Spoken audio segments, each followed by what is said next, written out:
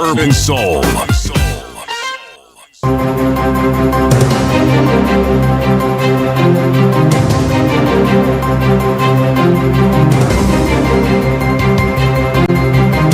This is the Radio Generation News.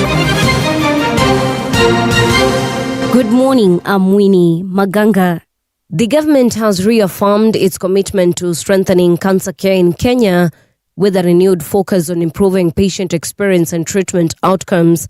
This is according to Principal Secretary for Medical Services, Dr. Ouma Oluga.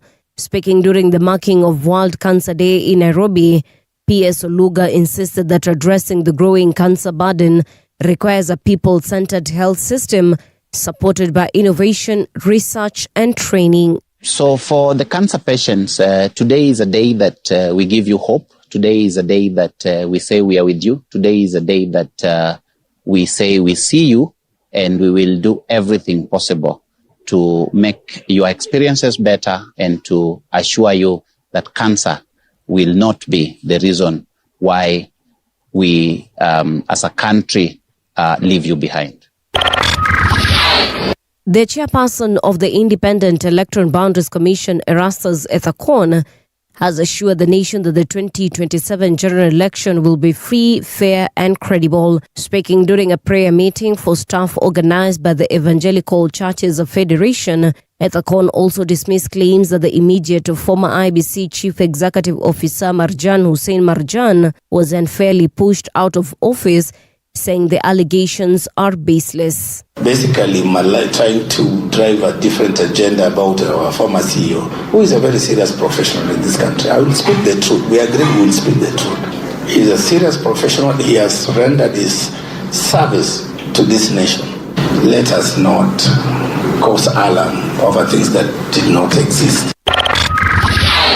Police are searching for a man suspected of being involved in the death of 23-year-old woman who was found dead in her house in Kayole, Nairobi. The woman, identified as Anne Muthoni Ngunjiri, was discovered on Sunday, February 1st, after what police say followed a domestic dispute with a boyfriend said to be a GSU officer. Nairobi Region Police Boss George Sada says the boyfriend who went missing after the incident. She's naked. Na amefungwa na towels kwa uso na zimejaa damu, pillowcase imejaa damu. Uana alikuwa amekaa chini, nikaa alikuwa mlevi. Amekaa chini ndio jamaa akamuinua, wakaingia na jirani akafunga gate, kila mtu akaingia kwake. But walikuwa tuna issues. Issues kama moja ni kupasuliwa simu mara 3 in 1 month. Can you stop dating that person? Kama unaona ko toxic. Gunmen killed at least 162 people in Nigeria's Kwara state in one of the deadliest attacks in the country in recent months, a Red Cross official said on Wednesday.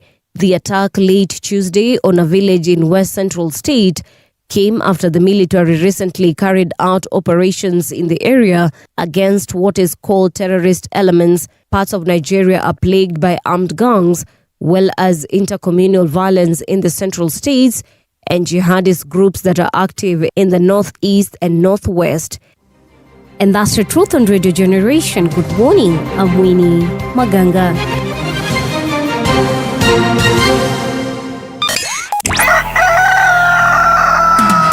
In the beginning, there was morning radio. But now there is Radio Generation's The People's Breakfast. Curious and bold, getting facts from the shadows. That's what it is. Now, as the city wakes and secrets stir, a bright new voice shines. The People's Breakfast. Your morning, your voice, your journey. Good morning. Good morning, my neighbor. Welcome to the home of hard truths and bold insights. Radio Generation. A very good morning to you. How are you doing? It is Radio Generation. The time right now is exactly 4 minutes past 6 o'clock. My name is Mungana Muvi na niko na City Muga hapa kwenye studio. City Muga, habari gani? Habari ni mzuri kaka. Ya kila kitu iko sawa? Iko salama rather? Iko maridadi brother. Nakumbuka nikifunzwa salamu za asubuhi kwa Kiswahili zilikuanga ni sulbakheri. Alafu kulikuanga na masalkheri pia. Masalkheri ni ya jioni, I think sulbakheri ni ya asubuhi. Watu wa Mombasa pwani tafadhali, ama watu wale ambao wanafahamu Kiswahili vizuri, hebu tueleze kama nimepata ama nimenoa ndio tuweze kujua kana kwamba Kiswahili changu nakikumbuka kutoka wakati ule nilikuanga shuleni, ama walimu wangu wali waste their time au vipi? Ama wewe ndio uli waste time yao? Hapana, mimi nilienda pale nikalipa school fees, or rather wazazi wangu walinilipia ile karo ya shule. Sasa mwalimu ndio maybe alikuwa na yumba tu pale akipiga kelele, Mwangalambuvi hakuwa anaelewa chochote kile. Haiwezi kuwa ya kwamba kulikuwa na mwalimu ambaye kazi yake ilikuwa ni kufundisha lugha ya Kiswahili. Yaani kuyumba. Yes, na haielewi, hapana. Haiwezekani. Okay. No. But I remember a few things. My Swahili teacher because you remember I told you I went to Forest View Academy, then when my brother went to Form 1, I changed schools. Nikabadilisha shule. Brother yangu alienda pia Nairobi school. Okay, alisomea the Nairobi school. Ile moja ile. Hiyo tu moja hiyo. Alafu sasa venye aliondoka, nikaanza kufeel lonely like this. Wazazi wangu wakasema, you know what, maybe a change of environment will help you. And it actually did. So nikaenda kule St. Hannah's Preparatory kule Karen, yeah, which wasn't actually far away from Forest View Academy. But my Swahili teacher, in those 2 years I was there, man, that guy was violent. Sijui kama ananisikia, I hope ananisikia, but mwalimu, you are violent. Sema alikuwa na, how did this person manifest his violence again? Because first of all, every time he would get into class, he liked students responding to everything that he was asking. So for example, like sema habari asubuhi lazima mjibu. Hatujambo mwalimu. Bas, with enthusiasm. So if you don't, or he notices one of you is not here nor there, kiboko iko njiani. Ati kiboko ama kofi. No, that my friend sasa si fiti. So tulitandikwa, na pia kuliwanga na viboko nazo zilikuwa. Ni wale walimu who believe in actually assaulting children, because that's an assault. Yes, it is assault. So kutandikwa nao tulitandikwa. Sasa watoto wadogo unapiga nini? That time nilikuanga standard 6-7 hapo hivyo. Bwana, that guy was, alafu akabadilishwa at one point because there's a new teacher who was hired. So yule mwingine mpya naye alikuja, kwanza alikuwa anafunza Kiswahili na hesabu. Man, that guy would teach us Swahili. Lesson 1 tunaanza na Kiswahili, alafu lesson 2 tunaingia mathematics. So he would change from Swahili and just switch directly to English for now the maths lesson, and we would get beaten. Bwana, you know whatever happened to that teacher? After I left primary school, I honestly didn't want to follow up on anyone. But I remember our deputy head teacher. He was called, was he the deputy head or he was the head? No, he was actually the head teacher, Mr. Mafabi. He was Ugandan. He was an amazing teacher, but also violent when it called for him to be violent. Tulikuwa tunatandikwa walikuwa nazita mije lady viboko hizo. What I think also tells you is the environment in which they grew up in and the education system that they were part of. Yeah. Tulisoma na mtoto wa Mr. Mafabi. I think actually alikuwa anaitwa Moses Mafabi. Moses Mafabi alikuanga index what? Alikuanga huko top 5, index top 5 mali hapo hivyo. Yeah, great fellows, I remember them. They were. Anyway, yeah, those violent teachers existed. Were you ever violent as a teacher? As a head teacher, as a teacher yourself? No. Did you ever need to cane students? Oh yes, cane I did. As a headmaster, I needed to. Ulikuwa unabeba kiboko? No, I didn't. Ilikuwa kwa, I was a headmaster. Yeah, so ulikuwa nao kwa kabati? Zilikuwa 3 hivi. Zilikuwa 3? Why did you need 3? Bamboo. Kuna moja namna hii ndogo, slim, kuna nyingine kidogo. No hivi. Kuna nyingine bonge kidogo, longa. Yes. Yeah. When I went to Nairobi school, we met another teacher. He was called Difre. Tulikuwa namna Difre, but it's Freddy, so say it backwards, it's Difre. And Difre would hardly cane a student. But when he needed to cane you, he would tell you one thing. He was going to give you 3 strokes. And if you do not cry, he will never cane you in this school again. 3, usipolia, alikuwa anakuambia sitawahi kuguza tena. Bro, ulikuwa unatandikwa moja. Ile nduru unapiga. I am sure mamako mali yuko alikuwa anaisikia. Kama ako Kakamega, your mother would know my child has been caned somewhere. Right now, I think he's a principal somewhere. Difre alikuwa natungara, my friend. No. you do know there was a guidelines as to how to cane and how many canes. So 6. Sasa wewe mazee huko mbali na kwenda nyumbani. Si tulikuwa tunachapa 3 tatu zilikuanga kulikuwa na 2. 3. Hizo ni deterrents to 6. There's sita ni noma. Wewe unaelekea kutoka kwa hiyo school. Last but not least, kuna mmoja alikuwa anamuita Haro aka Mr. Waweru. Mr. Waweru alikuwa anatufunza chemistry.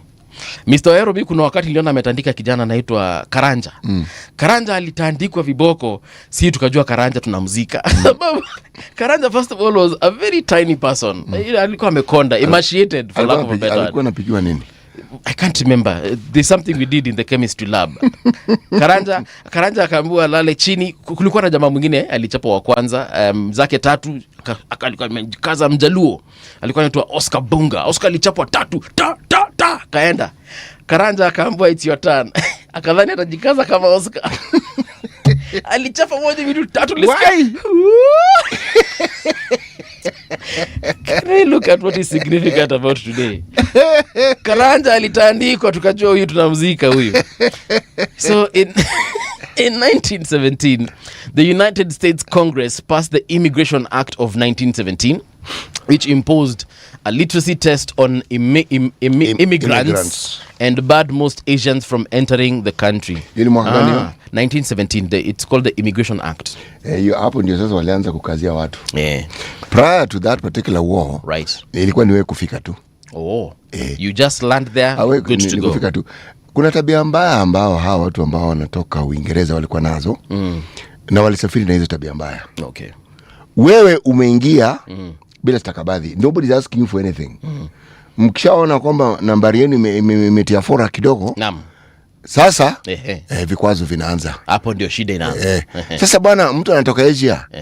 Si wako na lugha yao? Ndio. Sasa unasisitiza kwamba lazima aongee lugha yako.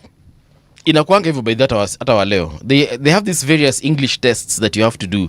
There's one called TOEFL, test of English as a foreign language. Ile America ile. You have got to do it even if you come from an English speaking country. But that one is usually for No, but that one makes sense kwa sababu unataka kusoma, unataka kupita kitu. That one I understand because they have to determine whether your competence in the language is of a certain level, because that is what will guarantee that you're able to actually learn or participate in the higher learning that you're pursuing. Sidio? It's true. But this one, Kalaba ilianza mapema bro. Wewe umeenda kwa njia wengine. Wewe. Hakuna mtu alikuuliza kwamba leta hii leta. Wewe ni kuingia tu na mambo yaendelea. Once you've reached a certain threshold. Your English. You have got to. I actually sat for that test, passed with flying colors, and I sat for another one they called SATs. SAT. Nakumbuka wakati tulikuwa naziita SAT, Student Aptitude Test. Nilienda nikafanya hiyo kitu bro. Hiyo kitu ilikuchanganya? Haikunichanganya. But the way I was taught English. No. SAT, somebody needs to train you on how to approach that. You may have the knowledge. But there's a way in which it is done. Yes, there is a way. So I did the whole, I think it was a 3-month training thing. Did it and then sat for the exam again, passed. Because I really wanted to go. I had a lot of friends who had gone to the US. Nilikuwa kwenda kusomea huko. But thank God nilienda KU. KU mzuri? KU iko sawa. Thank God nilienda Kenyatta University. Hii maneno ya kungangana kwenda US, thank God hata haikufaulu. Kabaki tu hapa nyumbani. Anyway, City, tupatie methali ya leo. Right. Yes. If the baboon could see his behind, he'd laugh also. Hapa ndio wanasemanga nyani haoni ikundule. Ndio hapo. So if he could see his behind, he also would laugh. Yes, he would consider this humor is suitable. Lakini haonangi ya wenzake, ama akiona wenzake anadhaningi yake haika hivyo. Sasa mambo ni hayo. Yes. Moja unaweza ona ya mwenzako useme wase yangu inafanana kama life is hard. A big shout out to this is who amesema morning Chief Nambuvi, you are the chief, Okay, so Chief, morning. You are the chief. Chief. Morning Chief Nambuvi. So Chief, good morning. Good morning, sir. Ama ni madam. sasa okay, good morning. Siko sure. Tuache hapo tu good morning. But pale juu alikuwa amesema yeye ni silent listener. Okay, good morning. Silent listener. Yes. Amesema Sublaheri is good morning and Masalaheri is good afternoon. But venye ameandika sikumbuki nikifunzwa hivi na Mr. Wainaina. Go the flow. Okay. Niache historia. You go with the flow. Sawa basi. It is what it is. Let's get on to our website, that is radiogeneration.co.ke, and let's see what's currently making news as far as that particular area is concerned. So the first story, let me just refresh this and ensure that we are getting the latest complete the latest complete news. So here we are. Only 12,500 shillings passport available as e-citizen drops lower cost choices. Repeat that again, please. Only 12,500 shillings passport is available as e-citizen drops lower cost only choices. What cost passport? 12,500. So the only available passport basically is one that costs 12,500. Yes. So zile zingine za I think ilikuwa ni 7,000 hiyo out. Okay, I remember when I got my passport and I renewed it, I think some 3 years ago. I renewed mine for 4,000. But you ndogo. Kalika dogo. But it's still this East African one. But anyway, let's see what this is all about. Wanasema Kenyans seeking new passports are now being directed to pay 12,500 after the government removed the lower cost 34-page and 50-page options from the e-citizen portal, leaving only the 66-page ordinary C booklet available. A check of the application portal shows that while the smaller 34-page A and 50-page B series still appear listed, attempting to select them automatically switches the choice to the 66-page passport.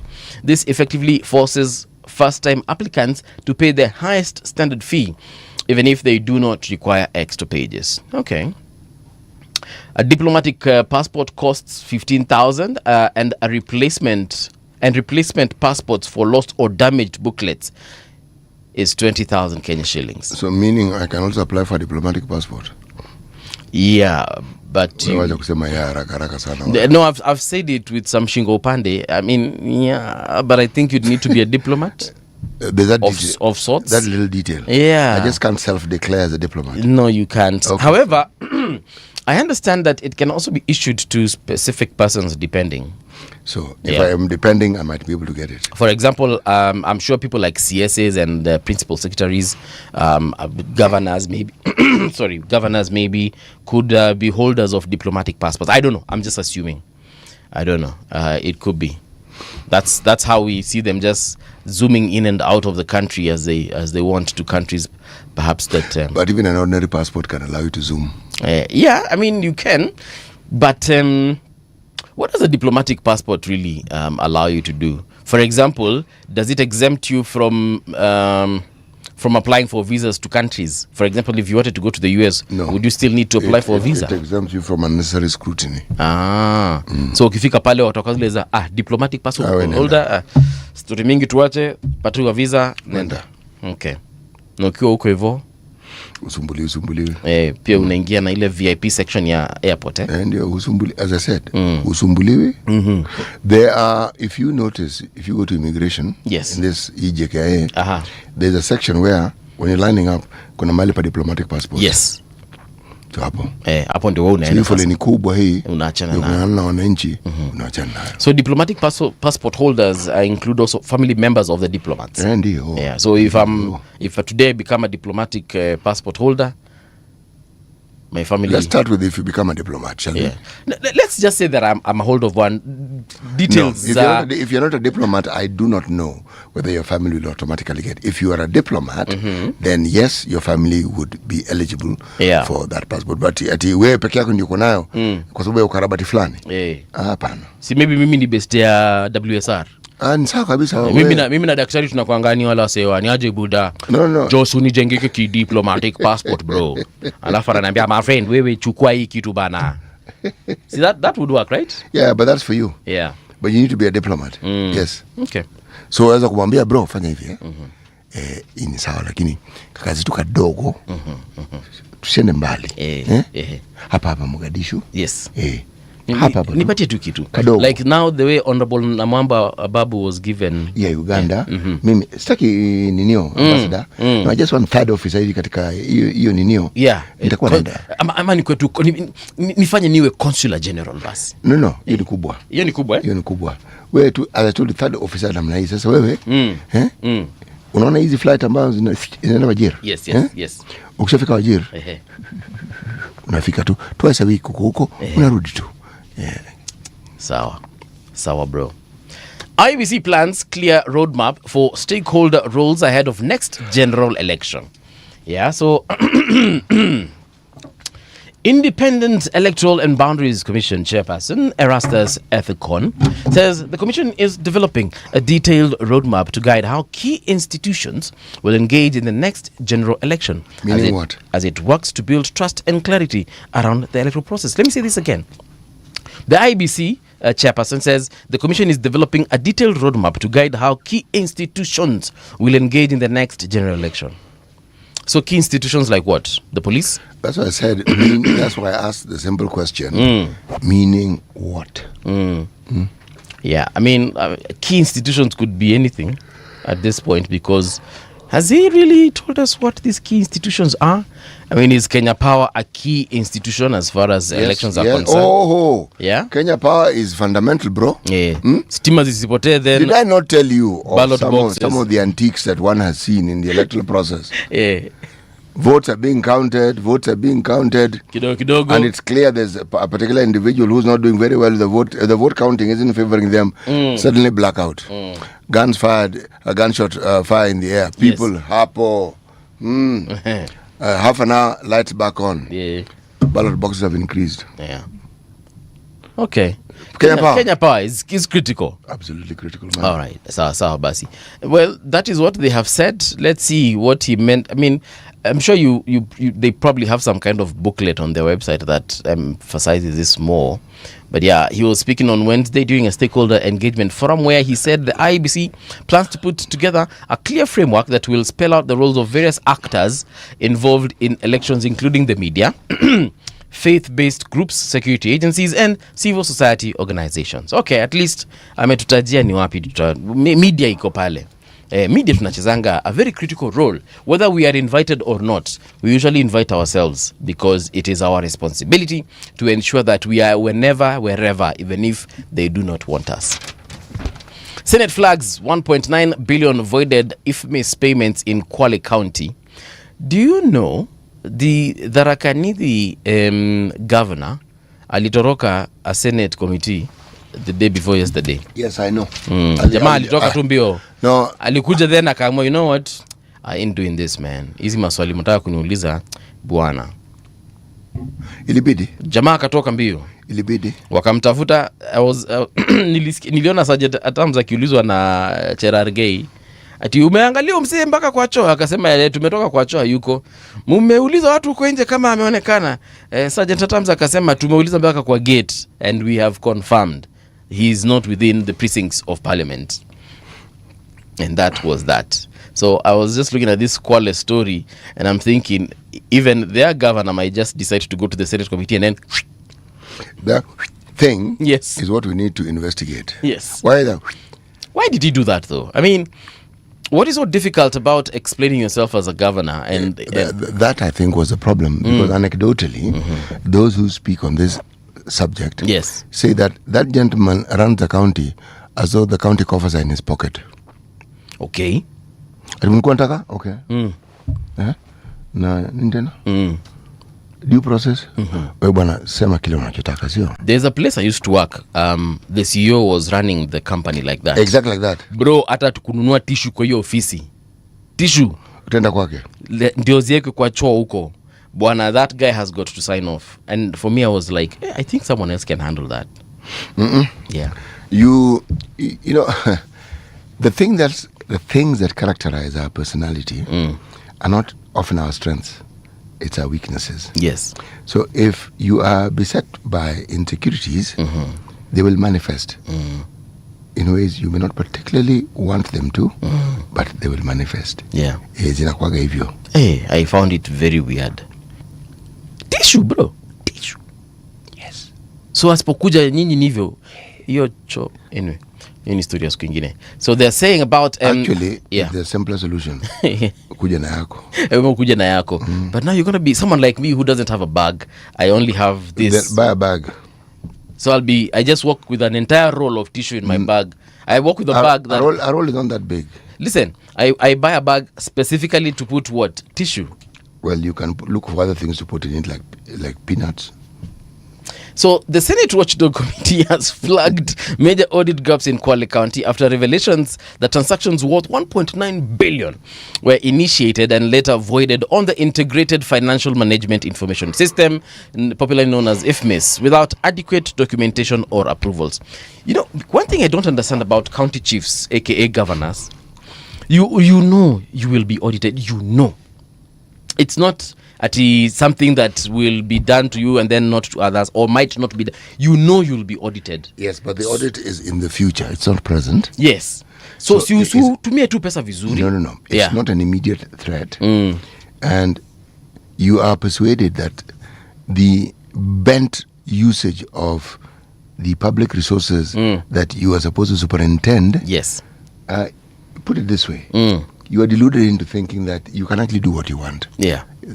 It's that element of delusion that you're discussing. Yeah. Yes. So when you're misusing or mismanaging these public funds, unakwanga already na answer ya kwenda in case uitwe, cause utaitwa for sure. If they had the answers and they knew what would be asked, they wouldn't do what they do. Like the Meru governor, you told me he's a pastor, eh? Yes, he's an ordained Methodist reverend. Okay, so reverend aliitwa ku explain mbona choo ilijengwa stadium nje.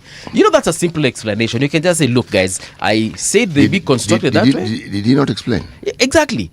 I wanted them to be used by both the public, yes, and those and the sports people who are going to be so. Simple explanation. Kill two birds with one stone. And then they'll be like, okay, but next time please let's just ensure we do what we are supposed to do. Period. Hiyo story imeisha. So pesa zetu ilipotea. Hii ingine ukichukua pesa uende ujinunulie magari, mara uweke kwa accounts za watoto wako. You need to have answers ready for that day. So sometimes I wonder what the hell. You know, I'm of this view. Yes. When we look at devolution, it provides us an opportunity for very profound study. Right.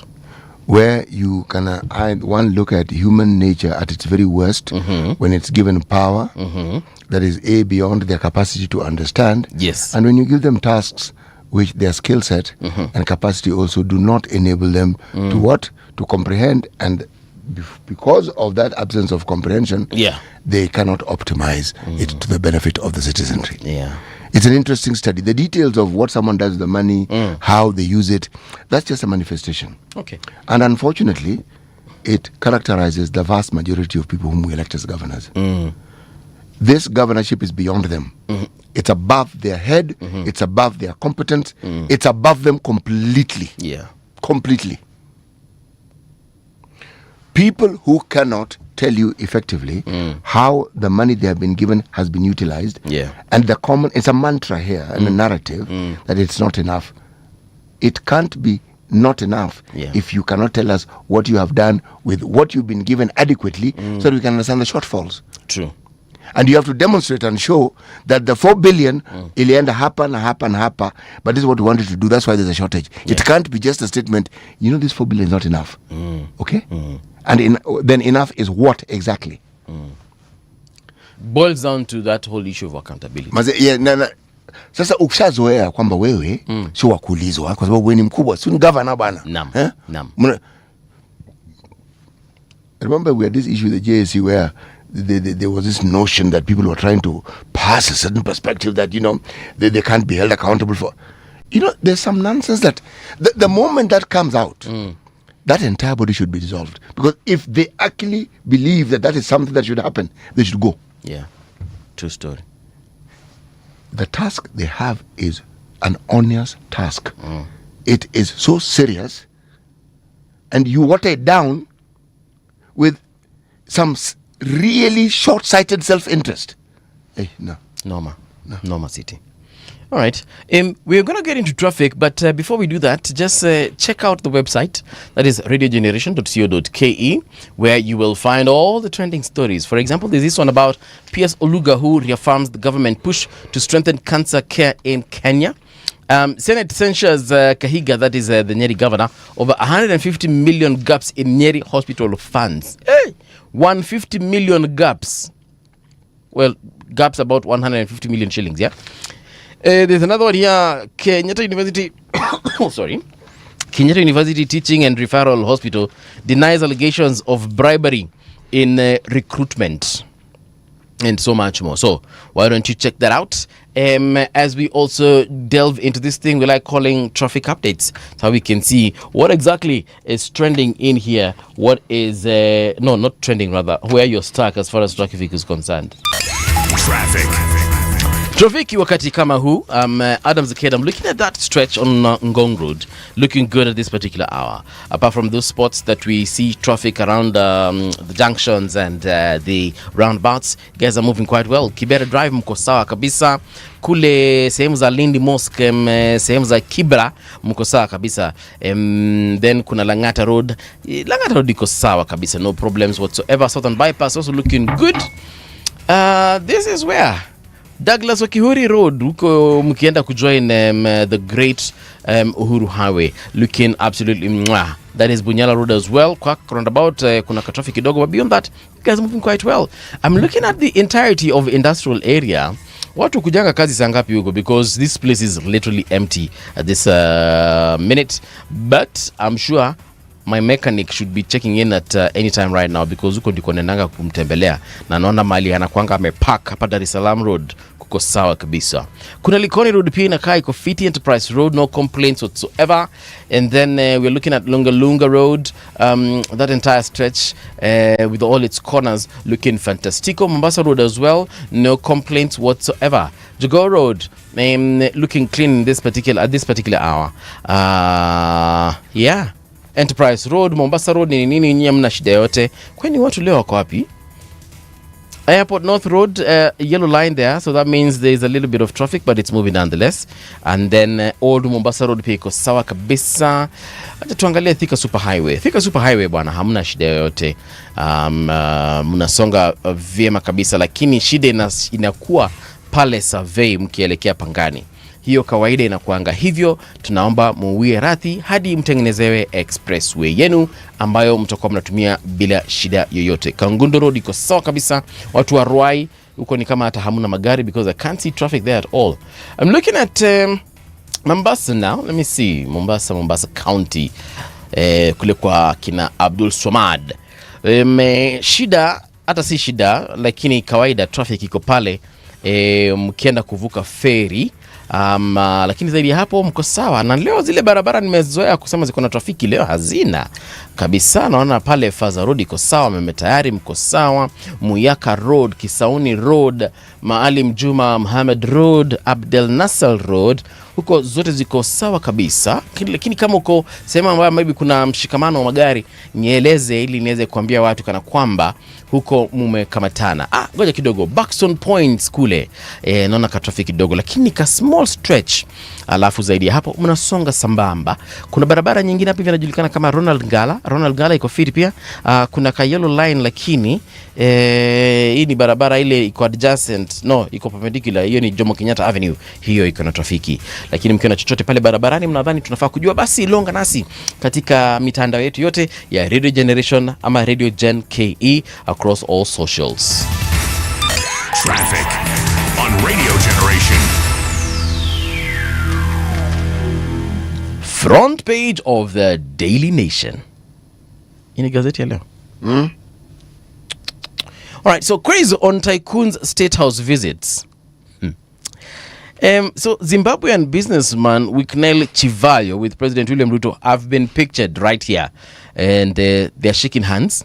So they're saying on January 11th, controversial Zimbabwean Wicknell Chivayo flew to Sagana State Lodge to meet President Ruto and his deputy Kithure Kindiki.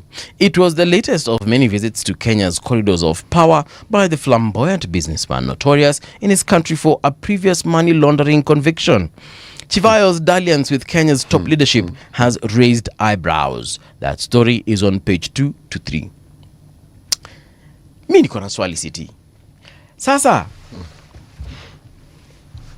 well, I mean, the president, even though he's a president, he's allowed to meet people, because I'm sure the president has got his own. He's allowed to meet anybody so wishes to meet. And he has businesses perhaps that he runs inside the country and sometimes even outside the country, right?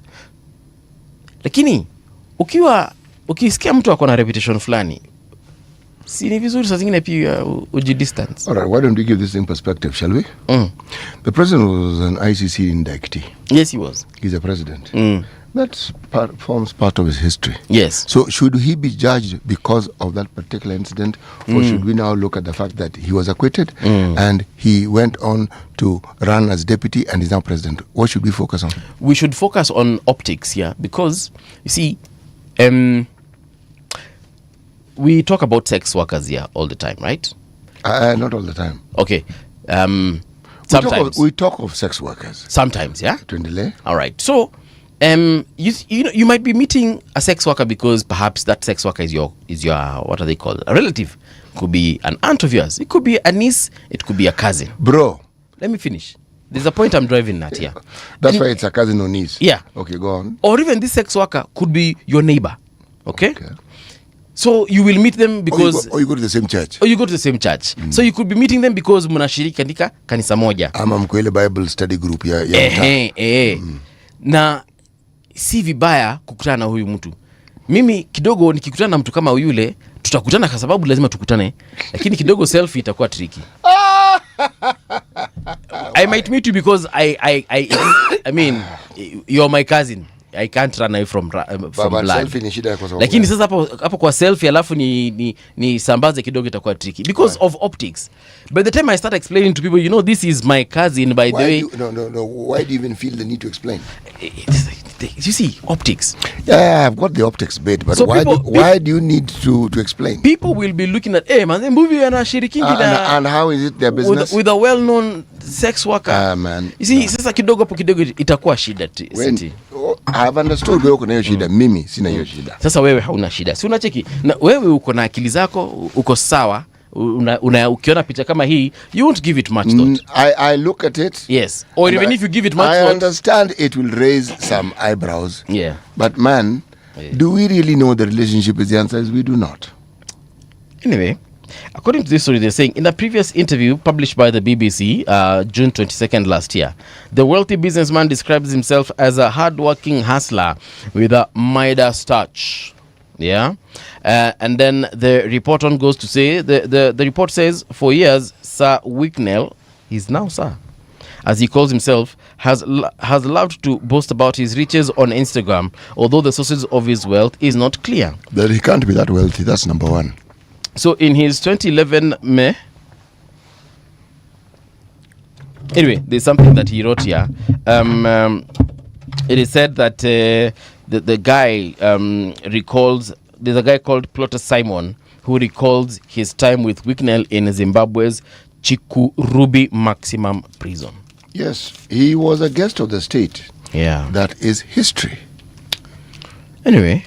Paul on the road to Damascus became Saul. So Maze, the guy's past, should we say is his past and leave it at that? Yeah. Yes. Yeah. But the point for the sake of this conversation, we leave it at that. No, actually no, Paul. You do have a point. When I say leave it at that, I'm not saying let's ignore this man's history. I am saying it is his past. Yeah. And we have to wonder what is a shady character like this doing with the president of Kenya. On Matters Health, which is on page 12, planned chemical castration of sex pests stirs debate. A proposal by a task force for chemical castration of convicted sexual offenders has sparked intense debate, with medics, lawyers, and human rights activists giving sharply differing views. Bigwigs shun UDA in Mount Kenya as Ruto hosts thousands of aspirants. Now, the registration of politicians for the 2027 contest by the ruling party has exposed its dwindling fortunes in the populous region. Students avoid arts and languages in senior school. Yeah. Lessons no one wants. Some public institutions have enrolled only 2 or 3 learners in languages and creative arts subjects at senior school, with the low enrollment raising doubts on the viability of the classes. This story is on page 10. Really? Yep. And then tukiangalia the Standard, anasema hapa ODM cracks deepen.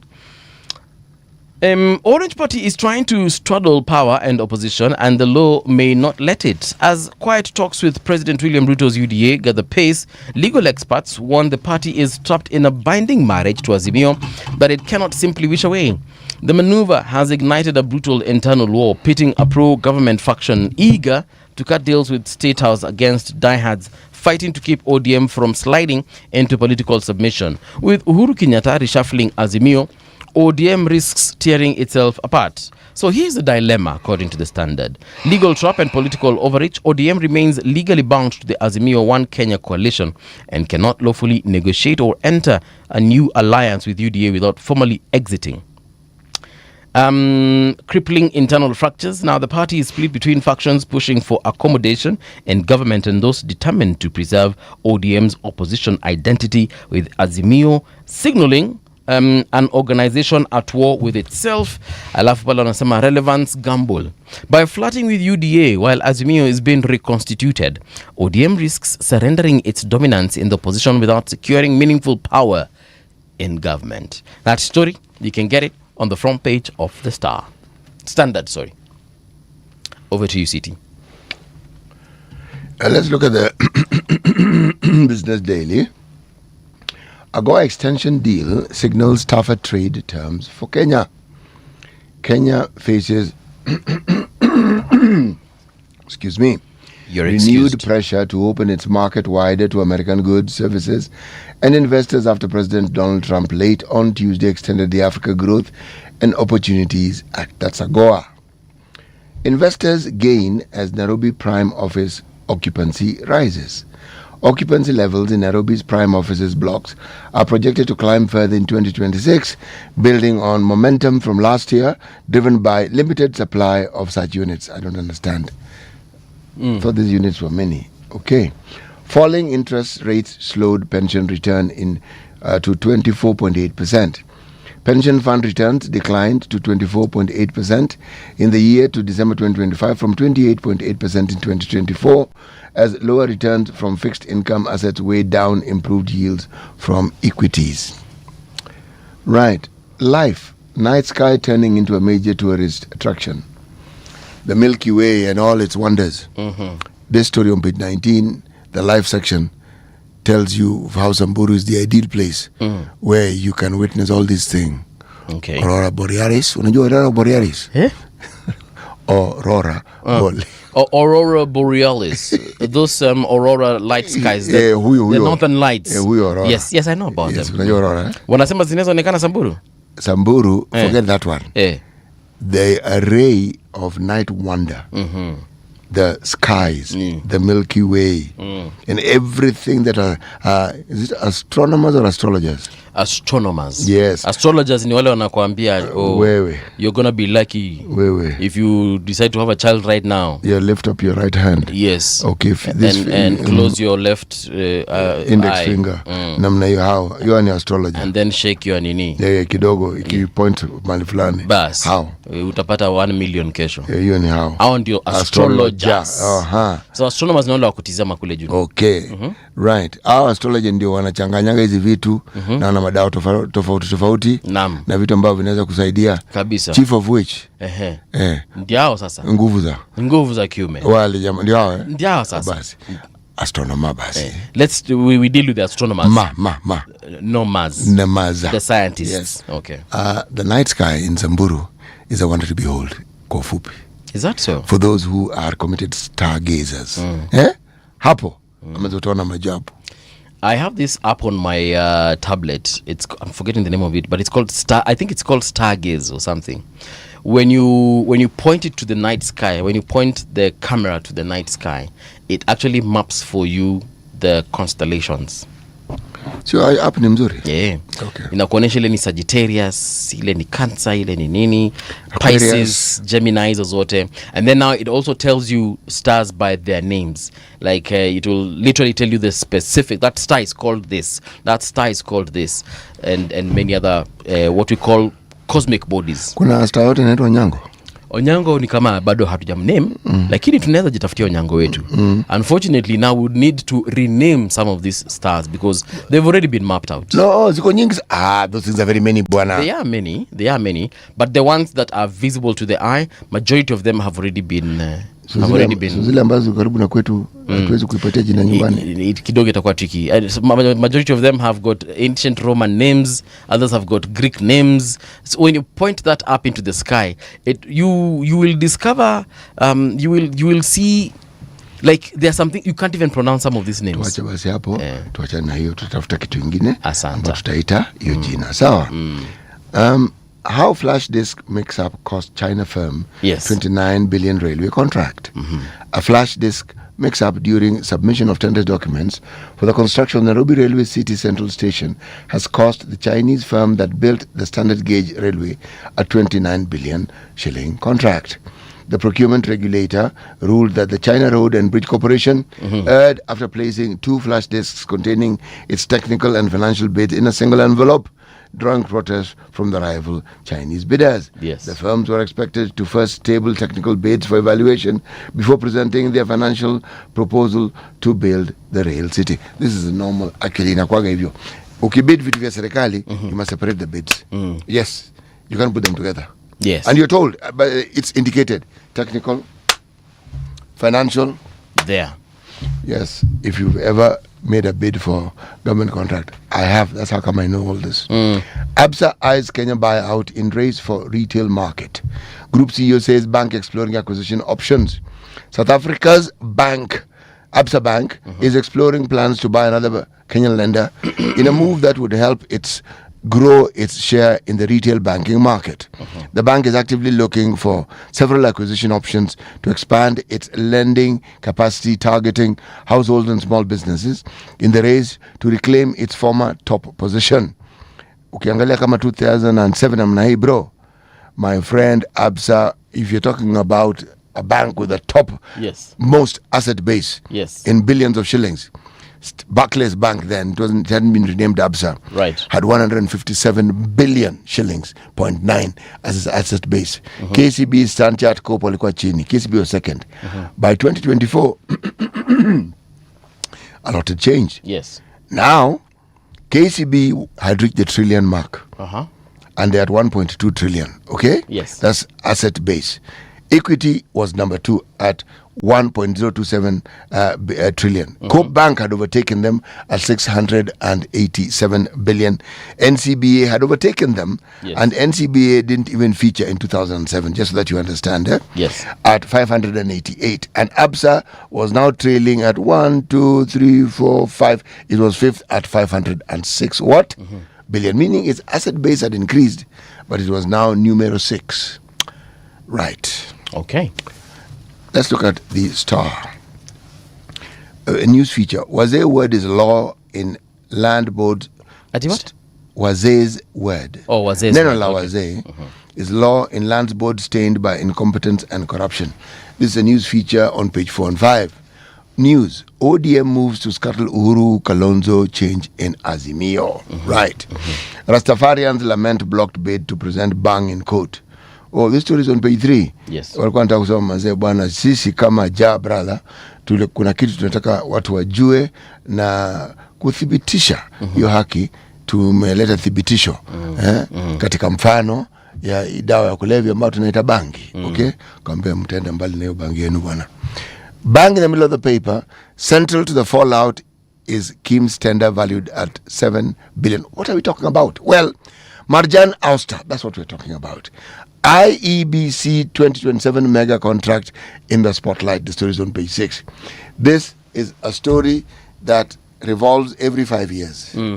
We in Kenya always buy some kit that expires with every 5 years. So every 5 years we have to buy new kits, and somewhat and somehow the cost of these kits always increase.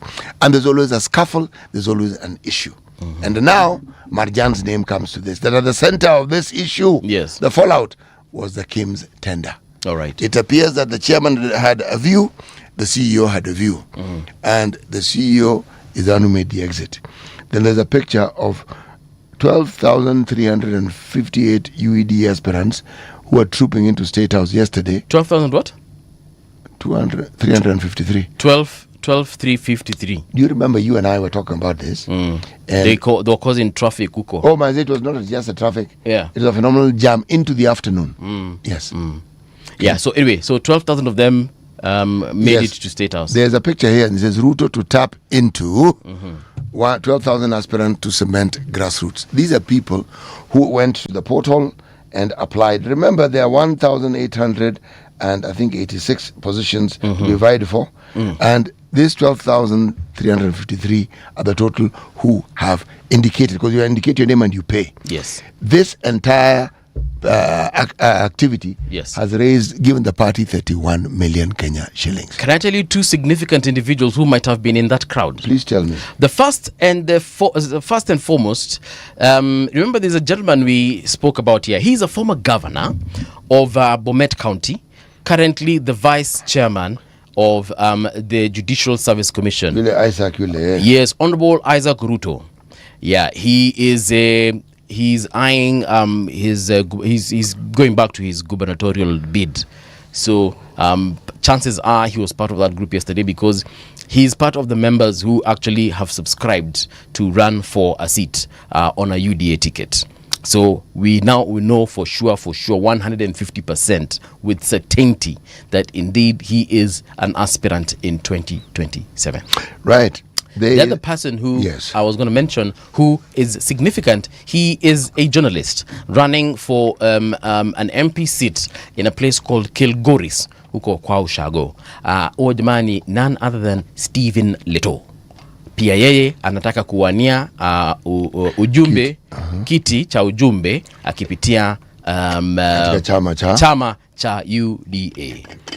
Let me read something that a stalwart of ODM had to say in social media. Naam. Sasa huyu Sister Du alisema yafuatayo. Milima Bona. Right. I have been observing the party UDA keenly for the last 3 months. They plan, they organize and execute. They create perception and set the stage for an outcome. Right. Other parties are either playing catch up or cheering on the sidelines. Okay. Keen observation, wouldn't you say? I would say it's a keen observation. Right. Kuna watu wawili pia ambao ni wanachama wa UDA ambao, and I know Professor Kindiki said that, you know what, for incumbents you don't have to register, you know, we consider you already candidates. We consider you already candidates, so don't worry.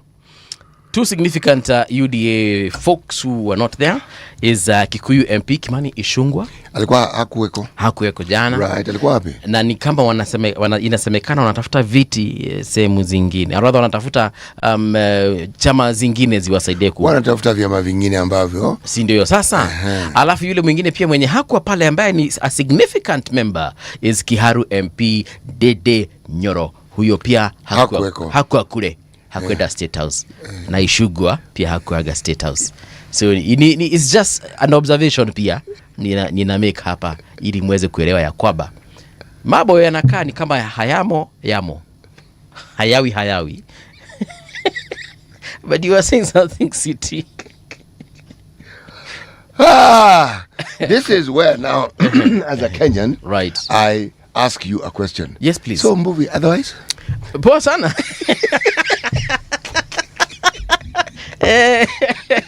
Umekuwa Mkenya halisi. Yes. So what does this mean? Because we know for a fact, we have been seeing Nyoro yeye alijitoa kitambo. Wakati alianza kutuambia some things have been securitized. Tulijua hapa ujamaa ameenda hivi. Yes. President akienda hivi ameamua ataenda hivi ama right. And then of course Kimani Ichung'wah for a very long time tuliona wakiwa hivi. But ni kama hii imeanza kukua hivi. Hazungumzi sana vile, sio? Right. Hao wale walikuwa wanajulikana kama watu ambao walikuwa sio wafuasi peke yake, lakini walikuwa watetezi. Yes. Na inaonekana sasa kimya ndio kimezidi. Mtu ambaye amenishtua kabisa, hata Nyoro by the way hajanishtua. Dede huo hata anishtui. The person who I am looking at and I'm thinking, is Kikuyu MP, Kimani Ichung'wah. I'm like, bro, what's not happening, bro? I mean, come over here. Yes. I mean, have a coffee. Tell me, bro. Imekuwaje, brother? I would actually want to sit down with him, perhaps even on a chair like this one, with this microphone, na tumuulize, mheshimiwa, hebu tueleze. Then he will probably tell us. Wajua? Yes. Siasa huwa hivyo. Naam. Siasa najua huwa hivyo. But I never thought, during the Moi era, he had several vice presidents.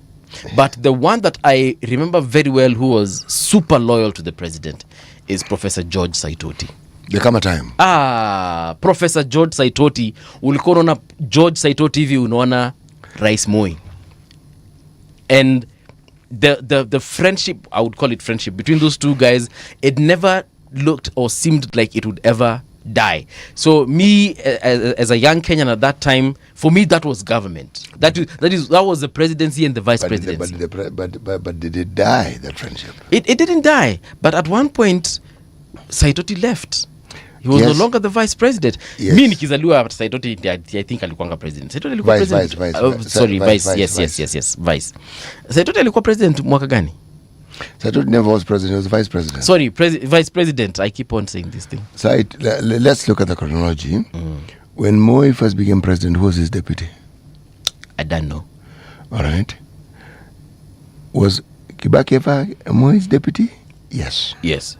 He was. Yeah. The former chancellor, vice chancellor of the University of Nairobi, right, was also Karanja. Yes. Alikuwa pia deputy wake. Yes. Okay. Briefly. Okay. Then came Saitoti. Then after Saitoti came Mudavadi. Shortest stint. Okay. Mudavadi actually think was vice president for like 3 months. Something like that, but he was vice president. Then that's just about it, isn't it? Yeah. Yes. So you see, but he had the most vice presidents. Yes. So unaona wakati huo ndio ninasema, sababu ya hiyo radha ndio ninasema ya kwamba mimi nilikuwa najua Saitoti ndio serikali wakiwa na mtukufu rais. Yes. Hao ndio walikuanga serikali. But then again, when now we started seeing the friendship. Is there friendship? What you perceived as friendship? Yes. For the first time niliona ati president na vice wake wakikosana during President Uhuru and Deputy President Ruto's time. Hiyo ndio wakati nilikuwa nasema munaweza kukosana. That's a very strong center of power. Mnakosana aje. So for me, I was really flabbergasted. Nilikuwa na shanga. I was looking at this situation, asking myself, what the hell? Then we saw DP Rigathi Gachagua and President Ruto also having a tiff. And I was like, I was asking myself, if I were the deputy president today, mimi ninaweza antagonize president? Hell no! Well, that precedent was set with the first president. The first president had a vice called Jaramogi Oginga Odinga. Okay? When they had a falling out, then Joseph Murumbi became the vice president. Yeah. After Joseph Murumbi, who left, then came Daniel Arap Moi. So there were 3 vice presidents during the presidency of who? Yes. Of Jomo Kenyatta. Okay. Mwai Kibaki was the longest serving vice president in the Moi era, 1978 to 1978 to 1988. Okay, so 10 years. Yes. Josephat Karanja was just 1 year, 1988 to 1989. Then George Saitoti, 1989 to 1998. That's another 10 years. Then 1999 to 2002. So the vice president who stayed with Moi longest, your view was correct, was Akhil Saitoti. Yeah. There was a break, there was a year when we didn't have a vice president. Okay? And then came Mudavadi. He was just vice president in the year 2000 for some 3 months before we went into an election. Okay? But then we changed the constitution. So the vice president ceased to exist, or the position. We had a presidency with a deputy. And the first president, the first devolution executive was interesting. Yes.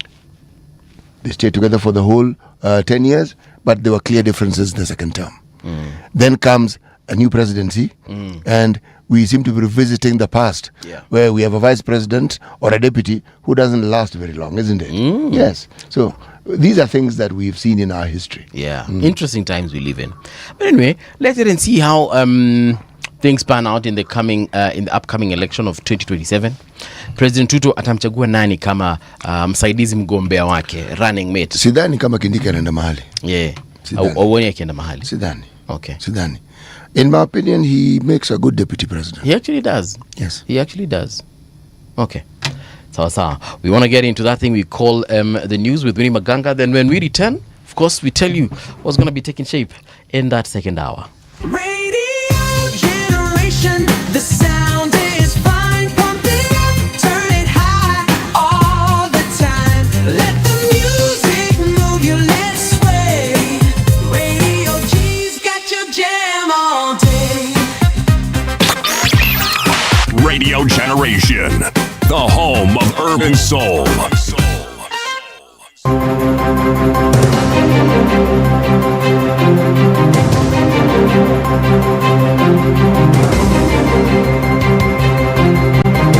This is the Radio Generation News.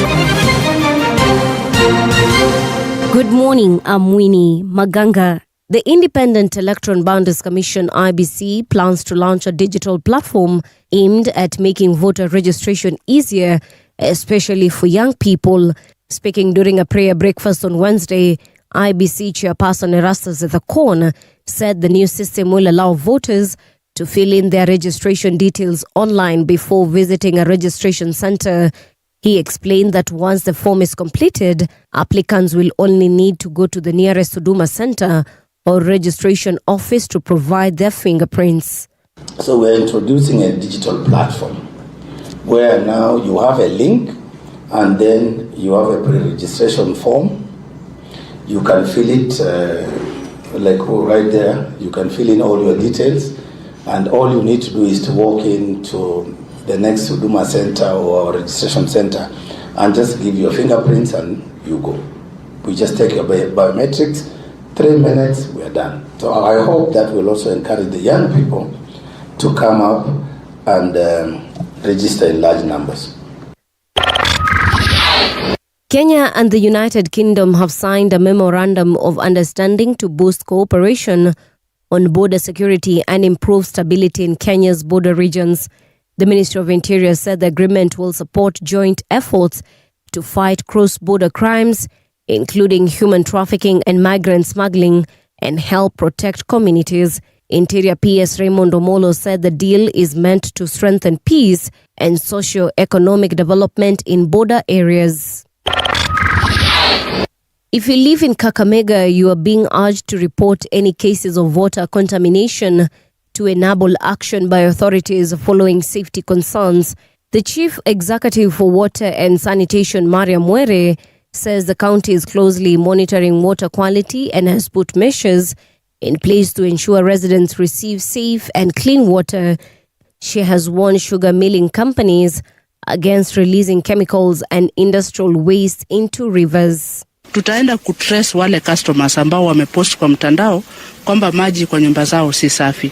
So hiyo ndio tunajaribu kufanya, kuhakikisha kwamba maji ambayo tuna supply kwa watu wetu ni maji safi. Currently, as I said, there's a lot of drought, and those who are on borehole, their boreholes are actually having some silt. So they could be pumping water from the borehole, and that contains silt, which we see having color when collected into water bottle.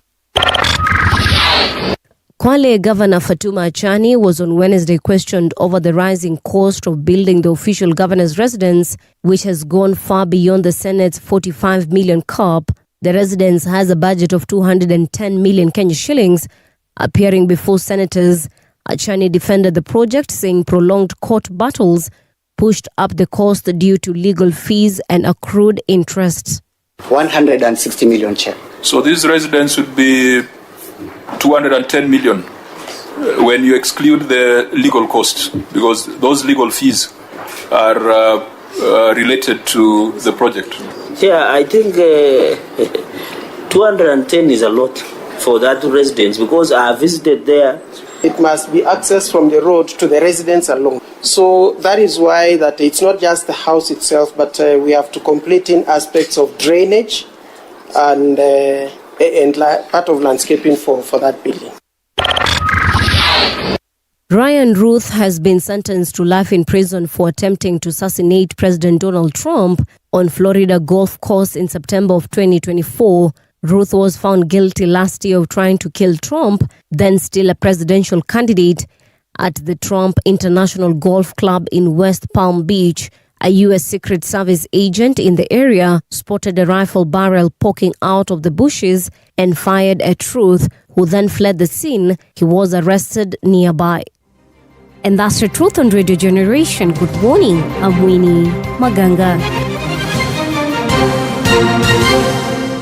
The views and opinions expressed on this program are those of the guests and do not necessarily reflect the views of Radio Generation. Radio Generation assumes no responsibility or liability for the interviewee's views. This is Radio Generation.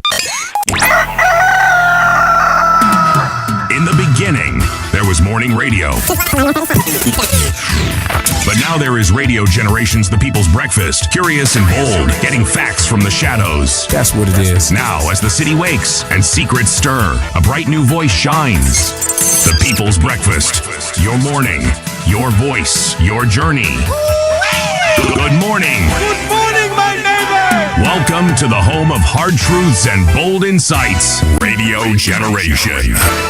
Yes, indeed, this is Radio Generation, the People's Breakfast, the home of hard truths, indeed, and bold insights. The time right now is 6 minutes past 7 o'clock. How are you doing? I hope you're doing quite well. Acha nione kama kuna watu wametusalimia hapa kabla tuingie into this very hard, difficult conversation that we're about to. Well, it's not really hard. It's just one of those things that we do every morning.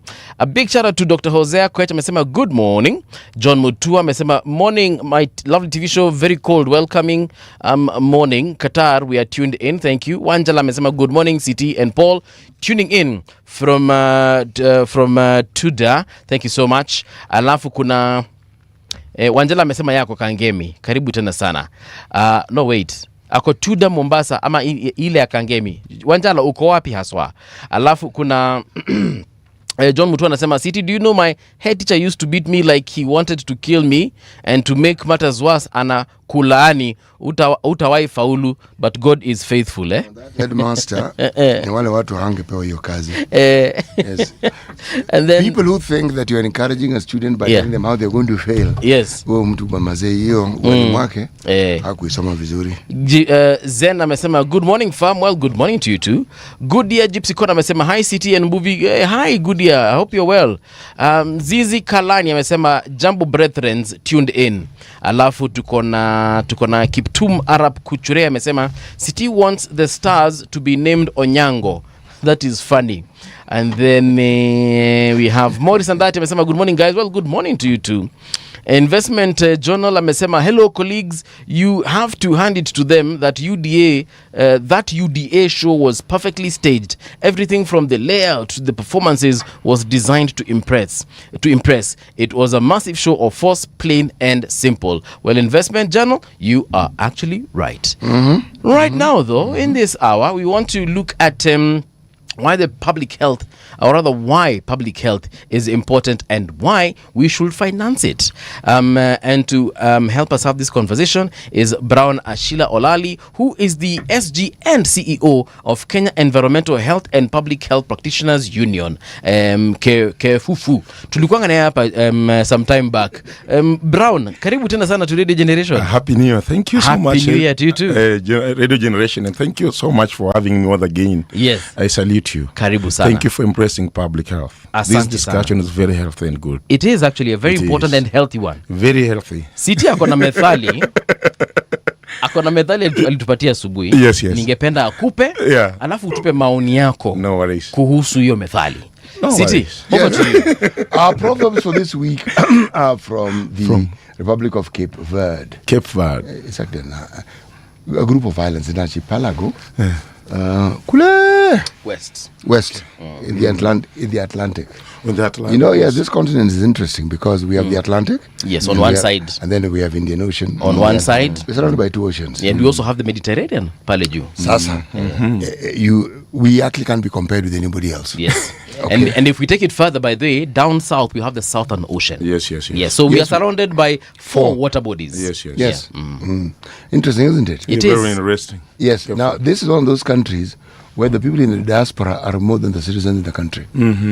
It has that unique characteristic. It's very unique, yeah. Yes, watu wao wengi wako nje. Yes. They're in the US, wengine wako Portugal, wengine the organic people are not in that country. Most of them are in the diaspora. Imagine. They're actually in the diaspora. Very interesting, yeah. Yeah. It is. But nonetheless, you should see the picture of that country. If I were asked where I'd like to go, I'd like to visit that country. Okay? We have an archipelago, tunaita Lamu. Yes.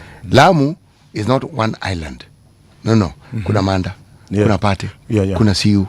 All those things. Yes. All those form that particular, what you call an archipelago. That is true. The proverb, okay? If the baboon could see his behind, he'd laugh also. Okay. Yes. Okay. What do you think this proverb means? Okay. Yeah, it means everybody has got his own dark, the dark area or the dark place. So ideally then all of us, normal human being is complete. Yes. Including me and you.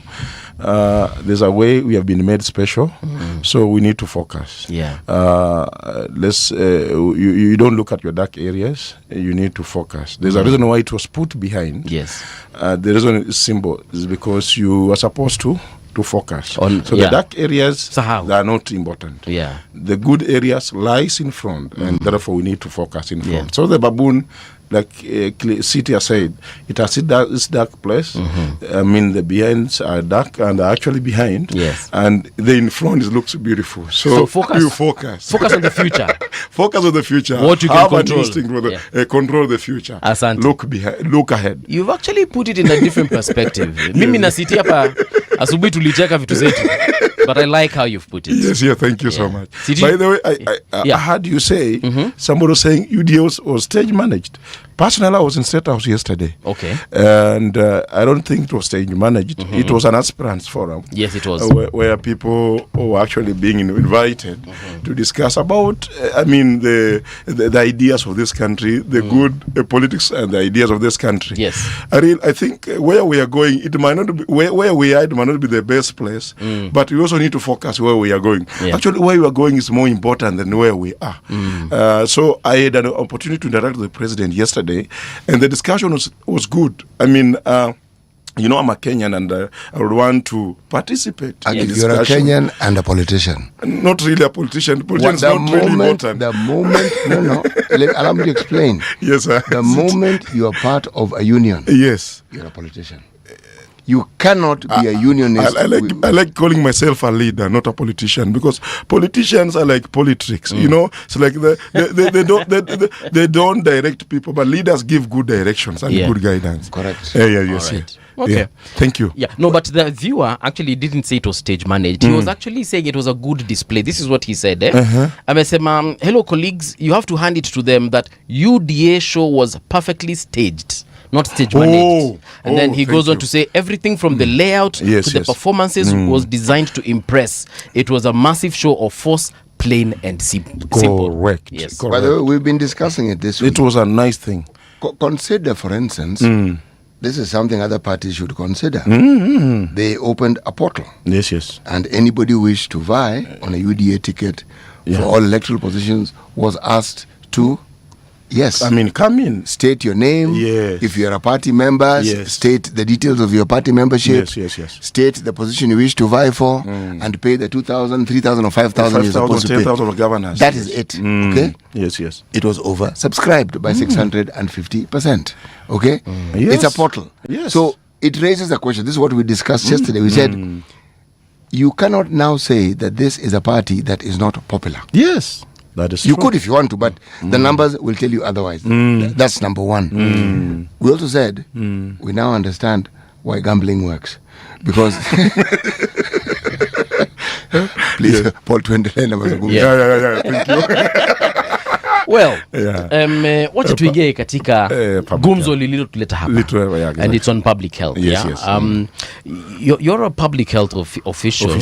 Officer, right? Yes. For someone who's probably asking themselves, wait, public health tofauti hiyo na any other kind of health ni gani? Curative. Yes. I'll say this.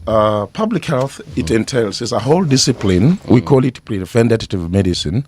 We deal with the prevention of diseases, protecting lives and prolonging, protecting the population and prolonging lives. Yes. Essentially, we derive our definition from the WHO, that's the World Health Organization definition of the word health, where it means that it's a state of complete physical, mental, and psychological well-being, and not just merely an absence of a disease or infirmity. So we go beyond. We actually stretch beyond diseases.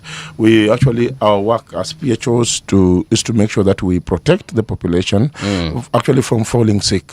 And I want to say this: strong nations and strong communities are built on public health. If you go to the Singapores, if you go to the Canadas, if you go to the USAs of this world, they invest more in public health interventions so that we don't need necessarily to have a projection of a sick country. We need to have a projection of a healthy nation. People who are actually very productive because people who are sick, they're never productive. When people are sick, we have a lot of school absenteeism, we have a lot of less productivity. People don't perform to the optimally to what is expected. Yes. And Benjamin Franklin once said that an ounce once invested in public health is worth a pound of cure. And that is very true, because if you compare, if you are to invest right in this country and put more resources in public health, it essentially means that we're actually not going to overwhelm our hospitals, because look at the level of our hospital, actually overwhelmed. Most people are going to the hospitals. We are experiencing a lot of upsurge. Actually 70% of the infection actually reported in our healthcare facilities are actually preventable. They are actually communicable. Yes. They're actually, this is actually caused by bacteria, the fungi, the lack of clean water, the lack of poor sanitation. A lot of issues, and there are things which public health officers do on day-to-day basis. Our work is actually to mitigate and ensure that we control those hazards and ensure that our community is actually very safe. Yes. There are no cases of malaria, the infection of malaria. And you saw what happened the other day with a lot of, there's a reported case of an upsurge of new infection of HIV. Yes. And among the teens. And that is a thing that's actually attributed to public health. Most people are not using condoms, for example. Right. We actually practicing unsafe sex practices. Our eating habits are actually not up to standards, and therefore we are actually contracting a lot of HIV. We are actually contracting a lot of hypertension, diabetes. Is actually on the rise. Cancer cases. You saw what happened. Oluga was the PS Oluga yesterday at Kenyatta National Hospital. Patients were literally crying. Why is with the cancer issues? The cancer wards are full. You cannot have a country that we actually experiencing a lot of cancer issues. And cancer is caused by simple things: disposal and unsafe disposal of maybe of nuclear waste. You saw what's happening in is it Northeastern, where we saw Meru. A lot of cancer cases being reported in Meru because of unsafe disposal of nuclear waste.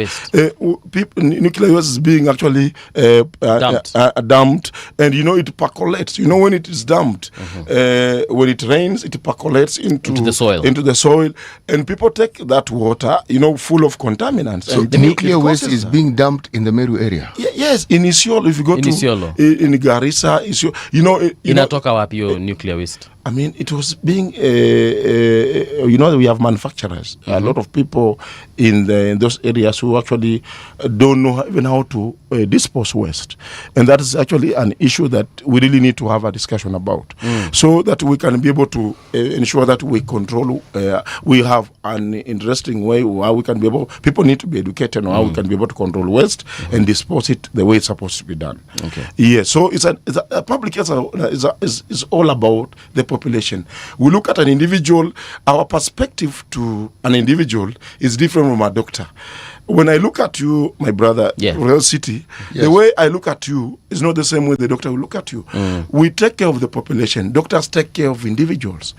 When they are for the 4-6, we take care of the larger population to ensure that actually they live healthy and they live well. Yeah, what you're saying basically is that you're the first line of defense. Exactly. Before we get to the hospital. And we are actually the first line of defense, and we believe households should be the first line, because at level 1 we are the first line of defense, and when we control diseases from that point, I can tell you for free, even level 6 will not have patients. Do we have a structure that can enable the public health sector to actually fulfill their mandate effectively? We do. What is that structure? Describe it for us. We, at the Ministry of Health, and I want to say this, I want to thank the government and also they came up with a national, right now we have a National Public Health Institute, the one that actually supposed to take care of emergencies and the one that is being led by Dr. Kamene, which we have also raised pertinent issues as public health officers. Yes. If you look at the management of that institute, from the ministry to the institute, it does not, 70% of those functions are supposed to be public health oriented. But if you look at them, they're actually being manned by doctors. They're actually being manned by our colleagues who are actually done clinical care. And we actually raised those pertinent issues, and we are yet to see the CS do that. But back to the question of the city, we have actually a structure at the ministry. And this structure is drawn from the Health Act, is drawn from the ministry, where we have from the ministry we begin with the CS, then the PS. Under the PS for public health and professional standards, that is my Honorable Mary Mudhoni. We have now the Director General. Then we have now the State Department of Public Health and Professional Standards. Under the State Department of Public Health and Professional Standards, we have a a whole directorate of public health and sanitation being led by Dr. Muleshe, the current director for public health and sanitation. And then under the directorate of public health and sanitation, we have a division of environmental health being led by the Honorable Mutie. And it goes down to the counties. Remember, health was also devolved, but the Ministry of Health plays a significant role in terms of policy direction, because counties are there to domesticate and maybe implement the policies at the Ministry of Health. Then from the Ministry of Health, we have divisions. Then now the counties, where we have each and every county has got its own structure based on the County Government Act. Remember, the County Government Act gives the mandate to the governors to be able to set out their governments the way they will want. The areas you find public health, for example, in other counties, we have a Directorate of Environmental Health, we have a Directorate of Public Health, others are calling the Directorate of other things. But the whole idea, according to our scheme of service and the scope of work, is we believe that there should be a Directorate of Public Health being led by a public health officer who is duly registered by the Public Health Officers and Technicians Council. Remember, we have a council that regulates public health practice in this country. And therefore, we believe that they should be able to follow that scope, be able to follow the scheme, and ensure that we have that structure working. And the reason why we have been having issues of financing is because we don't have a structure that is working. We have it in papers, but the guys managing the structure, they are non-PHOs. But that structure that you just described, yes, doesn't encourage one into believing that what you seek to achieve will be achieved, because it is top heavy. You see, for public health to work, from the way I understand it, you need to have a structure that one can understand cascades to the village level. So, cascade this structure that you have mentioned to the village level. We hear of public health promoters. I understand their role. But how do you ensure that these particular officers who are assigned 100 households, what is it that they do that guarantees that the public understand simple things like sanitation? They understand, Food and that there's a unit where people are trained to help mothers manage the newborns. Correct. That they help manage the infestation of things like malaria. Disposal of just basic waste. Things in the community which, if not attended to, become a healthy breeding ground for the ailments that then cause the problems. That's correct. And brings a bottleneck to the health service. this structure that you've mentioned, how does it cascade to the lowest possible level? Thank you so much. First of all, I want to say this. There's something I want to correct here. Community health promoters are not public health officers. Community health promoters, we essentially used to call them community health volunteers. Actually, it is this government that actually given them that new name tag, the community health promoters. And we work with them. We used to supervise them. If you look at the Kenya Expanded Health program, we used to have CHIUs at the community. The CHIUs were comprised of the public health officers, the nurses, and the nutritionists. And then we have the CHVs now there. And I want to thank the government because we have actually incentivized the CHPs. We have given them, equipped them, given them the necessary what is supposed to be done, and then now they're actually working closely with the public health officers. But to say the least, we feel that even the 5,000, the 2,500 that is being donated by the national government, the 2,500 being donated by the county, is not adequate enough to be able to morale boost these officers. They need to be given permanent and pensionable terms so that they can be able to effectively discharge their mandate. We have over 107 CHPs. What do they do? The CHPs is the first line. They link. They link the community or the household to the healthcare facility. The CHU, we call it the community health units, which will have the CHPs, the PHOs, and the CHAS. We call them the community health assistants, who work in tandemly, because one CHP is supposed to take around, within a CHU, supposed to around 100 households. And they actually work together at that household and the village level. From the household level, we have the CHU. Then from the CHU, they link. Okay. They're supposed to report. There are elements, CT, that actually happen. People don't know it's important to sleep under a mosquito net, for example, to get not to be exposed to getting malaria, for example. There are people who are the TB defaulters. There are people who are sick. They actually have the TB. They move around, distributing TBs to people. Those are people they need to be quarantined and put in a place that to ensure that, and be educated and ensure that taking drugs, for example, is important. This cadre of worker, CHP, CHU, are any of these trained in public health? Actually, we gave birth to CHS. We call it community health strategy. If you look at in the year 2007, it's actually public health officers. Community health is part of what we do. It's actually a singular unit of what we do in class. And most of the guys, even the CHAS who do public health, are actually public health officers. They're trained. Where are they trained? In Kenya medical training colleges. We have the universities that are actually training public health officers. Go to Kenyatta, go to University of Nairobi, go to JKU. Okay. All of them. Those they have some skills. Yes. They have a lot of skills. But the community health practitioners that we are speaking of. Yes. These people are trained to be a link, not to provide healthcare services.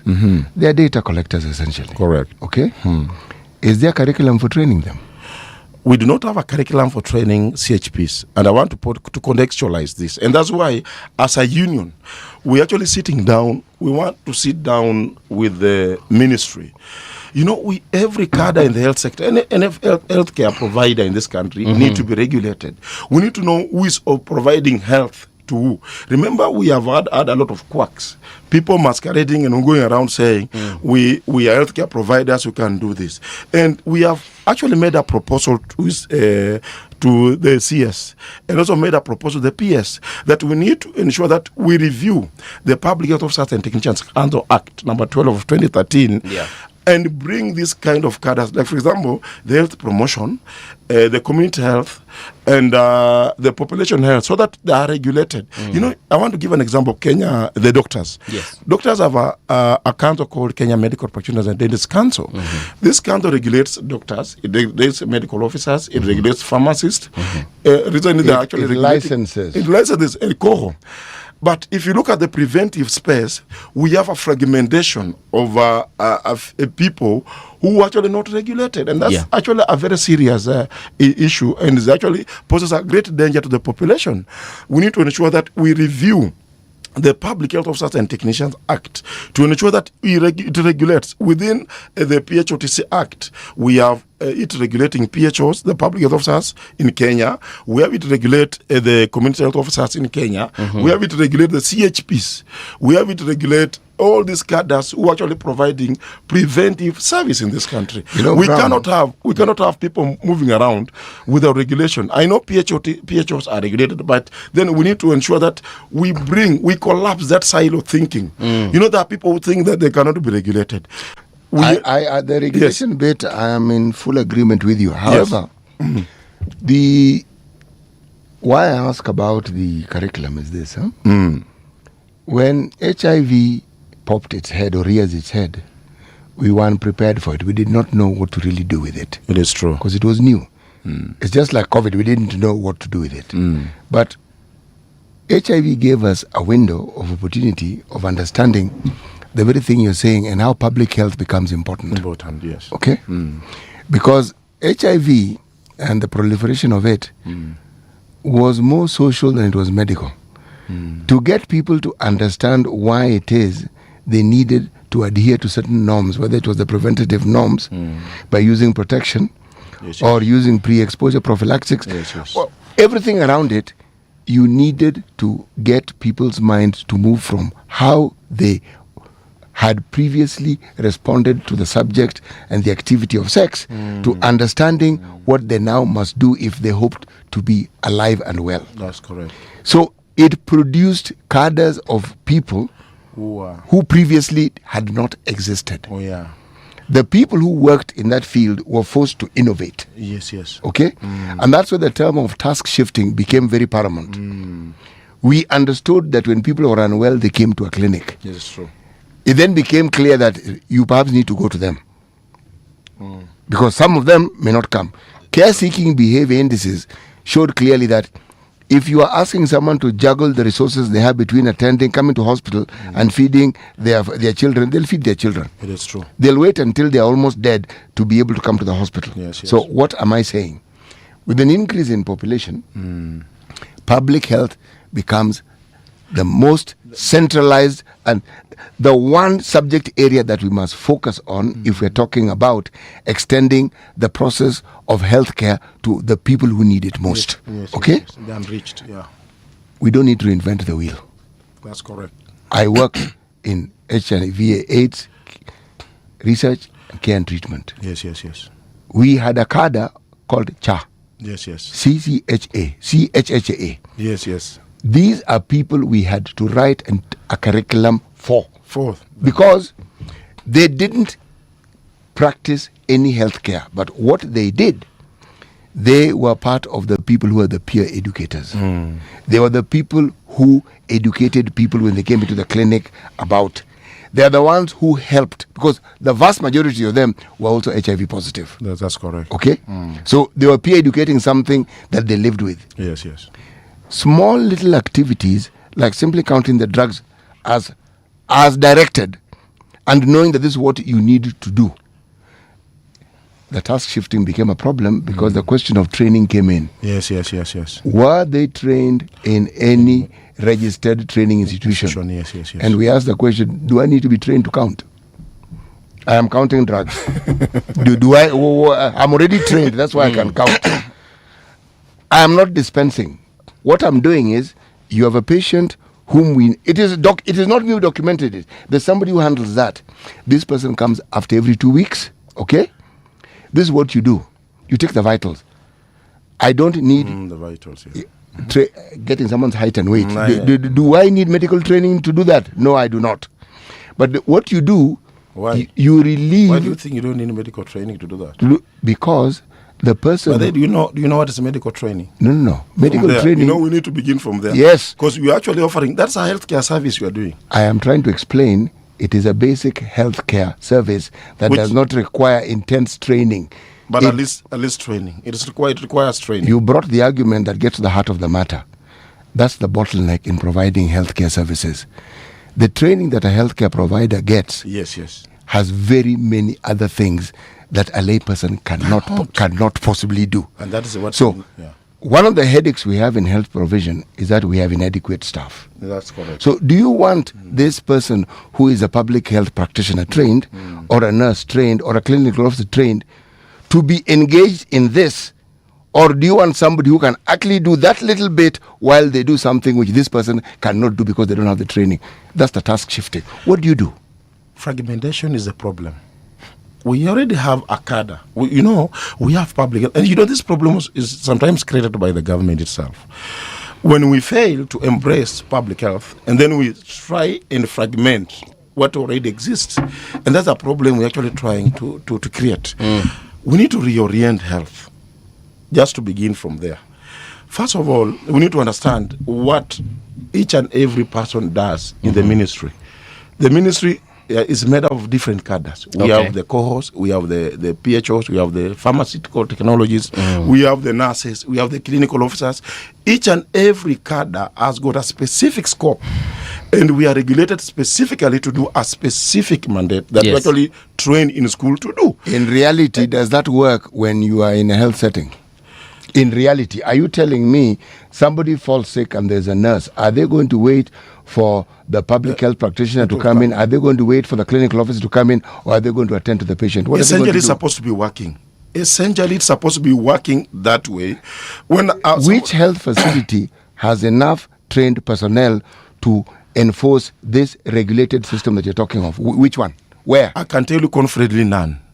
We don't have none in this. And that's why we've been on record as a union trying to pressure the government to employ more power. In fact, when the president came in, and I'm a very good student of history, the president said, and we participated. I was at the Catholic University when we were actually invited as healthcare union leaders to draft a manifesto of the president. And we actually agreed in principle that we're actually going to employ around 20,000 healthcare providers in different categories. That promise by the president has been negated. I mean, we are having 100,000 teachers being employed, and we don't see the importance of employing at least 20,000 healthcare professionals in this country. And that's a problem. And the way CT has rightfully put, population keeps increasing. For example, right now, if you go to Pumwani Maternity Hospital or whichever health facility, most people are being, watoto wanazaliwa.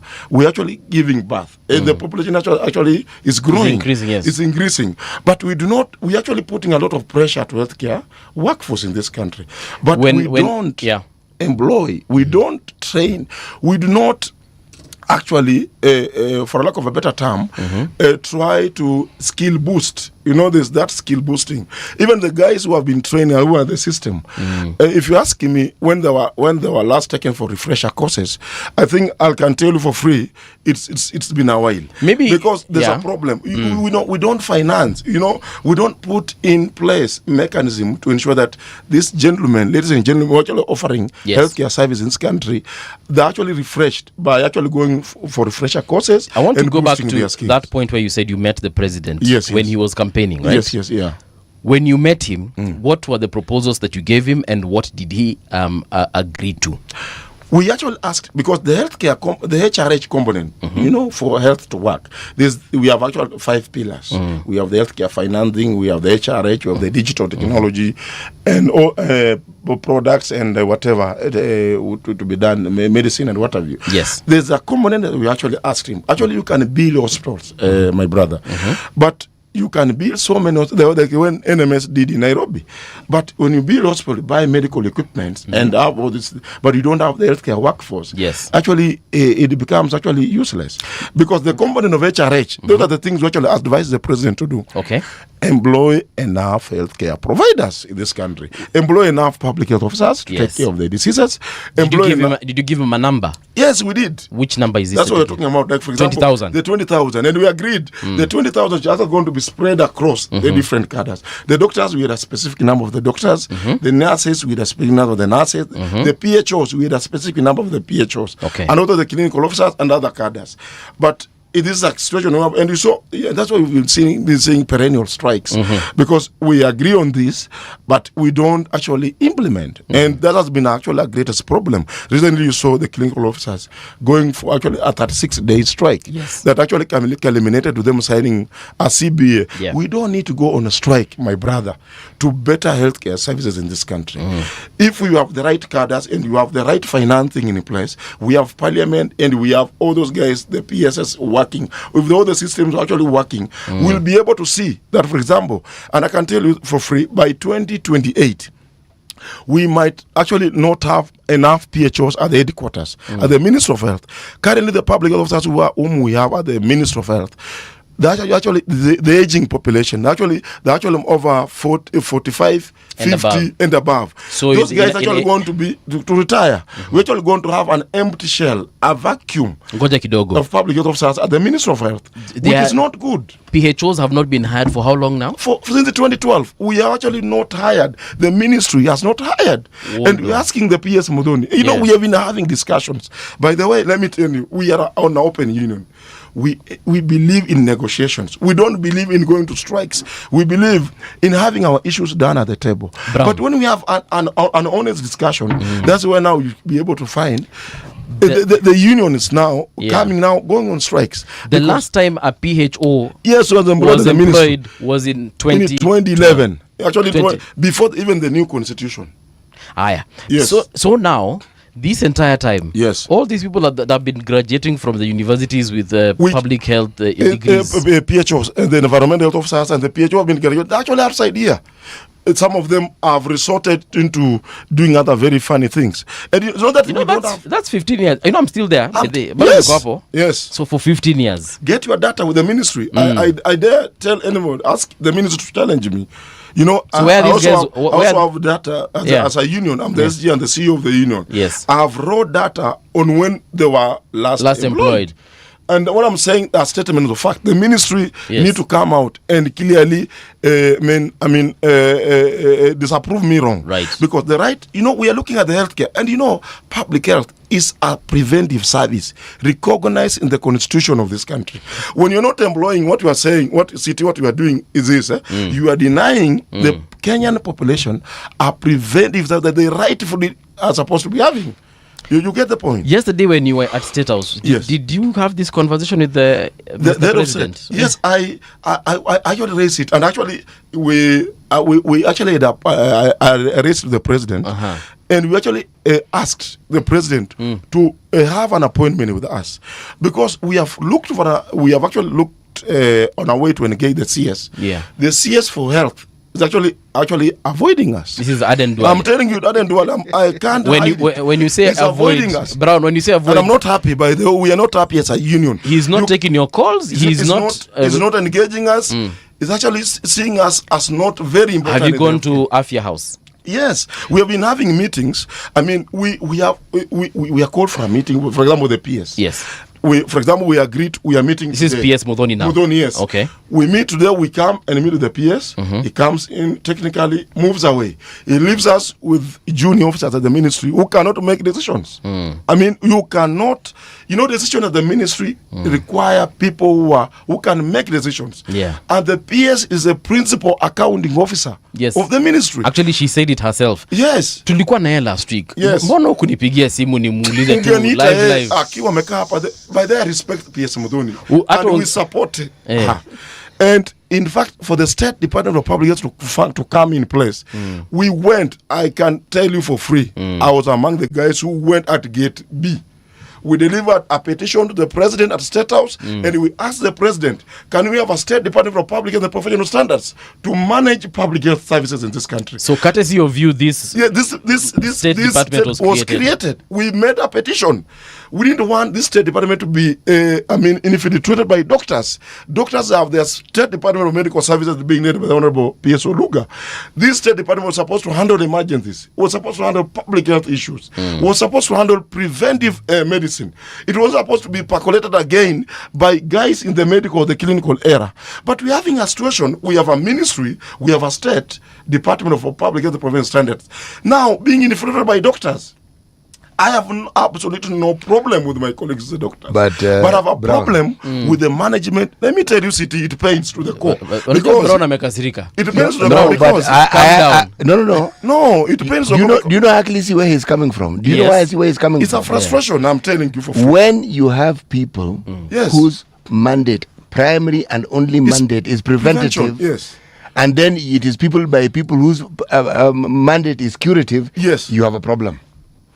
He is right in raising his voice. He is right in raising the issue, because if indeed public health was being prioritized by that state department, yes, there are very many issues that we keep discussing here which would not be issues. Which should not be issues, actually. Because actually, when our PS, and I really respect our PS Amadoni, actually she was ranked the second best performing CS after PS after PS, the interior PS for the interior PS Omolo.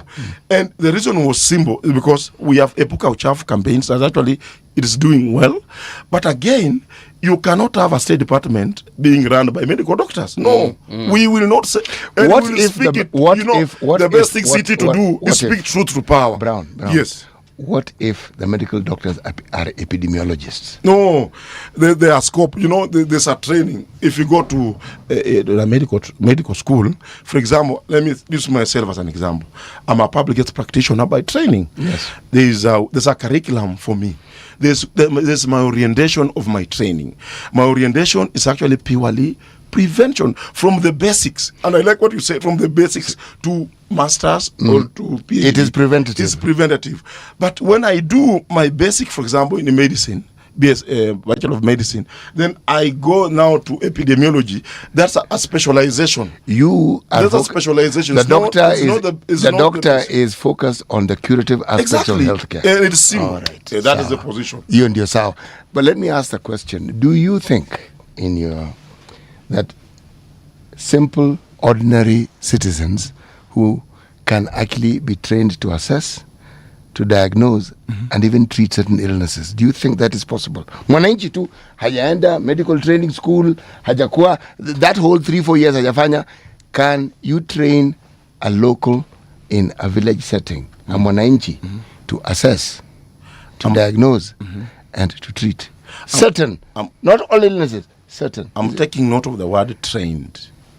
Train in which area? You see, when you talk about training, we need to be very careful. Sometimes when we talk about training, now the issues of curriculums come in. The issues of what, unless we're talking about maybe, I don't know, for a better. Actually, I'm going into it because there's the integrated community case management process. Yes.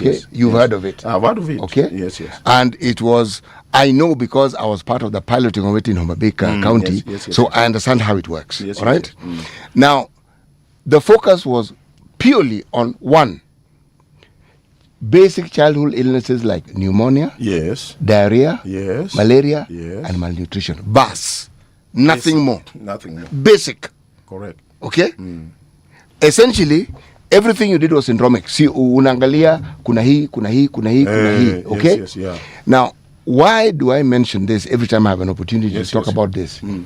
Is because it was a 3-year program, and the outcome, this project was led by a certain lady who is called Dr. Marciana Onono. Dr. Marciana is the deputy director at KEMRI.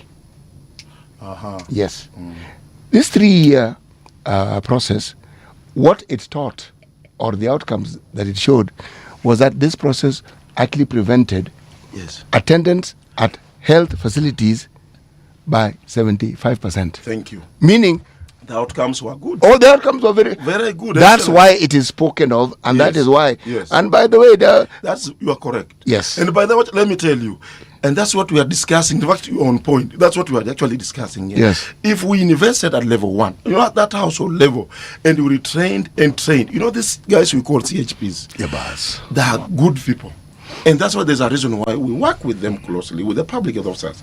The reason is simple. Why? We train them on basic things. You get it? Then we just don't train them.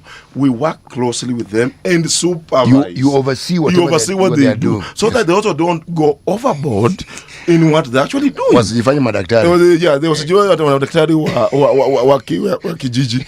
They should know that these are our limitations and this is where we are supposed to actually be able to reach. And even having said like that, and I like what City has said, 70% or 75% of those illnesses can be prevented if we rightfully invest from the level 1. Yes. If we put the right personnel, if we put the right PHOs, if we equipped them, if we employed enough personnel and gave them the necessary tools to be able to work at the level 1, I'm telling you the truth, you not see pressure at the healthcare facilities. No. Doctors, in fact, in developed countries, let me surprise you a bit. In developed countries, hospitals are being turned into training centers for lack of people. Why? Because they have invested in public health. And they have invested in prevention. People are not falling sick. People are not falling sick, in short, because people have been. People know. For example, I can't do smoking. For example, if I smoke, I get, for example, lung cancer. Yes. For example, if I don't exercise, for example, I can get diabetes. I'll put on an unhealthy weight. I'm at a risk of hypertension, for example. So people are sensitized. The communities understand. Well, for example, when I am pregnant, I need to sleep under a treated mosquito net so that I don't contract, for example, malaria. And issues to do with sanitation, and so on and so forth. So that's what we are saying. And I like the dream of the president. We need to be the Singapore of this world. But you can't go to Singapore with unbalanced financing, with a country that is skewed towards curative. We need to go to Singapore with a balanced nation. Yes, we agree people can fall sick because of, there are levels of prevention also, the primary, secondary, tertiary, and all those levels. Yes, we agree people can fall sick. But then before we even reach at that level, can we try and protect and prevent even the risk factors of the people? Let's try and educate the people on what needs to be done so that they can stay healthy. We can have a healthy country. We can have a productive country. And so we really need to do that. And let's avoid, sometimes I look at the ministry, we have the best policies, by the way. But again, if you look at the guys implementing, unapata pale kwa ministry, it's like kuna watu wamekamatiwa chini. You get it. People know what they need to do, but they're not doing it. But some, there are cartels at the ministry. If I try doing this, nitafukuzwa kazi. I keep telling people at one point, even what I'm doing right now, I'm not going to be the first and the last person to do it. Bwana City. Yes. I'll do it today, and what matters is do the right thing. I want to challenge the ministry, particularly our PS, Mudhoni. Yes. Embrace public health officers. We are the best. We can control 100 the diseases we're actually experiencing right now. And I want to request you, make a show and invite him with the PS. Even the CS will be able to cascade, have data here, raw data, to tell the PS and even to advise the CS on what needs to be done. But again, if they avoid us, they think that we are not important, you'll keep seeing chikungunya coming, you'll keep seeing anthrax. The other day you were seeing people, Marburg, Mpox, COVID-19, a lot of emerging and re-emerging infections which can actually be prevented. But when we embrace this teamwork, we give to curative what is actually supposed to be curative and give to prevent what's supposed to be preventive, it becomes good. Let me surprise you as I maybe make a point. Going by the last budget, yes, it will impress you, or it will surprise you what we got. Yeah. There was a whooping 132 billion. But we only got a paltry 18 billion. And even that 18 billion that we got in our previous budget, in fact, it was even short-changed. It didn't do actually the public health issues. What did it do? It did other things. We have people, very funny guys at the ministry, who masquerade as PHOs. They hold programs like school health, for example. They hold programs which are not actually theirs. There are doctors who are gynecologists. There are doctors who are good in other things, who are actually doing things which are not supposed to be They're not public health practitioners. They are not. But they have been given programs which are actually not theirs. So we're asking reliably and humbly. Yes. Because we are not stopping at it, City. These are not empty threats. We are willing even to go to the judicial courts in this land and even sanction the highest court in the land to compel the government to embrace public health intervention in this country. We cannot have a country that is projecting us to be falling sick anytime. The only thing you can see the CS saying, let's get sick. We can't do that. We need to see a country that's wholesome, that's actually embracing preventive as well as curative. That should be the way to... Brown, I am in full agreement with you, because even in terms of cost effectiveness, yes, the preventative aspect of healthcare is what a country like ours ought to embrace. Yes. Because we actually prevent that process which eventually takes people to hospital to require cure. That provision of requiring cure is costly. It is extremely costly. But it seems to be preferred by doctors. It's not even like that. I think the systems in this country are the ones actually working. Systems are run by people, Brown. Yeah, but they are run by people. Those systems, they seem not to think that public health is important. The reason why I'm focusing and I'm pointing at doctors is for a simple reason. The healthcare services in this country are run by doctors. Which is wrong. My point exactly. My point. And I'm saying that very many doctors understand this discussion we're having, and they understand, and they themselves support, promote, and propagate the need for us to focus on the preventative aspect of healthcare. They understand it, and they do so. However, there are people in decision-making positions who, for reasons that perhaps are of benefit to them directly, prefer the curative aspect. Can I tell you something? Yes. Do you know we had a huge discussion on the Health Act before it was implemented? There was a very huge discussion on the Health Act. The Health Act was actually, even the Director General, if you look at the qualifications of the Director General for Health, it was actually preserved for someone who has done medicine and surgery. We had a discussion back even went to court and even challenged that. And the court actually stood with us and said in the ruling that to be a Director General for Health, for example, the position that Dr. Moth holds, you don't need necessarily to be a medical doctor. You just need to be a healthcare trained personnel in a respective field regulated by a specific council. Because we actually even envisioned actually what we are saying, because when you have specific people at the decision-making table, and that's what we are saying. And initially we didn't have a union as public health officers in this country. We are saying, let us balance these things. The court stood with us. But even with the court ruling, the ministers still think that the doctors should run the show. We are saying we have no problem with the doctors, but let them give to Caesar what belongs to Caesar and give to God what belongs to God. Do not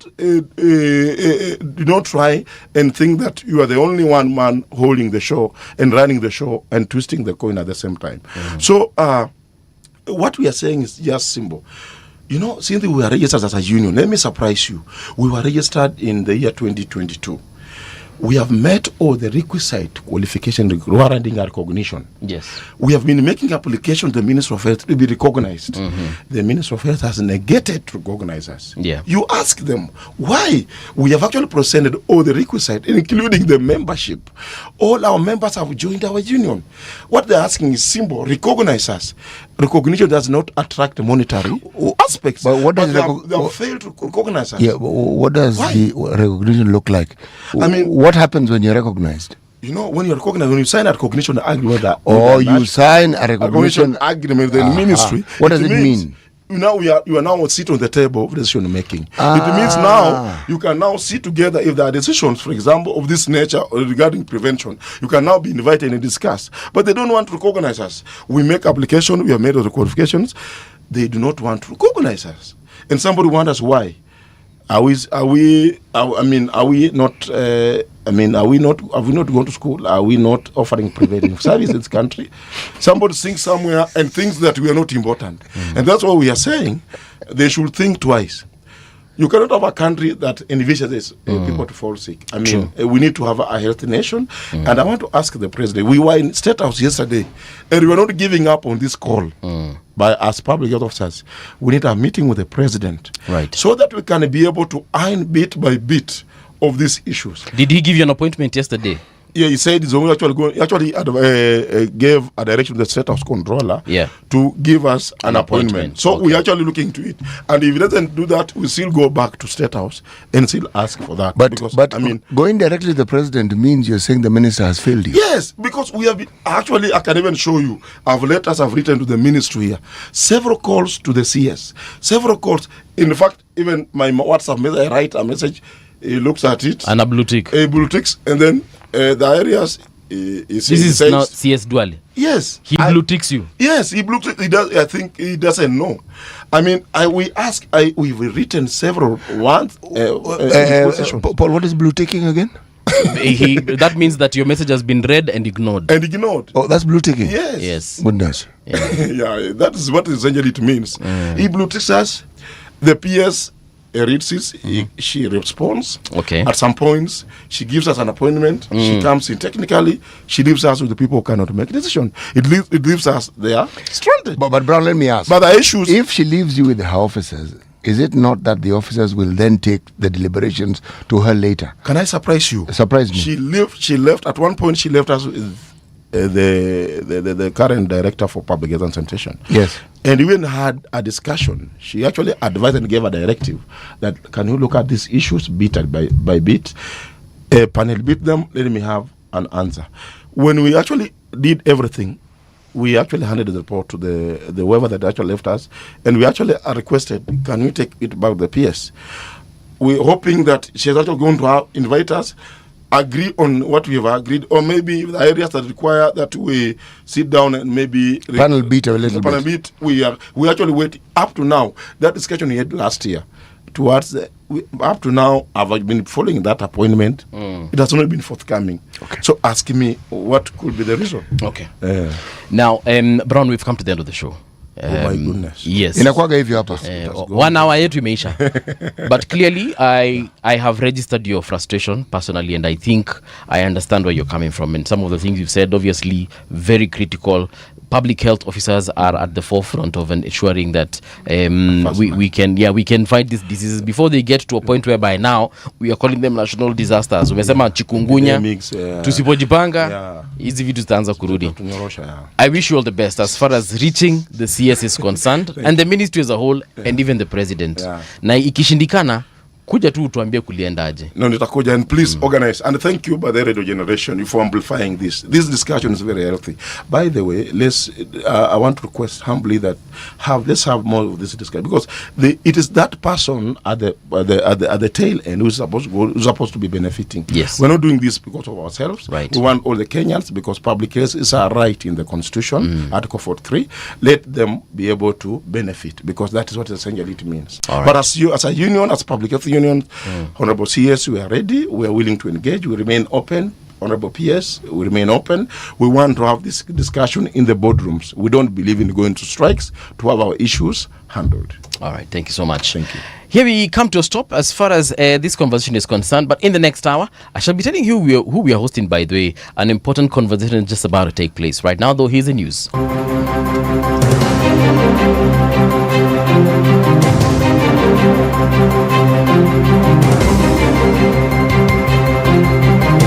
This is the Radio Generation News.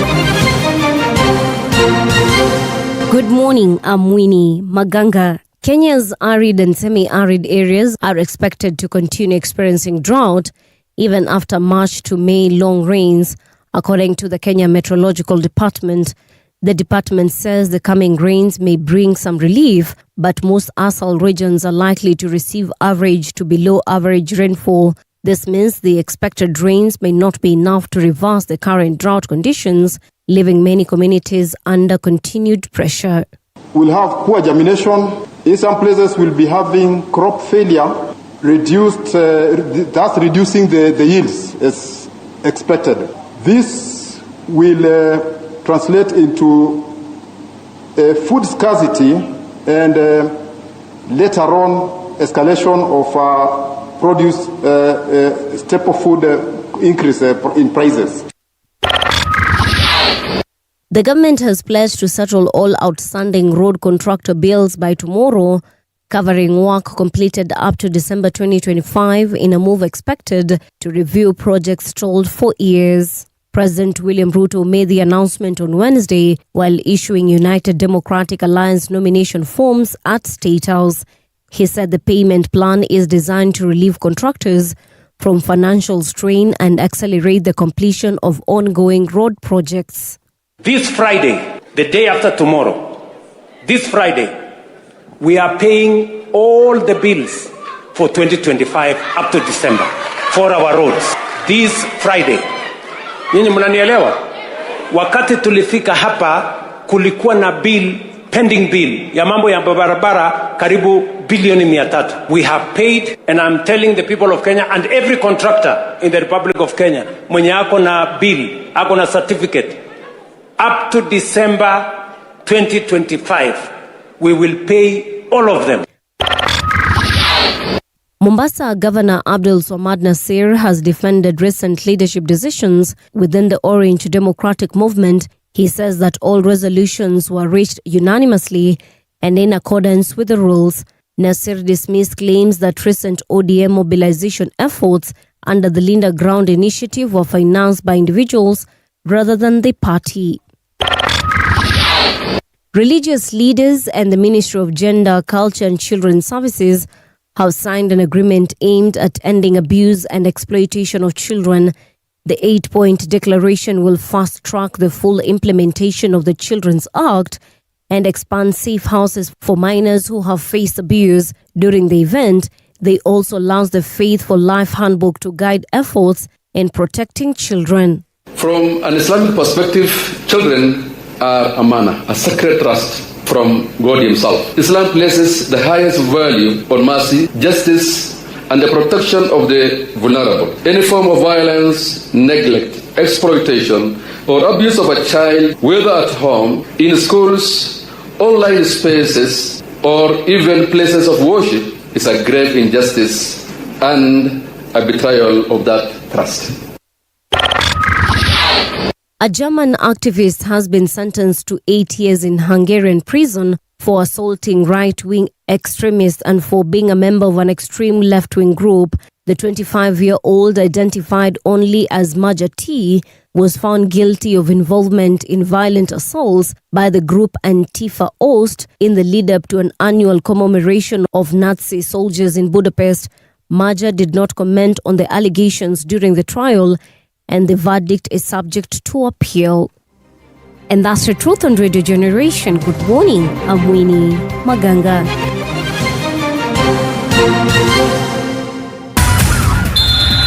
Sports on Radio Generation. Good morning, I'm Samuel Otieno. Real Madrid are waiting to discover if midfielder Jude Bellingham faces a spell-out after he suffered a hamstring injury during their 2-1 win against Rayo Vallecano on Sunday. The England international was in tears as he was replaced by Brahim Diaz after pulling his left hamstring less than 10 minutes into the La Liga match at the Bernabeu. England play friendlies against Uruguay on 27 March and Japan on 31st of March before manager Thomas Tuchel names his World Cup squad in May. Real manager Alvaro Arbeloa said he didn't know anything about the severity of the injury.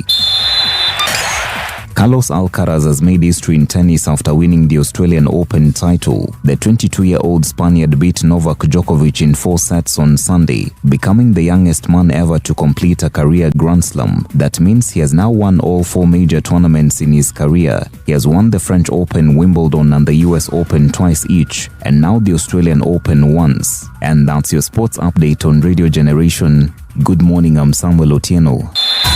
Sports on Radio Generation. The views and opinions expressed on this program are those of the guests and do not necessarily reflect the views of Radio Generation. Radio Generation assumes no responsibility or liability for the interviewee's views. This is Radio Generation. In the beginning, there was morning radio. But now there is Radio Generation's The People's Breakfast, curious and bold, getting facts from the shadows. That's what it is. Now, as the city wakes and secrets stir, a bright new voice shines. The People's Breakfast, your morning, your voice, your journey. Good morning. Good morning, my neighbor. Welcome to the home of hard truths and bold insights, Radio Generation. A very good morning to you. Welcome back to Radio Generation. The time right now is 7 minutes past 8 o'clock. My name is Mungala Mbuvi na niko naye City Muge in the studio, and we also have another guest I shall be introducing shortly. Before we do that, I need to recognize a couple of folks here, and I'll start with YouTube. There is let me see. Kuna mtu alikuwa ameniambia nini hapa? Mbona inapotea kweli? There's a message here. Oh yeah, this is Creatives 8696. Ameniambia that Ichungwa ako America, I stopped spreading misinformation. Well, Creative, I did not say that he is not in America. I just said that he did not attend. He did not attend, and I said I have a couple of questions because they had a retreat with MPs. It was in Nakuru, I think it was, and he was saying some things that I'd like to have a conversation about. For example, he did say that taxing Kenyans is no longer a viable option as far as development is concerned. I'd like to understand what he meant by that. And also another person I will recognize is another viewer, Wangare on X account, who was also saying that Mheshimiwa ako America. Yes, I know they're with Silvana Sosoro, the chief whip in the United States for a prayer breakfast meeting. So ninajua hayo yote, lakini kuna maswala niko nayo ningependa kuuliza Mheshimiwa Ichungwa, na akikuja tukimuinvite atakuja na tutamuuliza hayo maswala, au sio? Right now though, the conversation is around the registration of political parties, and in studio we do have the registrar of political parties, that is Lorion Oko. Karibu tena sana to Radio Generation, and a Happy New Year. I've been telling everyone Happy New Year, and I think I'll do it all the way till March. But welcome to Radio Generation. Thank you very much. Karibu. I appreciate your invite. Thank you. Now, there's a time I used to work in that building where ORPP is. Siko pale Wayakiwe? Yes. Westlands. Yes, Lion Place. Yes, Lion Place. Yes. And that office of ORPP is usually a very quiet place. Here, sometimes I almost thought there is no one who's in there. Really? Until once in a while you'd see someone walking in and out. Yeah, but is it a busy place? It's quite a busy place. I'm surprised you say it's a quiet place. It is actually a very quiet place. Maybe it depends on the times of the day or year. Yes. Can be one of the noisiest places actually. Yes, I think I remember there was a time that part of the tenants wanted to the ORPP to be ejected out of the building because they were causing stress to the others. And so once in a while ningeona waheshimiwa wakikuja huko. There's a time I saw the late Raila Odinga there. Once I crossed with Honorable Kalonzo as well kwa lift up also.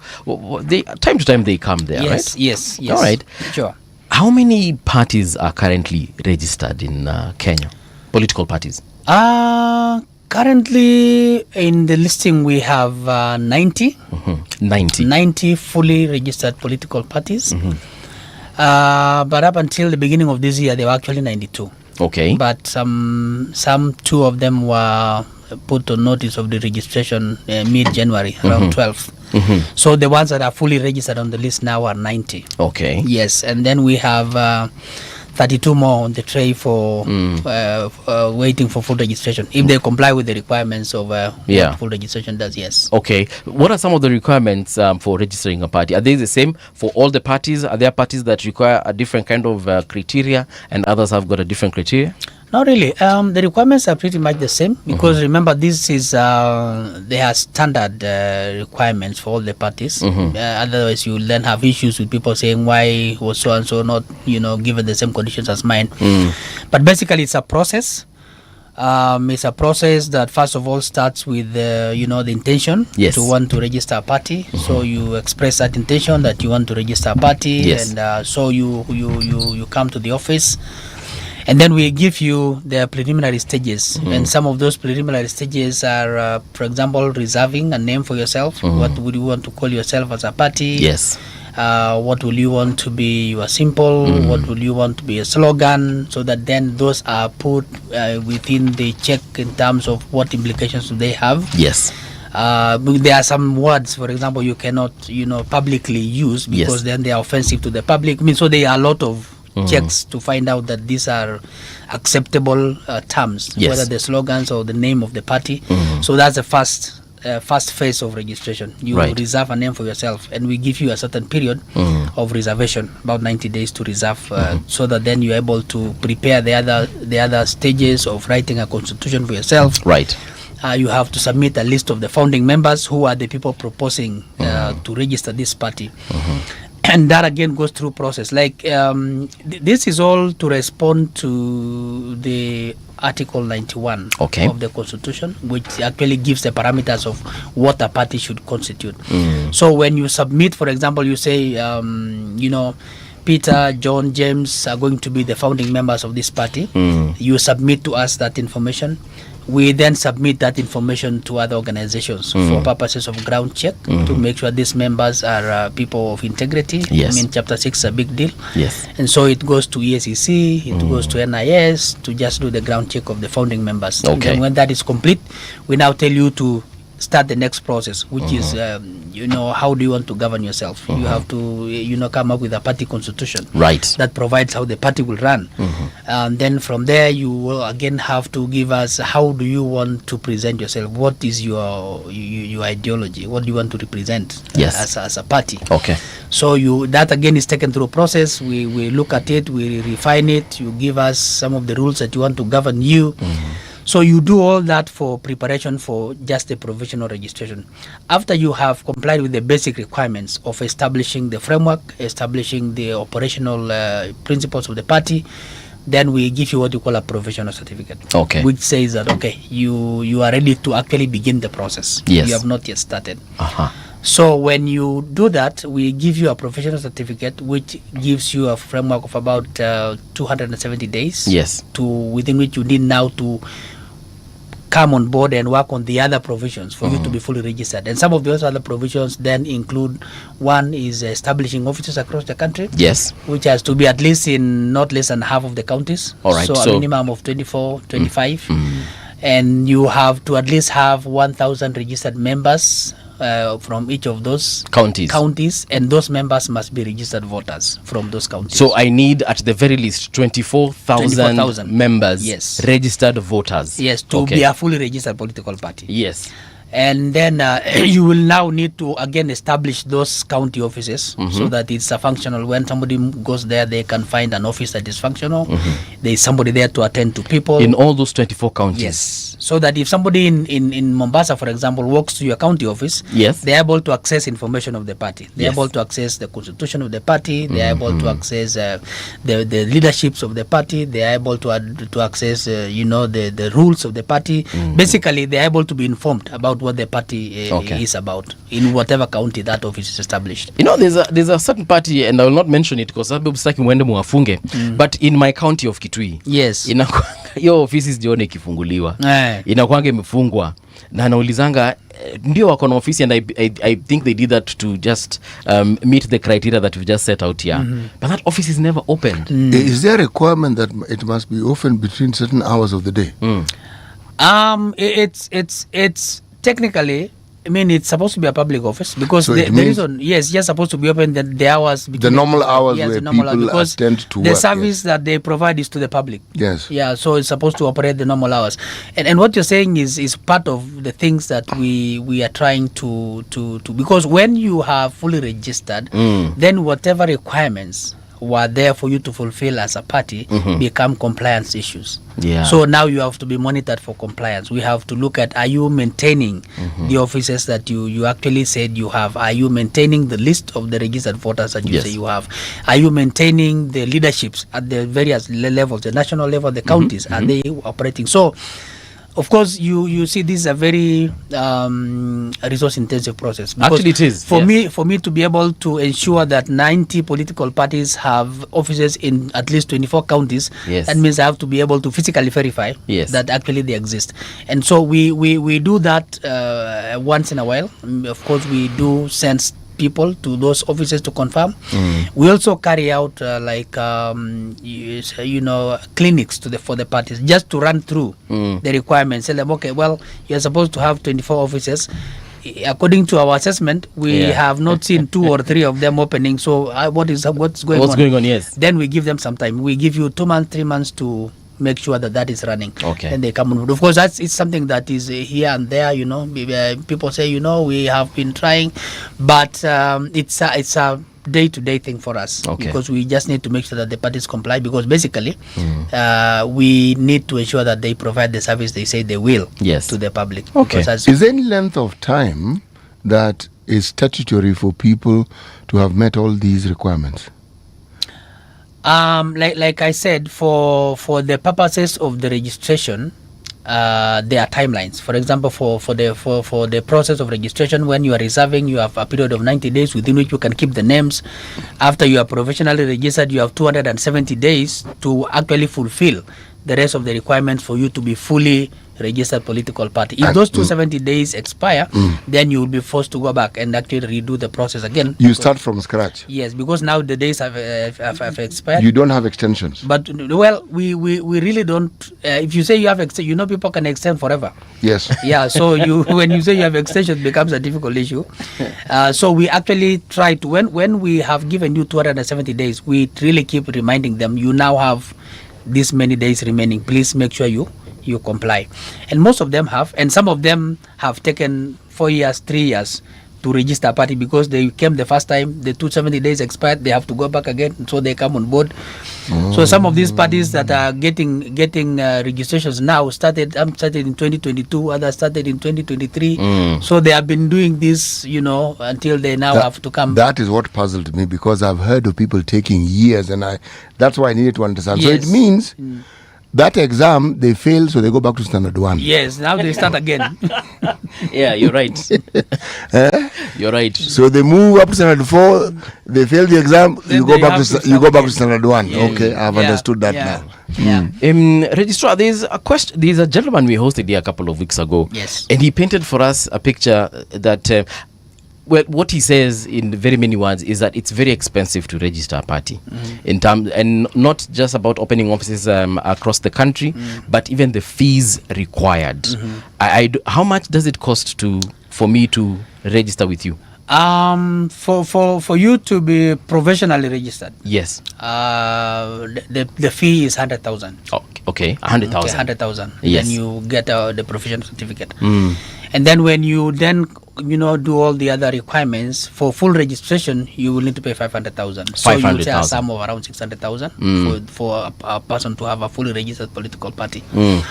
And I think the question of expensive has come on board. But I think for me, I think the question we need to answer is expensive for who? Expensive for the party or expensive for the people? For the people trying to open this. Okay, for example, the reason I've asked this is because 100,000 for the first, you said, for a provisional certificate? Yes. Provisional. Provisional. And then now, once I've met the requirements, now 500 for the full registration, 500,000.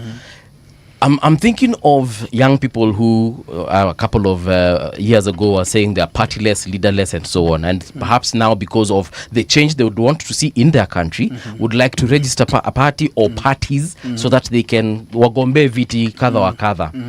That would be a very expensive venture for them, and they might find it very difficult to venture into politics if they will have to meet this 100,000 and 500,000 shilling requirements. So is there a waiver, for example, and say, Gen Zs who want to register, for instance, you know what, we have given you an open season where we have reduced the fee to 50,000 or whatever amount of money. So now a discount? A discounted period where they're allowed to register so that they can have these vehicles they would want. Yeah, I think, of course, this is a regulated process. Yes. All the things we are talking about are things that are provided for in the Political Parties Act. So as it stands right now, there are no waivers. Okay. I mean, that's what is provided for. The discussion around whether we need to have any considerations for either the youth or anybody else who might seem to be more disadvantaged in community are things to think about. But I want to ask to think about, and this is what I've been trying to explain to the people. There are two sides to that question. We say registering a political party is expensive. Yes. But we also say there are so many briefcase political parties. Okay. Okay, so we have to make a decision, because the briefcase political parties are considered to be parties that belong to individual people that just carry them around for their own, use and purpose. Right. So then we need to say, should we then have a threshold for what should actually constitute a political party, so that then it stands to answer the question that we wanted to answer. And part of that question is what we have given as our Article 38, which is a political right for the citizens of this country. They have the right to participate in the formation, in the activities of a political party. Political party, according to Article 91, has to have, has to have a regional balance, has to have the face of Kenya. Yes. So those parameters then mean that the political party has to extend beyond one region, has to extend beyond one corner of the country. So that is why the 24, 25 counties come into play. Yes. The fee for me, I think, is just a commitment. And I do keep asking the parties that come for provisional registration. We already have 90 political parties. What is that compelling reason? What is that compelling thing that makes you feel I need to have a different one? Yes. Okay. Because the basis of course of our country is a democratic country, which we are free to have as many parties as possible. Sure. Article 4, multi-party democracy, and everybody wants to have whatever they want. But there has to be a niche. There has to be something that you think you want to fill. And if that compelling reason is there, then I believe that you need to have the push enough to support that. And of course, I've also been asking them the question of, you also have to answer the question of how long do you want to sustain this push? Because part of the problem we have in this country, of course, as you know and I know, is that we have very seasonal political parties. There are parties that exist within a cycle of election and then they disappear. True. So then when that happens, we lose the institutional memory of political parties. Yes. And the whole thing just becomes a mirage. We keep chasing it and we don't find it anywhere. So we are trying to strengthen the ability of political parties to stand the test of time, so that then they become institutions that outlast the faces that bring them to life. Yes. And become vehicles for, faces come, faces go. Yeah. But the institution of that party, according to the compelling reason they have, should be able to live for a longer time. Yeah, because we see, like you've said, we see sometimes one individual opening several parties depending on the election season or cycle. So they opened one in 2012, they have a new one in 2017, then they have a new vehicle in 2022, and perhaps they shall have another one in 2027. So am I allowed to open as many parties as I want, depending on how I feel? Paul, can I ask a question? Yes, sir. Why don't we complain when footballers moved from one club to the other? Them, they're Good question. They're chasing prosperity, they're chasing money. Yeah. So unaweza fungua chama 2022. That's a good question. Yeah. I think maybe kufungua would be a different one, but maybe the question is, are you allowed to move from one party to the other? And I think the answer is, it's a choice. Yes. We all have choices. We have political choices as Kenyans. You can sit in a party and then wake up and decide, I don't think I like how this party is going. I want to join the other one. Yeah. And you have that right to move. You are not restricted to remain in a political party because you registered it. You can get out of it if you feel it doesn't serve your rights as a person. What I find interesting, why I give the analogy of football, is when you talk about the changes and we have a political parties act that states certain things. Yes, you can always have amendments to an act, I understand, but do you enter a competition of football and then say, this offside rule is not working for me? Can we change it so that, I'm actually allowed to do A, B, C, D? Or go join rugby now. Yes, or am I allowed to take the ball and hold it in my hand and run with it? Say, Bwana, this is football. The Indian National Football League. Yes. And you see, that's precisely, that's a good analogy. Because then, when you tell people, you have registered a party. Yes. You are very much aware of what are the requirements to register a party. And you knew that after registration, this will become the compliance parameters for me as a party. Yes. And now you want the registrar to somehow, kind of make the rules a little bit easier. So then I always ask the party, so who am I making the rules easier for? Yes. Because these rules were made for somebody. Yeah. So now you're saying, this is very tough. I can't. But we had this information long before you came on board. And then if we change it, then what does it mean to the objectives that we were actually looking to achieve? Then it means we are now. We are disadvantaging one side over the other. And yet these rules were meant for all of us. And I've been trying to tell the parties, what I'm trying to do as a registrar is helping you to sell yourselves better to the people, because that's the person you serve. I tell them, for me, if you have to ask me, all of you guys are like shops in a center. Every political party is an independent shop. Yes. And you have to compete to make sure that people come to your shop to buy based on what you sell and how you sell it. So the compliance issues are not for the registrar of political parties. They are for you to serve the public better. Okay. Because if you have offices across 24 counties, you should be better placed than somebody who has only 2 or 3 of them. Yeah. Because then feasibility becomes an issue. And how do you then give your services to the rest of Kenyans? Am I allowed, though, to be now as a member? This one is just as a private citizen, to belong to more than one party? Or if I register with this party, Nivyo, I have to resign from this one to go to this one? Yeah, I think if you go back to before 2022, we had a little bit of a flimsy kind of situation, but right now things are very strict.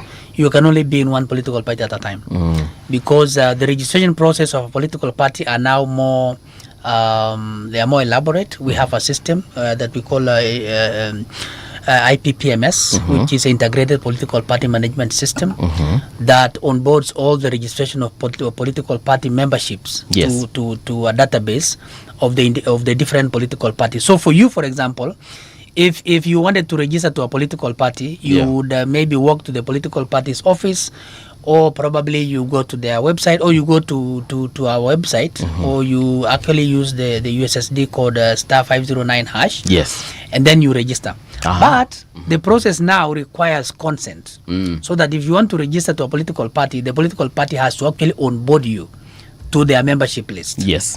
And if anybody, like maybe my brother here, takes your ID and wants to register you in a party somewhere, where you don't know, that prompt will come to your phone.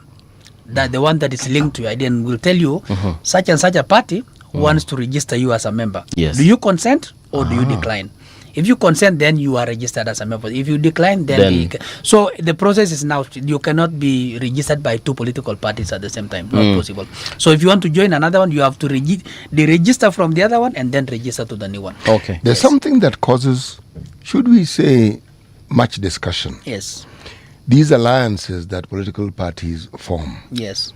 Now, is there a legal basis for them? And what are these legal bases, and what are the binding clauses within those understandings when people actually decide to bring their parties to a certain understanding? It's a very it's an area that we still has a lot of work to do. I will agree to that. We have what we are calling coalitions. We call them coalitions. We call them coalitions, and we have 2 types of coalitions. We have what we call coalition political party, and we have just a coalition. The difference is a coalition is a group of parties that accept to form an alliance, but the agreements are independent of the individual political parties. So they exist, but they still keep their individual houses. A coalition political party register as a party. Okay, I don't know if that is that. Yes, I'm waiting for you to continue. Yeah, registers as a party. So when you register as a coalition political party, we actually issue you a certificate as a political party. But for the coalition, just a coalition, we do not issue a certificate. All right. So a coalition political party. Break it down for us. A coalition political party, what is it? Will be formed by a few, maybe 3 parties, 20 parties, whichever that agree that we want to form a coalition for and a coalition can happen before election or after election. Okay. It doesn't have to. There is only a framework of if you are doing it before election, you have to give us a period of 3 months before election. Give us an agreement of how you want to do that. If it is after, you have to notify the registrar 21 days after you have agreed that you are coming together as a coalition. Now, for the coalition political party, we issue them with a new certificate, and then they fill candidates as a coalition. Okay, and their framework is, both of them is established by a coalition agreement. Okay. They write a coalition agreement. The parties sit down. Those constitute the parties, whether it's 10 parties, 20 parties, they sit down. They agree on how they are going to operate. Remember, every individual political party has their own constitution that defines how they want to operate. Now, when they form a coalition, then they now have to sit down and come up with another framework of how these parties are going relate. to, yes, how they will relate, yes, how they will handle the issue of leadership, how will they elect the SG for the coalition, how will they elect any other organ that they want to have in the coalition, how do they want to share any responsibilities in case they capture power, yes, how do they exit if they need to exit, if they need to say, okay, now we are done, we cannot stay here anymore. So they all must have an exit clause. Yeah, they have to tell us how do they get divorced if they need to. Yes. So that is a new structure Yes. that will be established by a coalition. Now that we call it a coalition agreement. So they have to deposit that at the registrar's office, just like any other party actually deposits their constitution, for me to be able to say, okay, this is what you said you are going to do. Your constitution says, if you come to me and say, I want to change this, I will go to your constitution and look at what did you say about changing that. How are you going to do it? That is what I will hold you accountable to. So we do the same to coalitions. Okay. And which part of the Political Parties Act provides for this arrangement? There is. I will have to get the section. Let me just read it. I think if you look at because part of the first coalitions that we had, I think, was in the ones in 2022. Okay. And we have three. Actually, we have three coalitions now. The Azimio la Umoja One Kenya. We have the Kenya Kwanza Alliance, and we have the Taifa Democratic Party. Okay. This is when did this current Political Parties Act come into being? The first one was in of course 2011. Yes. But then it has been acted upon after 2021. Reforms came up that of course looked at some of the clauses that needed to be revamped for purposes of service. So it has been reviewed once since the first installation of the Political Parties Act. So those arrangements we had in the year 2002 and so forth, what were those? 2002, like the Rainbow Coalition. Those ones, what were they? Those were before the act came into play. So they were just gentlemanly agreements. Yeah, they kept. Of course, there was a framework of regulation for that time, but we had not yet come into full act of the Political Parties Act then. You remember, the political parties' operations were still under the armpit of the Electoral Commission before. Yes, it was. Yes, so it was under that umbrella of the Elections Act. It was not yet independent as an office. So the act is now what brought into effect the actual ORPP. The ORPP. Yeah, so those were operating under the formal electoral laws of that time. Yes. So now this act came into effect actually from the 2013 and now the 2017 and now the 2020. So what you are calling their coalition political parties, there's a clear path that is set out for them to come together, function, division of spoils should they win, and eventually dissolution should they seek to break apart. Yeah, but let me say that coalition is actually it was a solution to a Kenya political problem. Initially, it was not part of the act when the act was actually envisioned. Yes, but our political environment.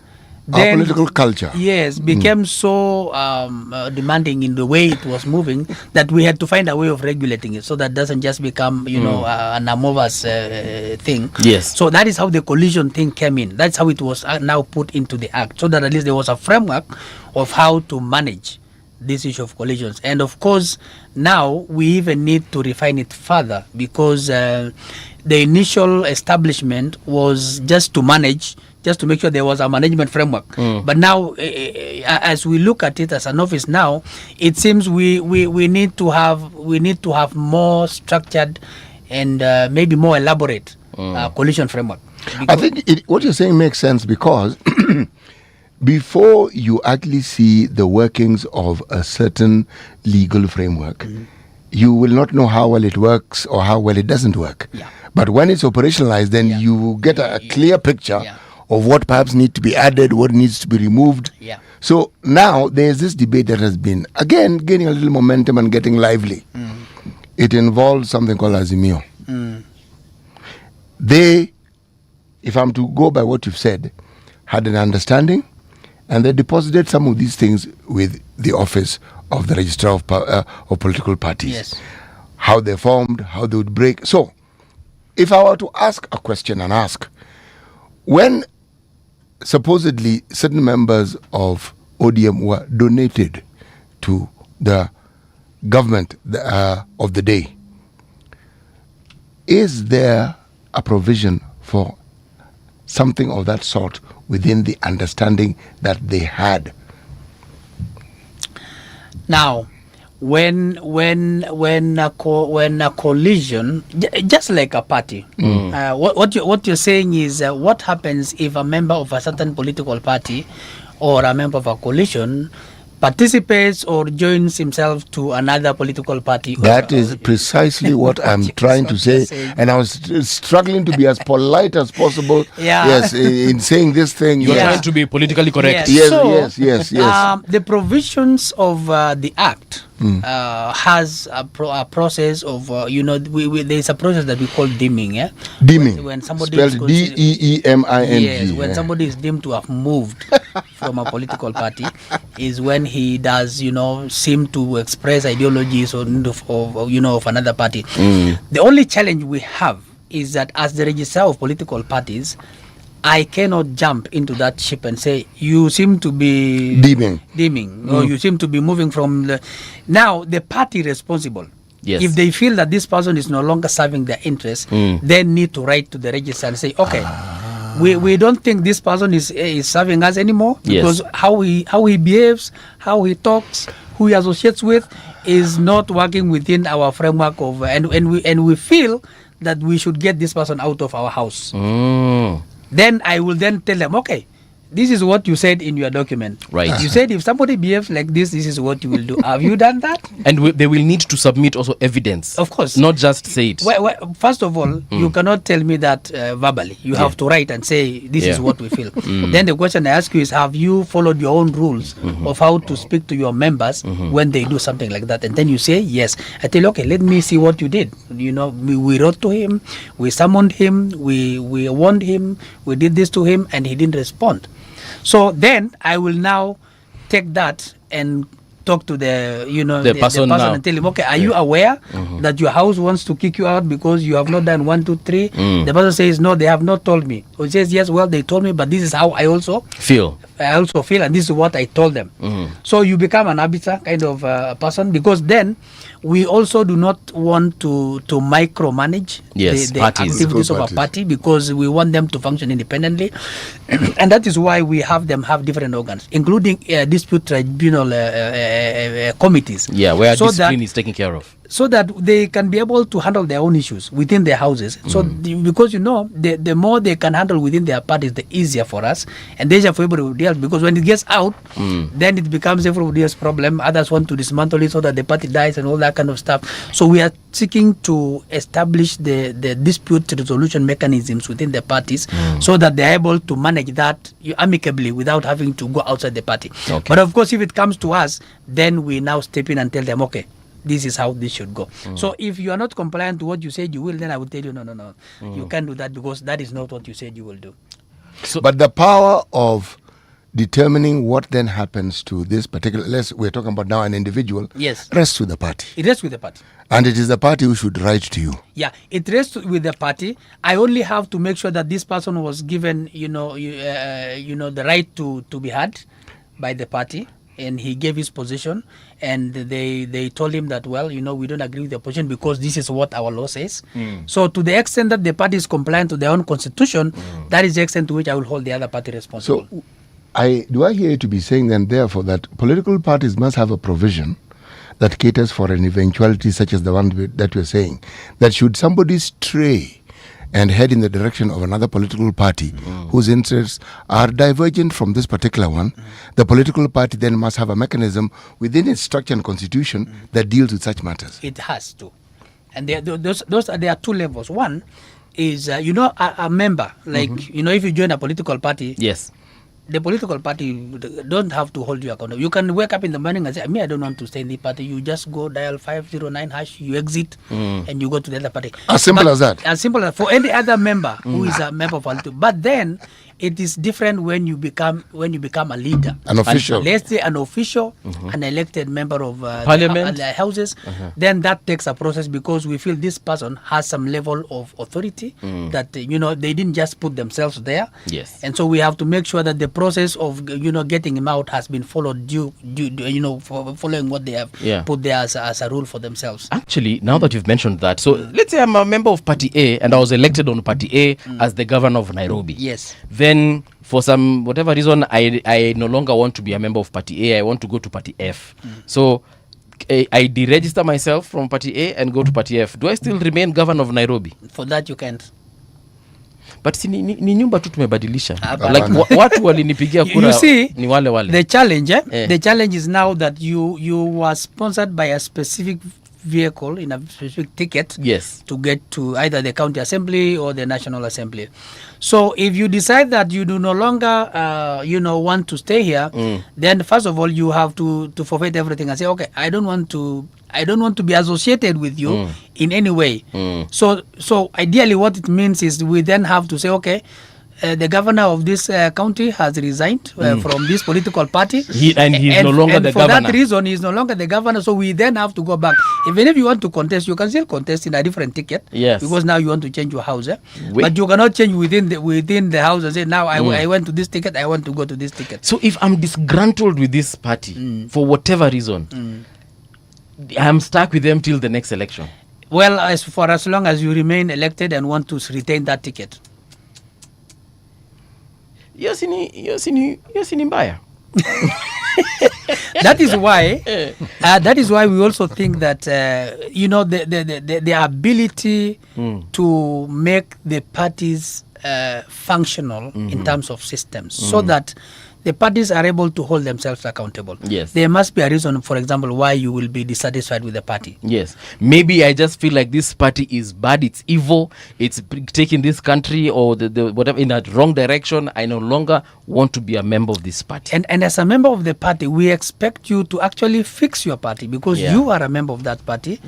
That party that does not just have you, it has other people who represent many of us in that house. So as somebody who has been given an opportunity to be elected, for example, you are there for that reason specifically. You are there to influence policy, not just for the party, but even for the larger country. And so that responsibility still rests on you. So you cannot just run away from it. You have to rise up to it, let the party know this is not a good thing to say. You can still be different with the party but still remain in the party. Yes. It's very possible. But they frustrate me every single day. They block my what are they called? Whatever I want to do, wanashinda wakinifungia, wananiwekea vikwazo kila wakati. Of course, sasa hiyo ni siasa ya chama ambaye sasa itabidi manage kama chama. Okay. Lakini at the end of the day, when the time end comes, you can say, well, unfortunately I don't want to stay in this house again. I want to change houses. It's like a bad marriage. You're stuck in it. You can't divorce. But then again, when you divorce, certain things will happen to you. The divorce is a process. You can divorce, yes, but it's a process. You have to, and you have to be willing to take. You can just wake up and say, okay, today I'm divorcing you. It doesn't happen like that. True. There's a question here on our space. Kuna mtu anaitwa Biwot amesema the RPP says that one can only belong to one political party, but recently we have seen some party, America in quotes, party leaders registering to run using a different political party from their own. What will you do? I think you've partly answered it, but just for his sake. Now, I am trying to understand his question. He's saying that there are people who belong to another political party. Actually, he has said party leaders. Yes. Who belong to a party, but they have registered other parties. We see party leaders registering to run using a different political party from their own. again, I would want to go back to his analogy. The registrar of political parties has the legal standing of every political party in terms of the constitution, the rules of nomination, and all that. And I always say that, when you are a referee, you are not in charge of who the team decides to be their captain. Yes. They can say, well, maybe we should give him the captain. Yes. Maybe no, maybe not, maybe him. Yes. At that point in time, you cannot be able to make any decision. But the moment they step into the field, they have to identify who the captain is and say, this guy is going to be the captain of this team. So sometimes the politics is there. There's a lot of saying, people say, so-and-so is the leader, so-and-so is the leader, but they know very well, according to the establishment of that party, of that coalition, the people who are legally recognized are so and so and so and so and so they start making statements out there just to create a level ground. But the truth is, you cannot run in a political party's ticket if you are not a member of that political party. All right. Or if you are a member of that, even a coalition, you cannot be a member of two coalitions. You can only belong to one coalition at one time. Yeah. The only difference is that like for example in a coalition that is not a political party, members still belong to their parties, and so they did not relinquish the identity to the parties that took them to the houses wherever they belong. Yeah. But you cannot run in two different tickets in the same election. Okay. Yeah.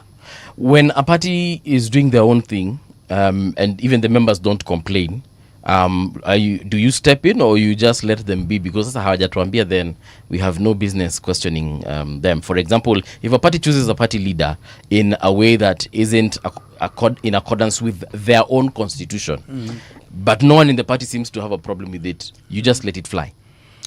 Well, again, we have to define when you say they choose. Like for example, if somebody stands up and says, I'm the president of Kenya. Yes. They don't just become a president because they have said it. There is a process for you to become a president. True. It's the same thing. One will stand and say, I'm the party leader of party A. Yes.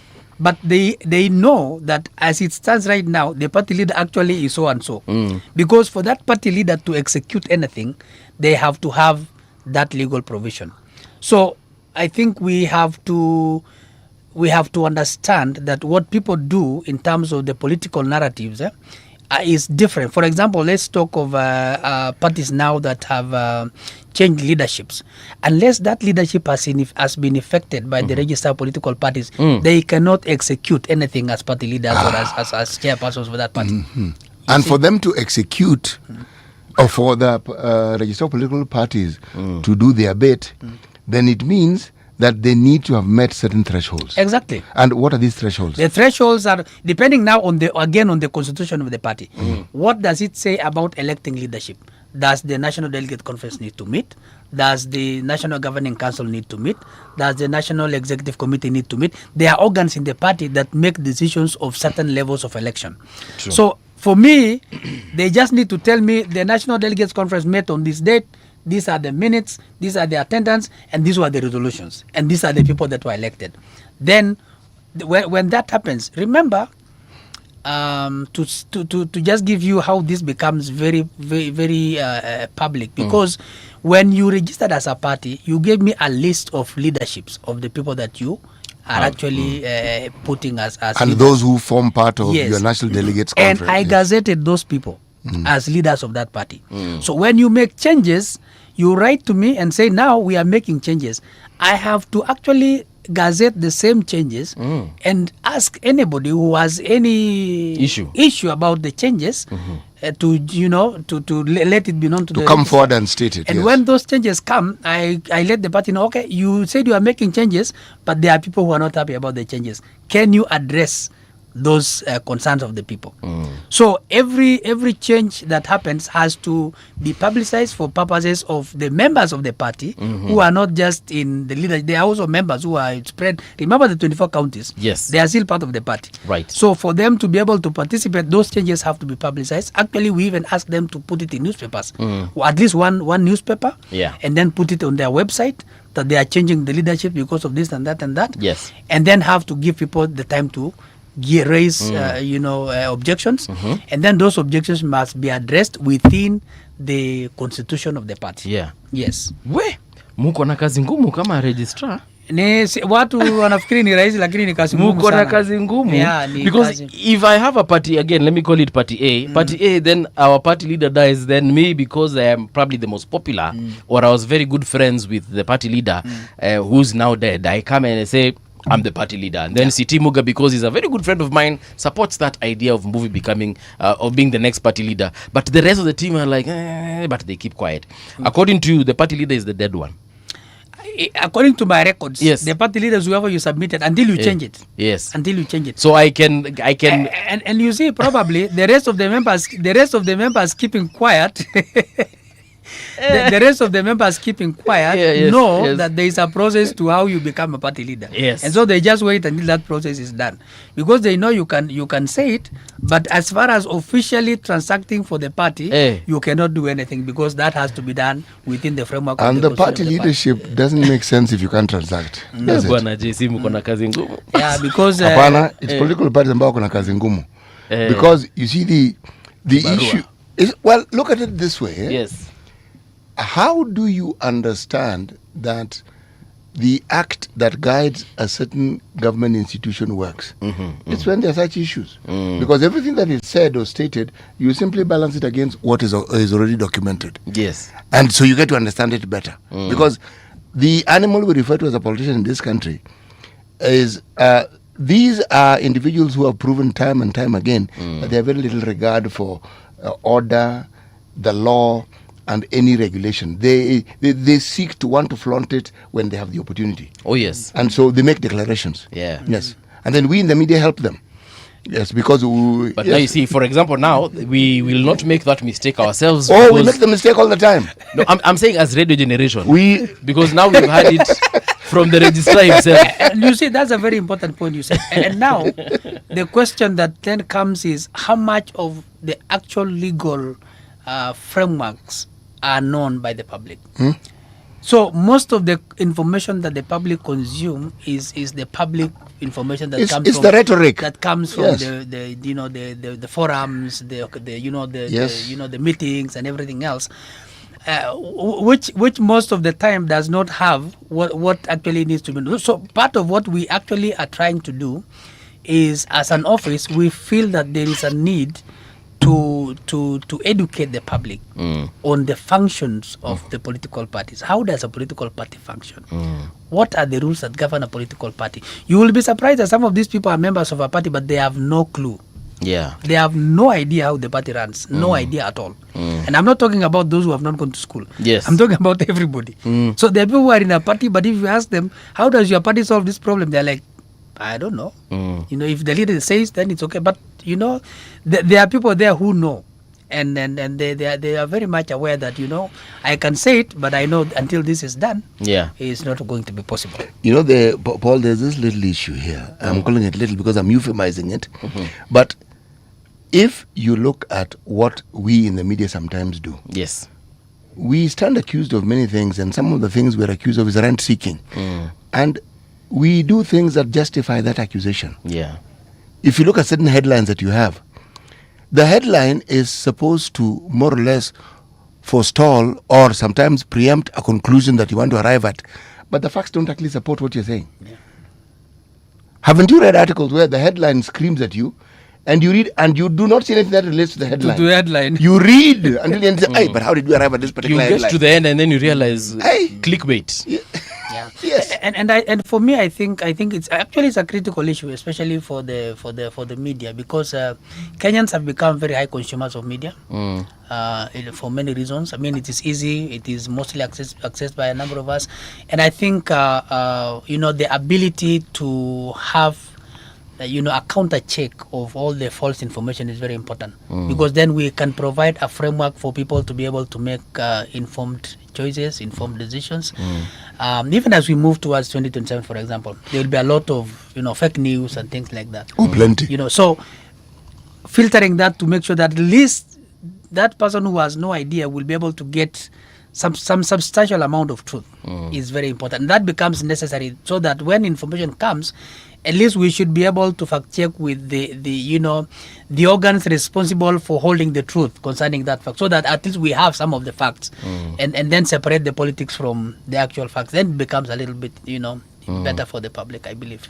Someone is asking then, what was the hullabaloo after the 2022 election when determining the majority party in parliament between Azmio and UDA? Issue, I think the courts determined it. But remember, the hullabaloo, you need to ask the origin. Was anybody quoting statutes within the act to support whatever they were doing? And if they were they using it to buttress their position, or are they using it to discredit the other party? Remember the conversation with politicians. This isn't a leadership issue, it's politicians.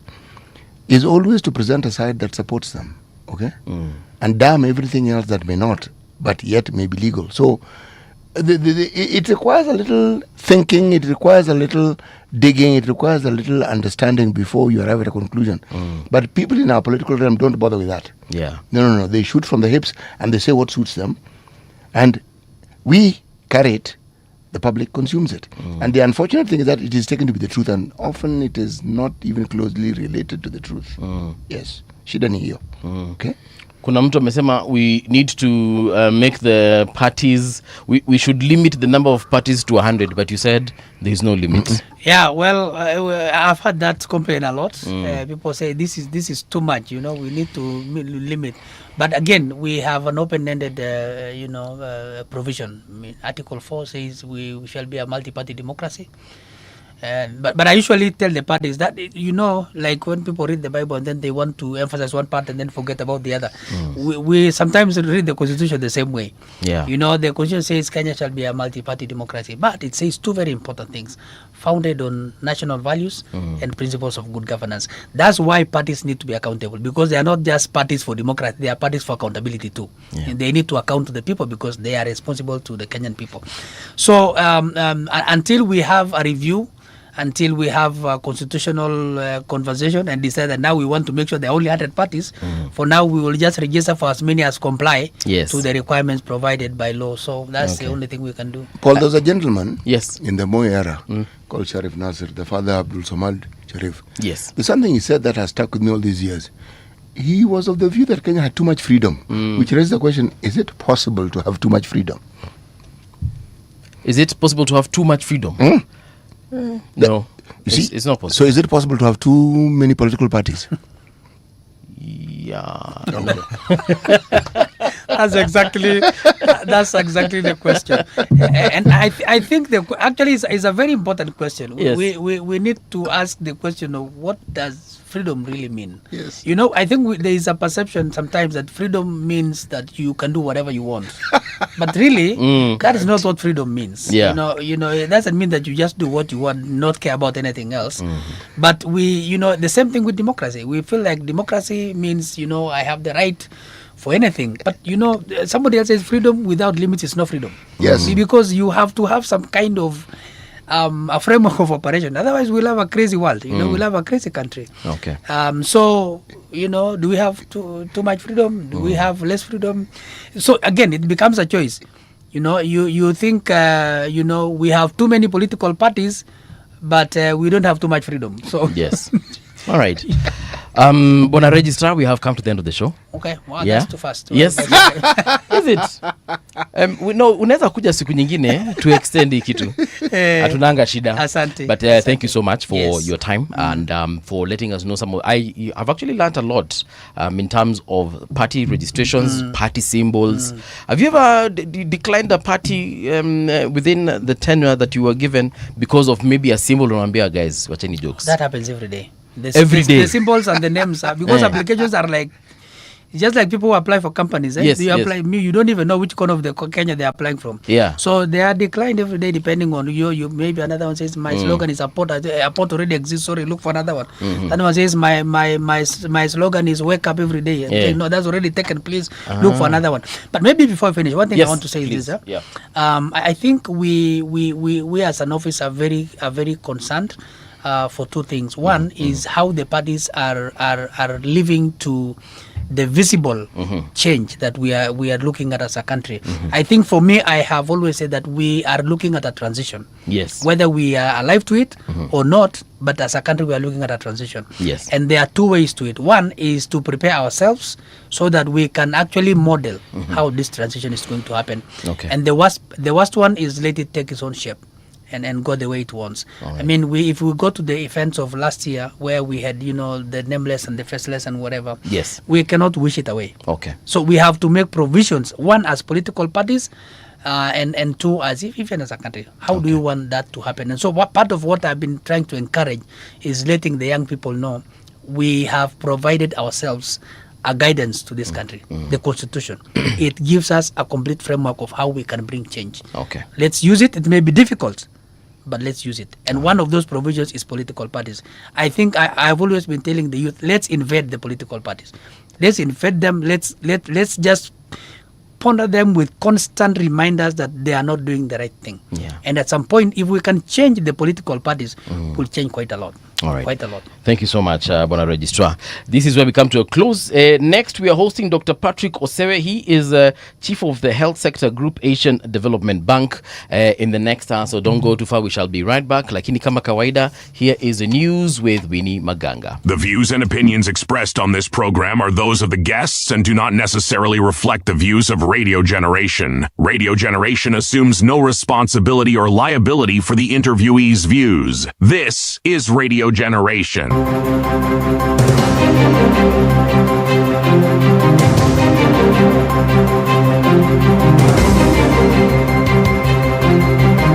This is the Radio Generation News.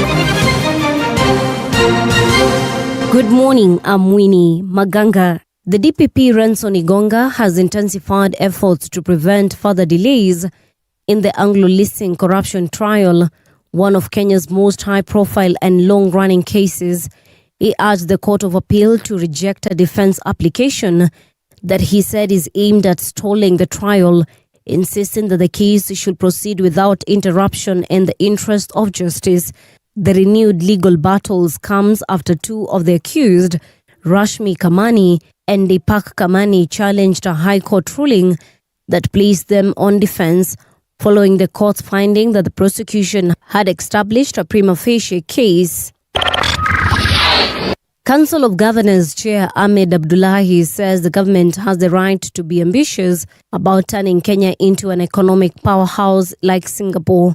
Speaking in Wajir County on Wednesday, Governor Abdullahi said President William Ruto cannot be faulted for having a bold vision for the country. He, however, added that for Kenya to achieve this transformation, the nation must focus on initiatives to reduce debt. As president, he wants to emulate Singapore and has a dream of making us like Singapore. That's well within his right, and that's why he was elected. But coming back to the question of commercial viability, we are saying we are too indebted, so we can't take more debt. It's become difficult to raise taxes from the public because Kenyans feel overtaxed. And this is why we want to divest and use this money to de-risk. Kenya's health system is facing preventable challenges that are putting lives at risk, according to the Secretary General of the Kenya Environmental Health and Public Health Practitioners Union, Brown Ashira Olali.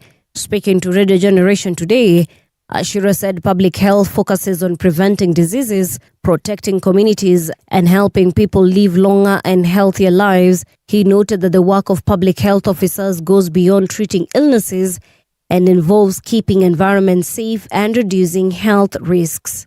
If you are to invest right in this country and put more resources in public health, it essentially means that we actually not going to overwhelm our hospitals, because look at the level of our hospital, actually overwhelmed. Most people are going to hospitals. We are experiencing a lot of upsurge. Actually 70% of the infection actually reported in our healthcare facilities are actually preventable. They are actually communicable. Yes. They actually, this is actually caused by bacteria, the fungi, the lack of clean water, the lack of, poor sanitation. A lot of issues. And there are things which public health officers do on day-to-day basis. Our work is actually to mitigate and ensure that we control those hazards and ensure that our community is actually very safe. The government has reaffirmed its commitment to strengthening cancer care in Kenya with a renewed focus on improving patient experience and treatment outcomes. This is according to Principal Secretary for Medical Services, Dr. Ouma Oluga. Speaking during the marking of World Cancer Day in Nairobi, PS Oluga insisted that addressing the growing cancer burden requires a people-centered health system supported by innovation, research and training. So for the cancer patients, today is a day that we give you hope. Today is a day that we say we are with you. Today is a day that we say we see you, and we will do everything possible to make your experiences better and to assure you that cancer will not be the reason why we, as a country, leave you behind. And that's the truth on Radio Generation. Good morning, I'm Winnie Maganga.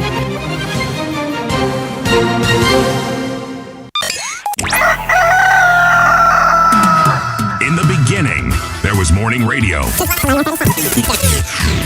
But now there is Radio Generations, the people's breakfast. Curious and bold, getting facts from the shadows. That's what it is. Now, as the city wakes and secrets stir, a bright new voice shines. The people's breakfast. Your morning, your voice, your journey. Good morning. Good morning, my neighbor. Welcome to the home of hard truths and bold insights. Radio Generation.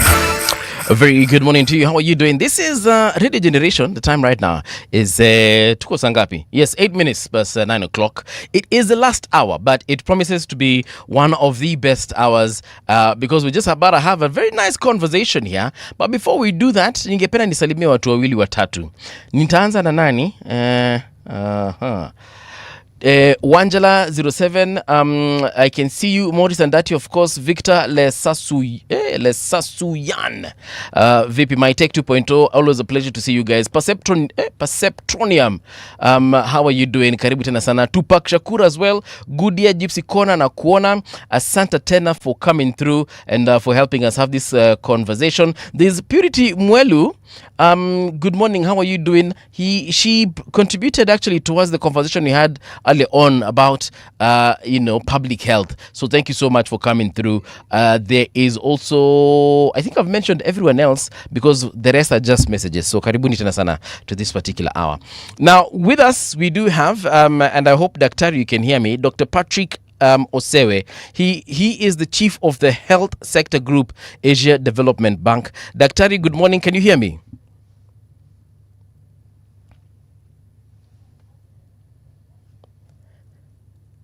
I can hear you clearly, sir. Okay. I can hear you as well. So karibu tena sana.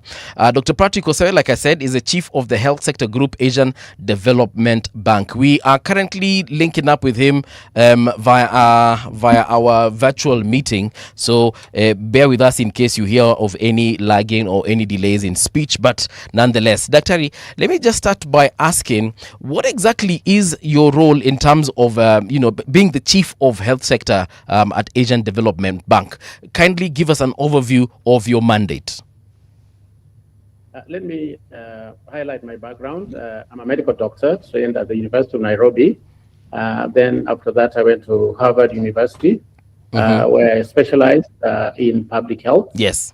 Then I joined the U.S. Center for Disease Control, the second African to join that organization to be trained as a very highly skilled epidemiologist.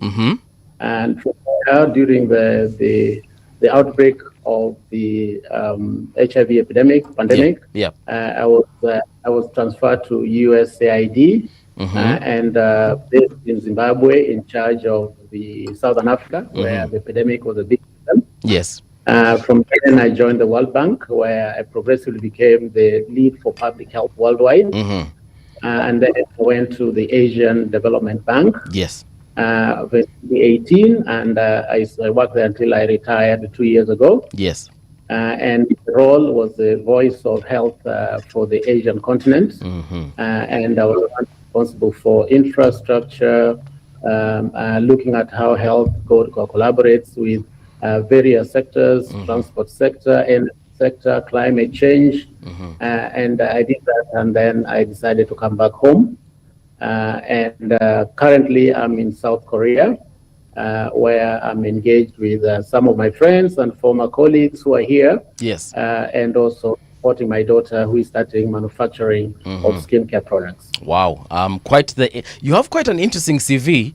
I hope I will get to half of your achievements. But now, getting down to the core of the matter, we were having a conversation earlier on public health, and just identifying some of the gaps. We talked about healthcare, human resource. We talked about even understanding and the mapping out of diseases and mapping out some of the problems and gaps that we might have as far as preventative healthcare is concerned. When you look at Kenya, to be specific, what do you see are the gaps as far as providing healthcare and preventative medicine is concerned? Let me just talk globally and then come Yes, to Kenya. Sure. There's a very strong movement to support universal health coverage, whereby anybody who needs care should be able to get it. To achieve that, there's a very strong emphasis on primary health care, which is basically the nearest level of care that anybody can go to. Yes. And for that to have a very strong primary care, we need four things. First, we need an elaborate and robust infrastructure, which basically we need to have community care workers, primary who are linked to a dispensary or a health center. Yes. And the health center should be able to work whereby they have the requisite buildings, toilets, and so infrastructure is the first one. In South Africa, when they decided to introduce universal health coverage, they made an assessment of all the 4,000 facilities that they had, Yes. and they classified them into three categories. The first were those who are in good shape, the second category that were in acceptable shape, and the third category those which needed to be demolished. Okay. So that they could be upgraded to the next level. So infrastructure is very critical. The second one Yes. is the equipment that is required at various levels, and that is specified. What do you need at primary care level, and what do you need to the referral level up to the highest level.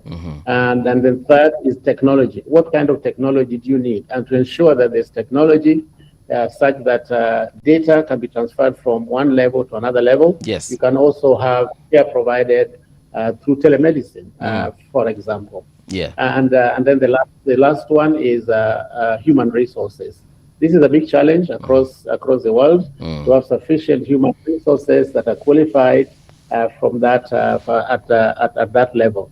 And then, of course, overall linked to all that is the financing. There needs to be sufficient resources Yes. to be able to support those facilities. So if you have a very strong primary care as a backbone of your health system, then almost 80 to 90% of the conditions are dealt at that level. Yes. And also any epidemics or any challenge that we are facing is identified very early, or if anybody has hypertension or diabetes, you can pick them before some complicated issues. Okay.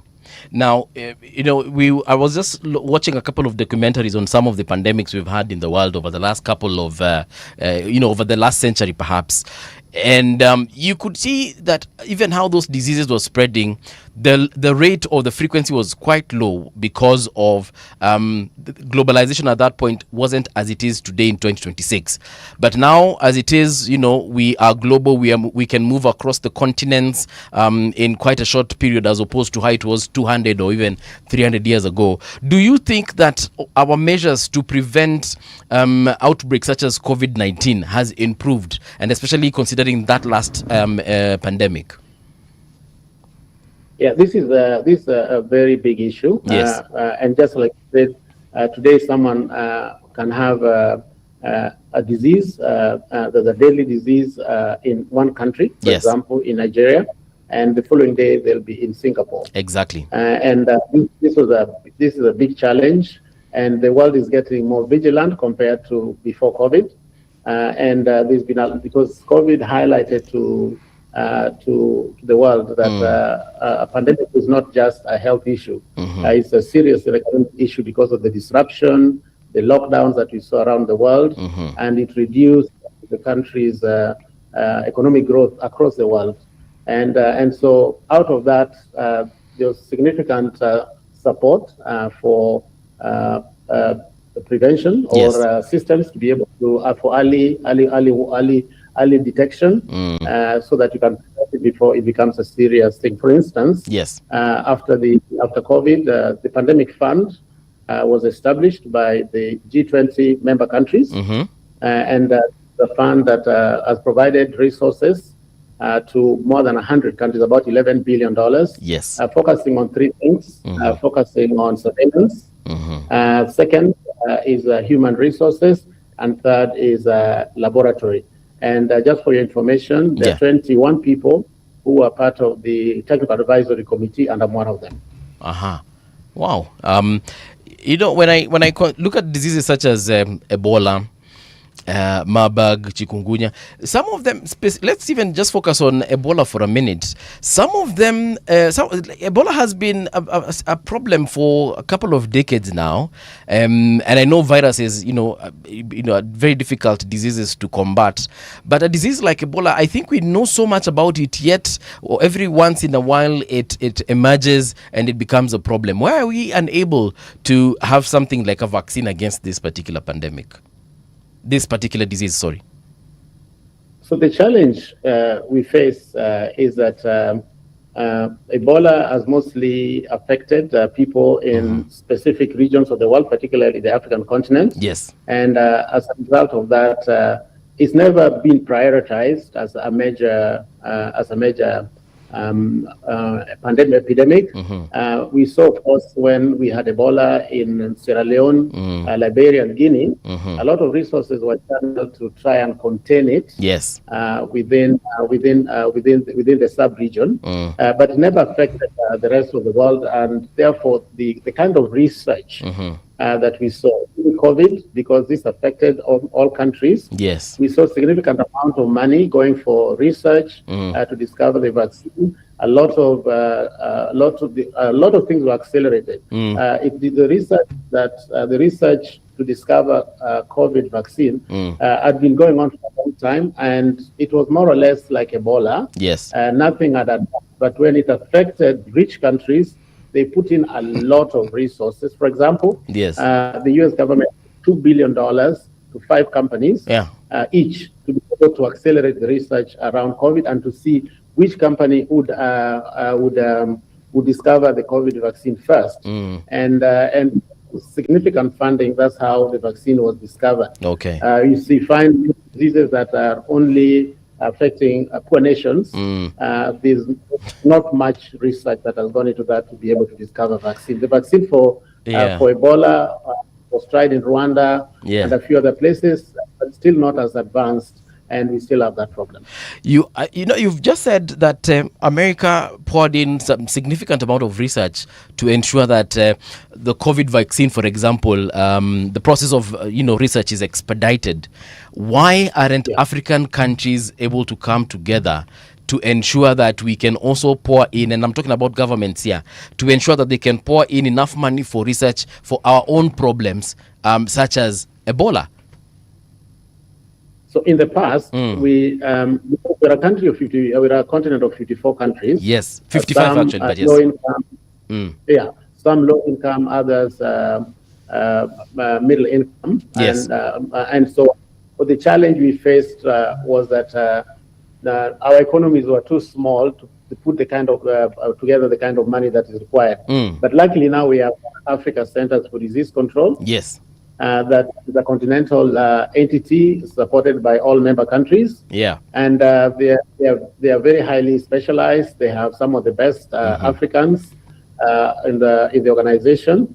And now, for example, during COVID distribution of COVID vaccines, Africa was the continent that got the most vaccines compared to any other continent in the world, led by Africa CDC. So I think that we have a very strong foundation to be able to pull process from our continent and from external agencies to be able to do that. The second area that Africa has succeeded in is regulation. Say, for example, our poison board only focuses on Kenya. Yes. And every country has the equivalent of a poison board. Right. And so if anything was to be registered in a country, like, you have to do it all over 50 times to be able to have a lucrative market. And pharmaceutical companies found that to be really expensive because each country you have to pay for your registration. And so now we have the African Medicines Agency that has just a new director general last year.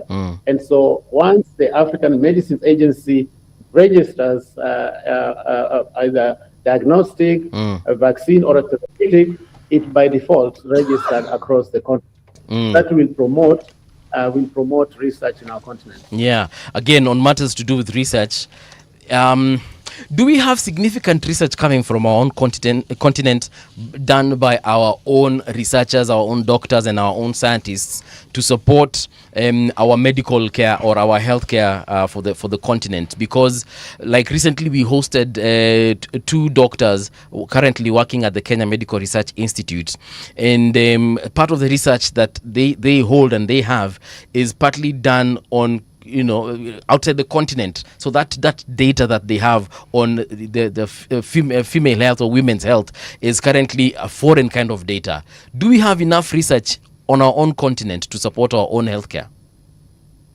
No, because research has not been prioritized by our government. So all the emerging research is a partnership between an external researcher and someone in the continent. And because they provide a lot of resources to that, sometimes either the intellectual property is joint or the intellectual property belongs to the financier. And this is a fundamental issue that I think that as a continent or as a country, we should focus on this. And I think that the President Ruto has been talking about improving our research capacity. In South Africa, for instance, they provide a lot of financing for research because they have a department that is focused on science and technology. And they look at how to support their universities and their research institutions to be able to develop new innovations that then they get intellectual property in South Africa. I think this is something that we should do in Kenya, particularly as we discuss the vision to become first world. I think that ensuring that we are also the leading country in terms of research is very important. My colleague here, Siti Mugai, was smiling when I was asking that question on Kemri. Siti, si ni ukweli hatuna enough research na daktari hapa amekubali? Well, the thing is, I'm smiling because I worked for the Kenya Medical Research Institute for a long time. And what you were referring to was LEAH.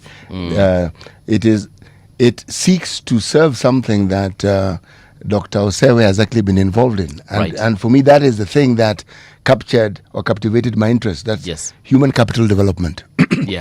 He has consulted on this widely.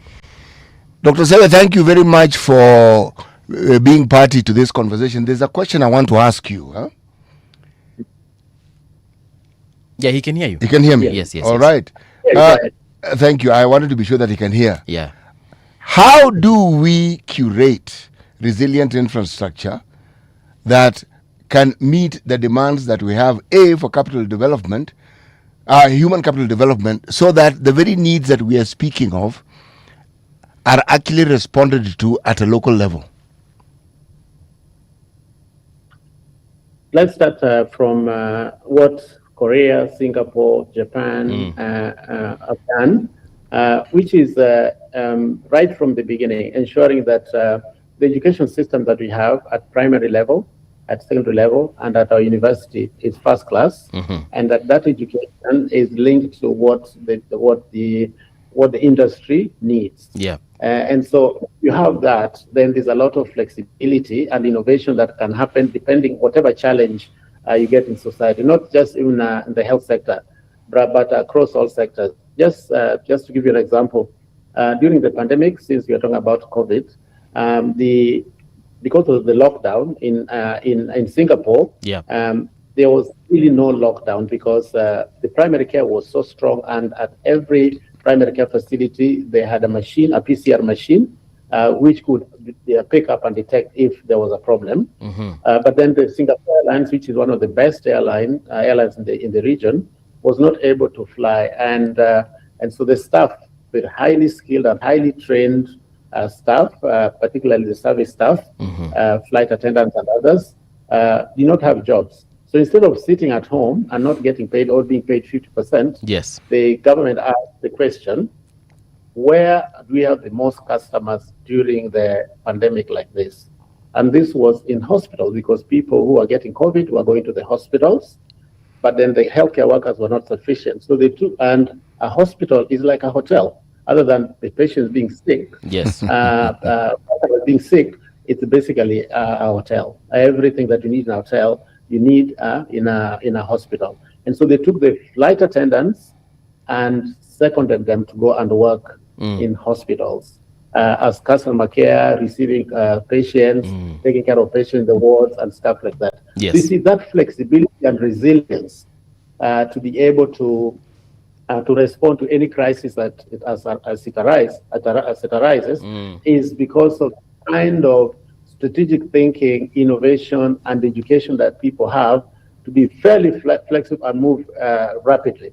So human resources, human capital, you find that in Korea, and we were discussing this yesterday, yes, with some of the top educationists here, compulsory primary education, compulsory secondary education, 80% of the people go to university, and unemployment is less than 3%. And so the society is geared towards ensuring that everybody gets the best education and everybody's ready for industry. And I think as we think about how we are going to approach and become first world, I mean, Kenya has achieved a lot during the 2030. It's still ongoing, and the current discussion for us, for those of us who have lived overseas for many years and lived in developed countries, we think that the vision to move from a lower middle income country to a high income country is a very good conversation. And if we can rally our population to see that all of us, we want to live in nice houses, we want our children to get good education, and we want to get employment, is a good vision. How to get there may be disputes, but I don't think there's question about that. Dr. Sawe, let me ask this question. There is a phrase that I hear flouted regularly, and I can't say that I completely comprehend what it is meant. What do people mean when they talk about strategic leadership?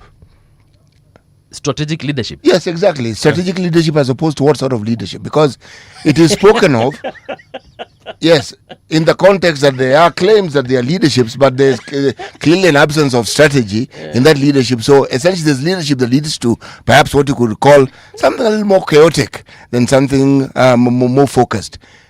How does strategic leadership help in the process that we've just been discussing to get to a point where that human capital development actually meets the needs of a country?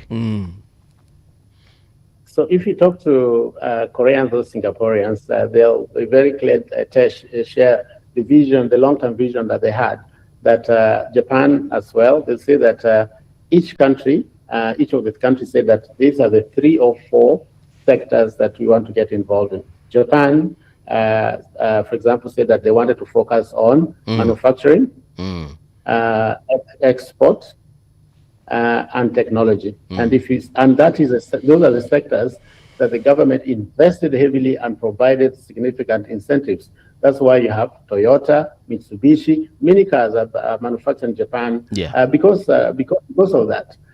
If you come here to Korea, they also focus on trade, electronics, and shipbuilding. And a lot of ships are built here in Korea.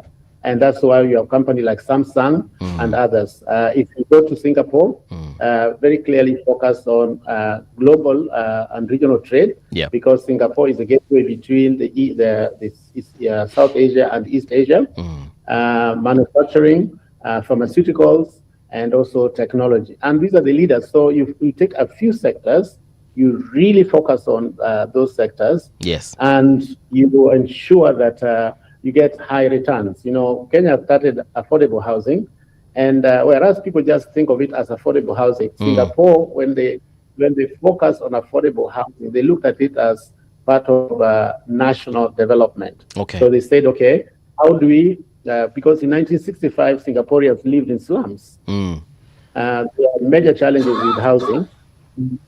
But that's why Malaysia decided to separate from Singapore, because they said there was too much conflict, basically tribalism, if you can call it, or ethnicity. The Malay population, the Indian population, and the Chinese population were fighting each other. And Malaysia, which is mostly Malay population, decided we had enough conflict, let's separate from Singapore. Yeah. And so they left. And Singapore was really poor, with a GDP of only $500. And so the leader then, Lee Kuan Yew, when he took over, said that he wanted to make Singapore one of the best countries, ensure that all Singaporeans have good housing. Yeah. And to date, 80% of Singaporeans live in public housing. 80%? 80% of Singaporeans live in public housing, okay. And 85% of them own those homes. And so they came up with a very good financing model: state financing, private sector financing, diaspora bonds to finance that, and also pension fund. If you contribute towards pension, that pension became part of your mortgage as well. The initial phase, the houses that, quality was not the best quality because there's a catch-up to do. But over time, this is first-class housing, linked transport, links to schools, linked to various systems. That's what makes Singapore very proud as a people. Yes. That they have their own homes, their first-class education, and their first-class transport. And also, it stimulated SME development. If I look at our Kenyan context, given the number of housing projects that we have all over the country, how do you use that to stimulate SMEs? Those who can provide concrete, who can provide steel. Well, there's so much that goes into a house that, if targeted towards ensuring that Kenyan SMEs are supported, and then Kenyans are trained. I mean, construction engineers, plumbers, all that trained are linked to this. We can actually create more employment in our country. Still on that issue of strategic leadership, I tend to think that manifestos of successive governments have actually had a sort of strategy. For example, I remember during President Uhuru's time, he had some pillars. I think manufacturing was one of them, universal healthcare was another. Isn't that strategic leadership, or it can be strategic leadership on paper, but kwa ground vitu ni tofauti? I think the Vision 2030 was strategic leadership that looked at what was Kenya going to achieve in the next 30 years, moving Kenya from a low-income country to a middle-income country, and that was achieved. And therefore, if successive governments believe in what is in the long-term vision, so that even if there's a change of government, you continue with what was already started, I think that's a positive, that's strategic leadership. Yes. If you look at what President Kibaki started, President Uhuru continued, and now Kenya is a middle-income country, and President Ruto is talking about moving Kenya from a middle-income country to a high-income country, which uses Singapore a lot, and I think sometimes people don't understand when he's just saying Singapore. Basically, the point is moving Kenya from a middle-income country to a high-income country. It could be Singapore, it could be Japan, it could be Korea, it could be Malaysia. Yes. Malaysia is still upper middle income, yet to become yet to become a high-income country. Yes. But the process, the journey to get that is and so that even if there's another administration after President Ruto, we continue with that quest to become a high-income country. Yeah.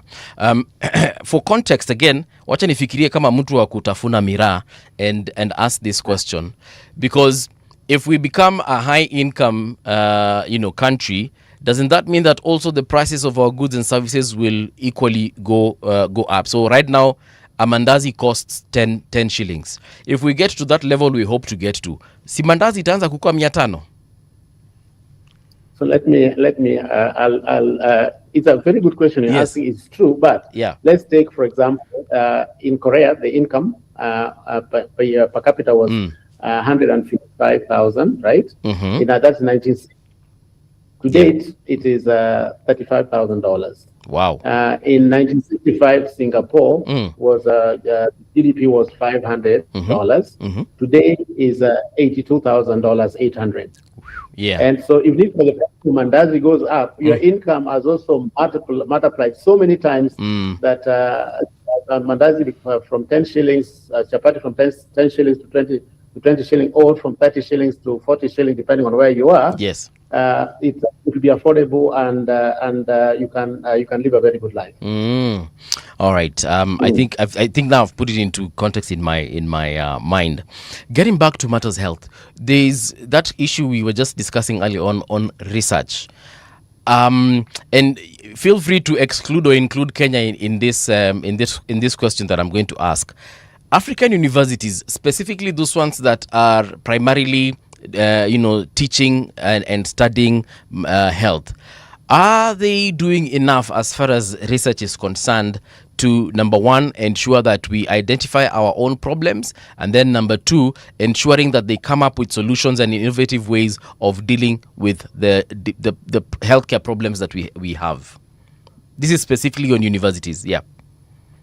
Yeah. So we have a challenge. The university in the US, for example, until President Trump, President Trump did significant research in the US and across the world because of the National Health Institute. Because every year, the US government provided so much money for research, and they needed to work with other researchers across the world. And so the research was funded worldwide, but mostly by the National Health Institute. You also have similar entities in some European countries that were collaborating with African countries. Now, our challenge is that we do not provide resources for research, and forcing our top talent to do two things: either to leave the continent and go and do research outside the country. Yes. And if they join companies and universities, the intellectual property belongs to those universities or pharmaceutical companies if it's a pharma industry or other related industries. Or two, to do research in our continent, but depending on external financing. Because most of our institutions, they pay mostly salary, but to put under the salaries, if you have a grant, you get additional resources for you to engage, do more research, and also travel, go to conferences, learn more, and improve your knowledge base, and also improve your networks. But until the time that we will see that as part of our education budget, we have significant resources that goes to our university purely for research in targeted areas, we are not there yet. Dr. Sewe, let me ask this question. I'm stuck on this human capital development for a very specific reason. If I look at the pool of human resource that we have, I would argue that it's fairly abundant. It may not meet all the needs we have, but it's abundant to the point where we export them. You are now in Korea. Now, that same expertise that you have went with you to Korea. How is it that we have a situation where we have, and we can see it because it exists, human capital being deployed elsewhere to inform policy, human capital being developed to inform practice and even to inform industry, but the human capital is actually native to the country of Kenya. Even now, with our institutions of higher learning, the ones we refer to as universities, we still have this human capital. So it can't be the lack of human capital or human resource. It has more to do with going beyond the capacity and being creative enough to meet the needs of what we have, given our limitations. I'm posing this as a question. Could that be a way of looking at the challenge that we have? I completely agree with you. Kenya, we are lucky in that our education system has been, and focusing on education has been a priority since independence. That's why even, for example, the airlift for Kenyans to go overseas was a priority, because the leaders then saw that we need Kenyans to get the right education to come back and run Kenyan institutions. And progressively, that has been the case. Even me, growing up in a rural Homa Bay County, extremely poor, still ending up getting good education, going to university and going to Harvard University and becoming a global leader, or leading Asians in terms of health. Everywhere I went, they would ask, "Where are you from?"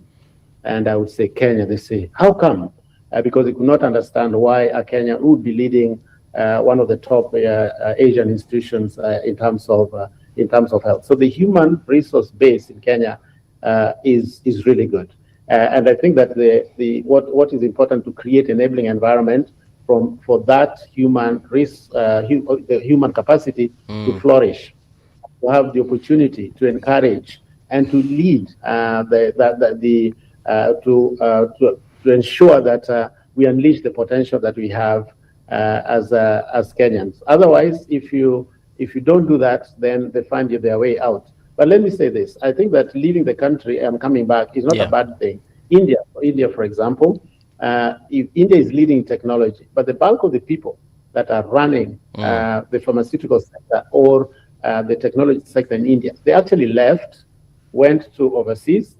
In technology, they went to the US, they worked there, and they came back to India and started some of the global companies that India has, because you also need to expand your horizon, expand your vision, share and learn from others, share what you have, and then come back to your country. That's what I've done. I've come back to Kenya now.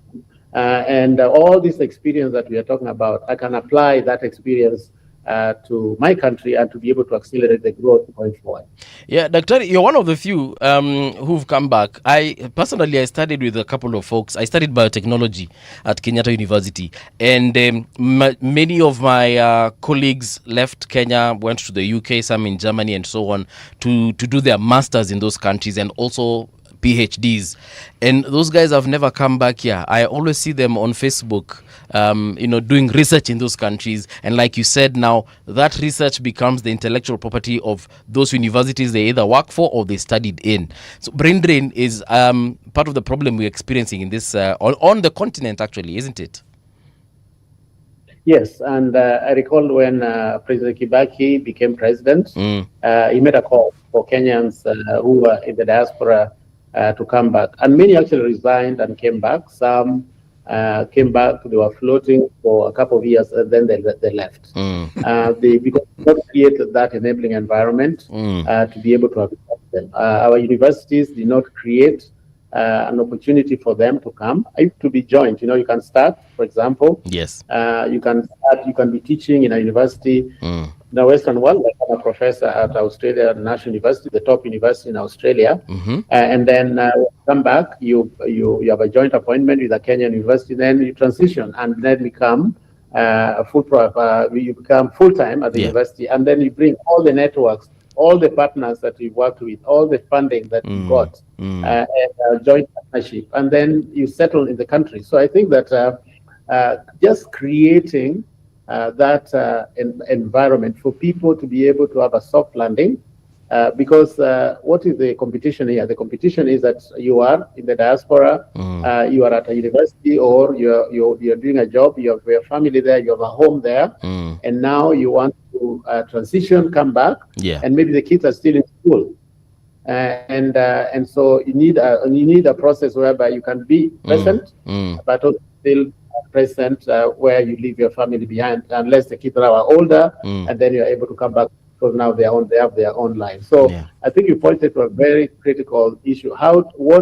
And I think Kenya has done a good job in terms of even have a whole PS in the Ministry of Foreign Affairs focusing on diaspora. This is something that for many years we never saw, but now she's very engaged, meeting with Kenyans, describing opportunities in Kenya, and also even some of our financial institutions like banks, allowing Kenyans to, creating a system in place for Kenyans to own property, to invest in Kenya. Once you start investing and you have a home, okay, if I go to Nairobi or I go to my village, I have a place I can stay, and therefore you start coming home more regularly.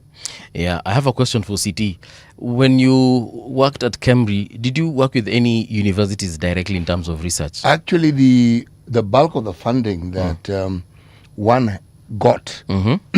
Like, let me be specific about, I worked in the field of HIV and AIDS. Yes. We began with research in that particular field, and then we got into care and treatment. The funding was from PEPFAR, but the requirements of accessing US funds required you to partner with an institution in the US. Okay. It was a requirement. So I'm sure you partnered with several. We partnered with several, but the partnerships had many benefits because it also afforded educational opportunities for very, very many young budding scientists over time, and very many people did benefit from it. However, those benefits are not often seen as being directly applicable and beneficial to a country like ours. See, why I'm focused on this human capital development, it isn't just people acquiring qualifications, but people changing their mind to understand how it is, and this is what Dr. Sewe is talking about, this can be applied here and can be beneficial to us, and how we can ensure that it works within our environment. If you look at our public universities do not prioritize research. If you prioritize research and the research is focused on the country of Kenya, the next step is how it is you influence policy, because it's researched. Yeah. You're talking about data. It also speaks directly to practice. It also speaks directly to industry or commerce. But if you don't do it, then you can't achieve the next step to it. Now, when you can do this, then these so-called homegrown solutions become something that is a normal conversation, as opposed to this constant conversation of things coming from abroad.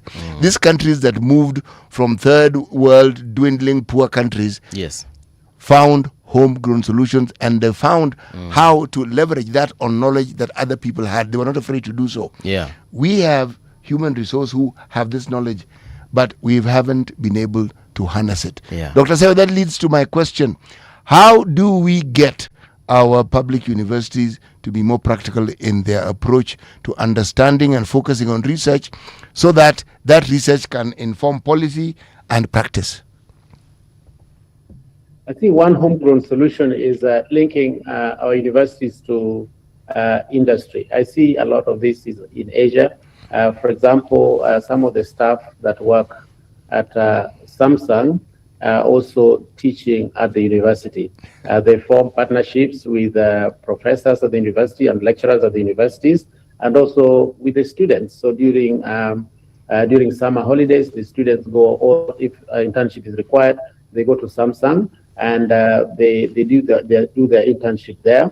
They go back to the university, and now when they're looking for a job, they're already known at Samsung, and then they get jobs. So there's a very close relationship between universities and industry. And the industry, as most companies have some element of research money, research and development, so they can fund the university. Our industry can fund the university to do more research linked to what is their area of interest. And through that, we don't have to rely on external resources, because the resources are there. And it's just a matter of how do we tap resources so that we unleash the capacity that we have within our university for students and also technical institutions. I think the Kenya is moving in the right direction, registering as many TVETs as possible, because in Germany, for instance, many people who go to TVET earn more money than those who go to university. For example, an aeroplane technician at Lufthansa earns twice as much as a medical doctor. And so you find a lot of people going to TVETs to be able to get those technical skills and to be very successful as technical experts, not necessarily as people who have degrees. Wow. Tunashindaka tukicheza hizi TVET zetu hatujazipatia prominence yenye zinahitaji. We haven't. Look at a country like Switzerland. That's a TVET country, my friend. And Switzerland, yes. Hii moja tu yenye hii ambao wanatengeneza chocolate na wako na milima na vitu kama hizo. Yes, na hiyo chocolate unatoa hapa Ghana, but yes. Cocoa. Hiyo cocoa hiyo. You see, Dr. Sewe, let me ask yet another question as our time seems to be dwindling. There is need again for strategic leadership, understanding, forming, and probably ensuring that it is unleashed. How do you get a body of people who actually understand the strategic leadership as the core of everything? And how do you get people to actually be strategic leaders? All right. So I want to use one example, which I did when I was at the World Bank. I looked at strategic plans because I wanted to come up with a very good strategic plan for various sectors, but particularly CT, since you worked in HIV, that was a big problem across many countries. And I looked at strategic plans across the world, looking at governments, municipalities, private sector. And the best strategic plan I saw, which was very much results focused, was for the US Space Agency, NASA, because President Kennedy basically stated in 1961 that by the end of the decade, by the end of the 1960s, the US would place the first man on the moon. No human being had ever gone there, and nobody even knew how to get there. What kind of aircraft do you need, or shuttle do you need? What kind of skills do you need? What kind of experts do you need to build this shuttle? What kind of experts should be astronauts that are going to the moon? I mean, everybody thought that it was an impossible task, and they achieved it in 1969, 8 years later. Strategic leadership, the whole country, the universities, companies, medical people, engineers, they were all focused in making this vision successful. So I think that if you have a very clear vision that brings everybody together and say, we want to be proud as a country to move from this level to the next, to move from here to there, and everybody following. You know, in Kenya, it's very good that we are a democracy, so we question a lot of things, which is excellent. But at the same time, we try to question too much sometimes without really thinking of what is it that we are trying to achieve. I think that the vision, and me being, I've been traveled around the world and worked around the world, I'm always unhappy that our continent is richer in terms of minerals, in terms of human resources. We are still a young population, but we are not moving as fast as we should be moving. We need that bold vision that we can bring everybody together, and we disagree in how to get there, but the goal remains the same, that this is what we want to achieve. I like the way you're saying we disagree, but at the end of the day we keep on moving, which is an important thing.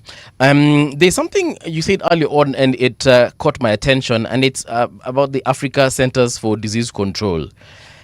Mm-hmm. In terms of their main, do I call it their main goal currently? What is one of the things that they are currently checking out as far as our diseases on the continent are concerned? What is their main focus, rather? So I was very much involved and actually led the development of the first strategic plan for the Africa CDC. And we brought in scientists from all over the continent, practitioners, policy experts, to define what were the 5 things that we needed to do at that time. And one was to ensure that we are prepared for any pandemic or any disease that outbreak that we needed, ensuring that the human resources for the continent linked to epidemics was better prepared, and having a standby force, basically a network of experts from around the continent, that if there was an outbreak of one disease, they will be deployed. And that happened during Ebola outbreak in West Africa.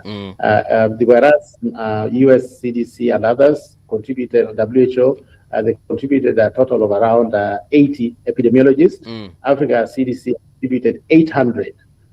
This is from all over the continent. They just basically made a call to member states and said, we need experts in this area to be able to respond to this condition. Look at the ICT system that was required cross-border, ICT system that will also lead to surveillance.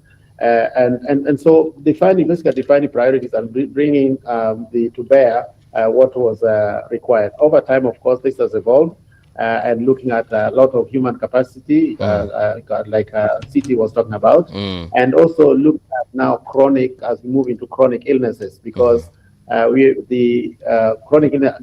hypertension, diabetes are becoming top killers in our continent of cancer. And how do we address some of the priorities, and what kind of networks do we need to have to be able to do research in those areas? So it's a good institution to have, and I think that we are poised now as a continent to be able to do this. When I went to Asia, I actually engaged the government of Japan, and he was part of the team that established the ASEAN, the 10 countries ASEAN CDC, which is still under development. You also mentioned earlier on in our conversation that we are some of the biggest, not producers, but consumers of vaccines. Did I hear you right? So I mentioned that during COVID, yes, there was we did not have sufficient. The world did not have sufficient vaccines, and the vaccines that were being produced, for example, in the US, because they were funded by the US government, they prioritized the US population, and so you found that, for example, the Pfizer vaccine, although not funded by the US government, but they prioritized countries that were much richer, where they made so much money, and governments were buying in bulk. Yeah. And so, if Asia, where I was, we were really struggling to get vaccines. I met with CEOs of the top companies almost on a weekly basis to see how Asia would get vaccines.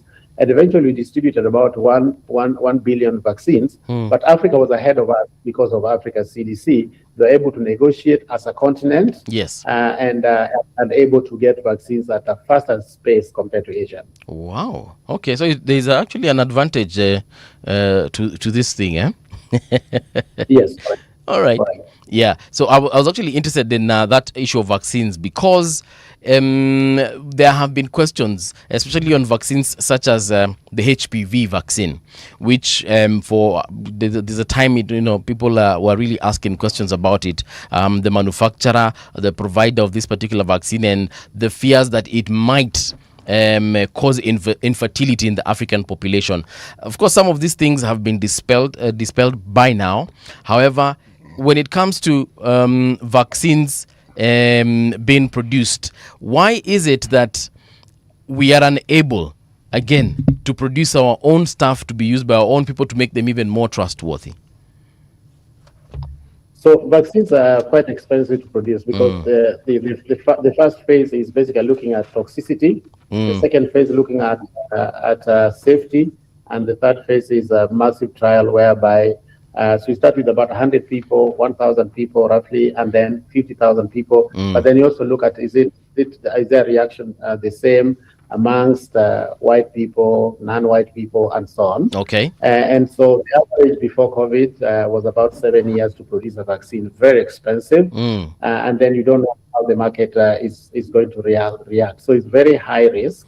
That's why before COVID we only 1% of the vaccines used in our continent were developed by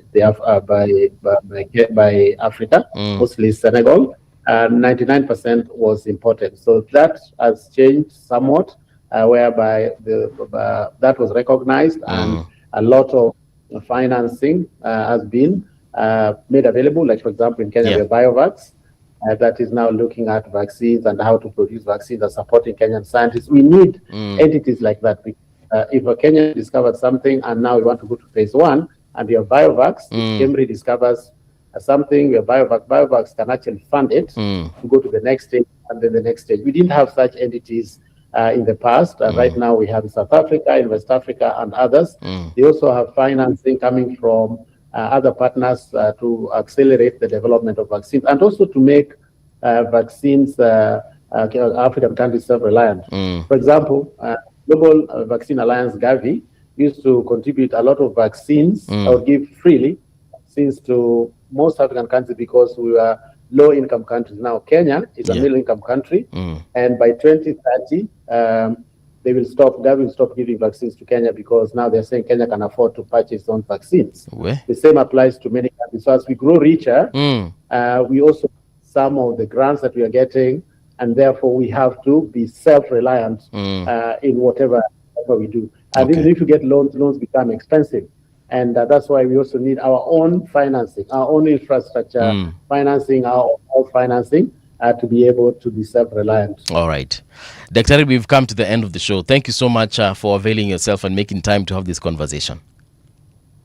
Thank you. Appreciate it. Yes, sawa. That's where we come to a close, folks. We're leaving you in the safe hands of Rania Abdi and Lady Mathai coming up in the next hour. But for Siti and myself, Siti bwana, sema kwaheri. Kwaherini. Tuonane kesho majaliwa, ama wanasemangaje? Inshallah. And Dr. Sewe, thank you very much for making the time.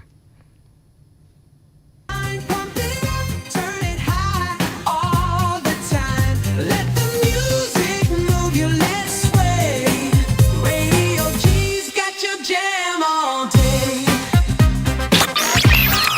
Radio Generation, the home of urban soul.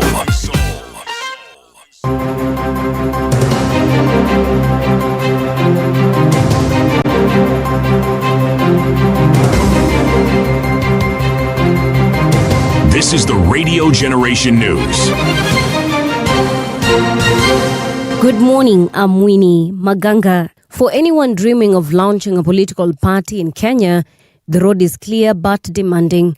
Every party must pass through a detailed process that tests its leadership, membership and organizational framework before it can operate nationwide.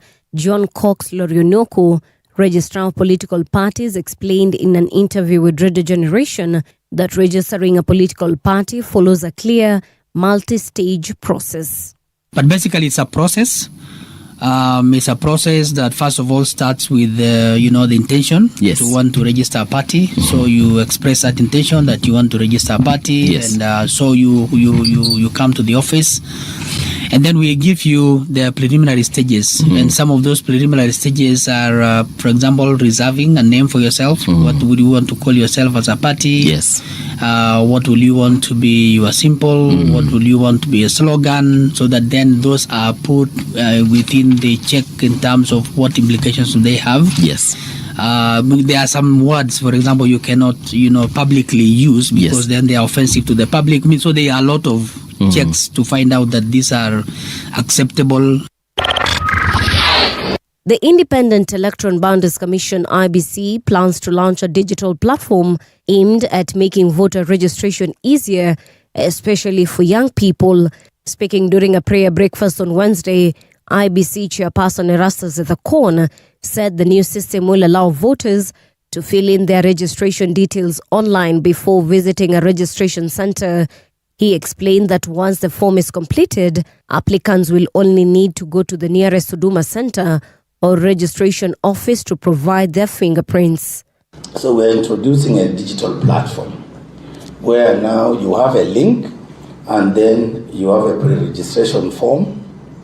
You can fill it right there. You can fill in all your details, and all you need to do is to walk into the next Huduma center or registration center and just give your fingerprints and you go. We just take your biometrics, 3 minutes, we are done. So I hope that will also encourage the young people to come up and register in large numbers. Police are searching for a man suspected of being involved in the death of 23-year-old woman who was found dead in a house in Kayole, Nairobi. The woman, identified as Anne Muthoni Ngunjiri, was discovered on Sunday, February 1st, after what police say followed a domestic dispute with a boyfriend said to be a GSU officer. Nairobi Region Police Boss George Sada says the boyfriend who went missing after the incident.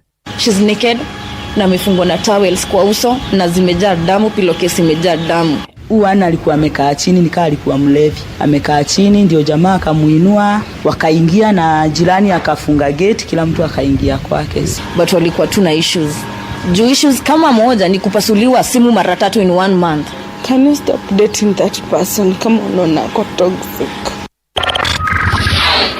Newly released files tied to Jeffrey Epstein have brought Zimbabwe and its late President Robert Mugabe into focus, showing possible financial discussions involving former leader, though there is no evidence of wrongdoing. The documents reveal that Epstein considered ways to help Zimbabwe after its local currency collapsed, while other claims in the files remain unverified. Those records are part of a broader release by the U.S. Department of Justice covering the financiers. And that's the truth on Radio Generation. Good morning, I'm Winnie Maganga.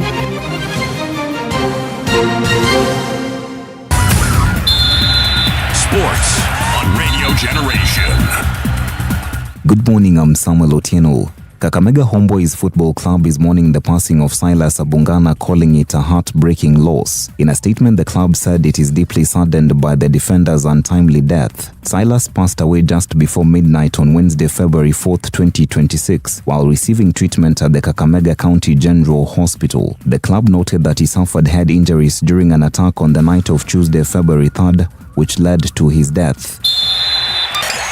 Several Russian athletes cleared to compete as neutrals at the Winter Olympics have been linked to activities supporting the war in Ukraine. This is according to evidence seen by UK media. The International Olympic Committee has approved 13 Russian competitors to take part as individual neutral athletes at the Milan Cortina Games. The eligibility was reviewed by a 3-member IOC panel, which ruled out any athlete found to have actively supported the war, including through social media posts or participation in pro-war events. And that's your sports update on Radio Generation. Good morning, I'm Samuel Otieno. Sports on Radio Generation. This is Radio Generation.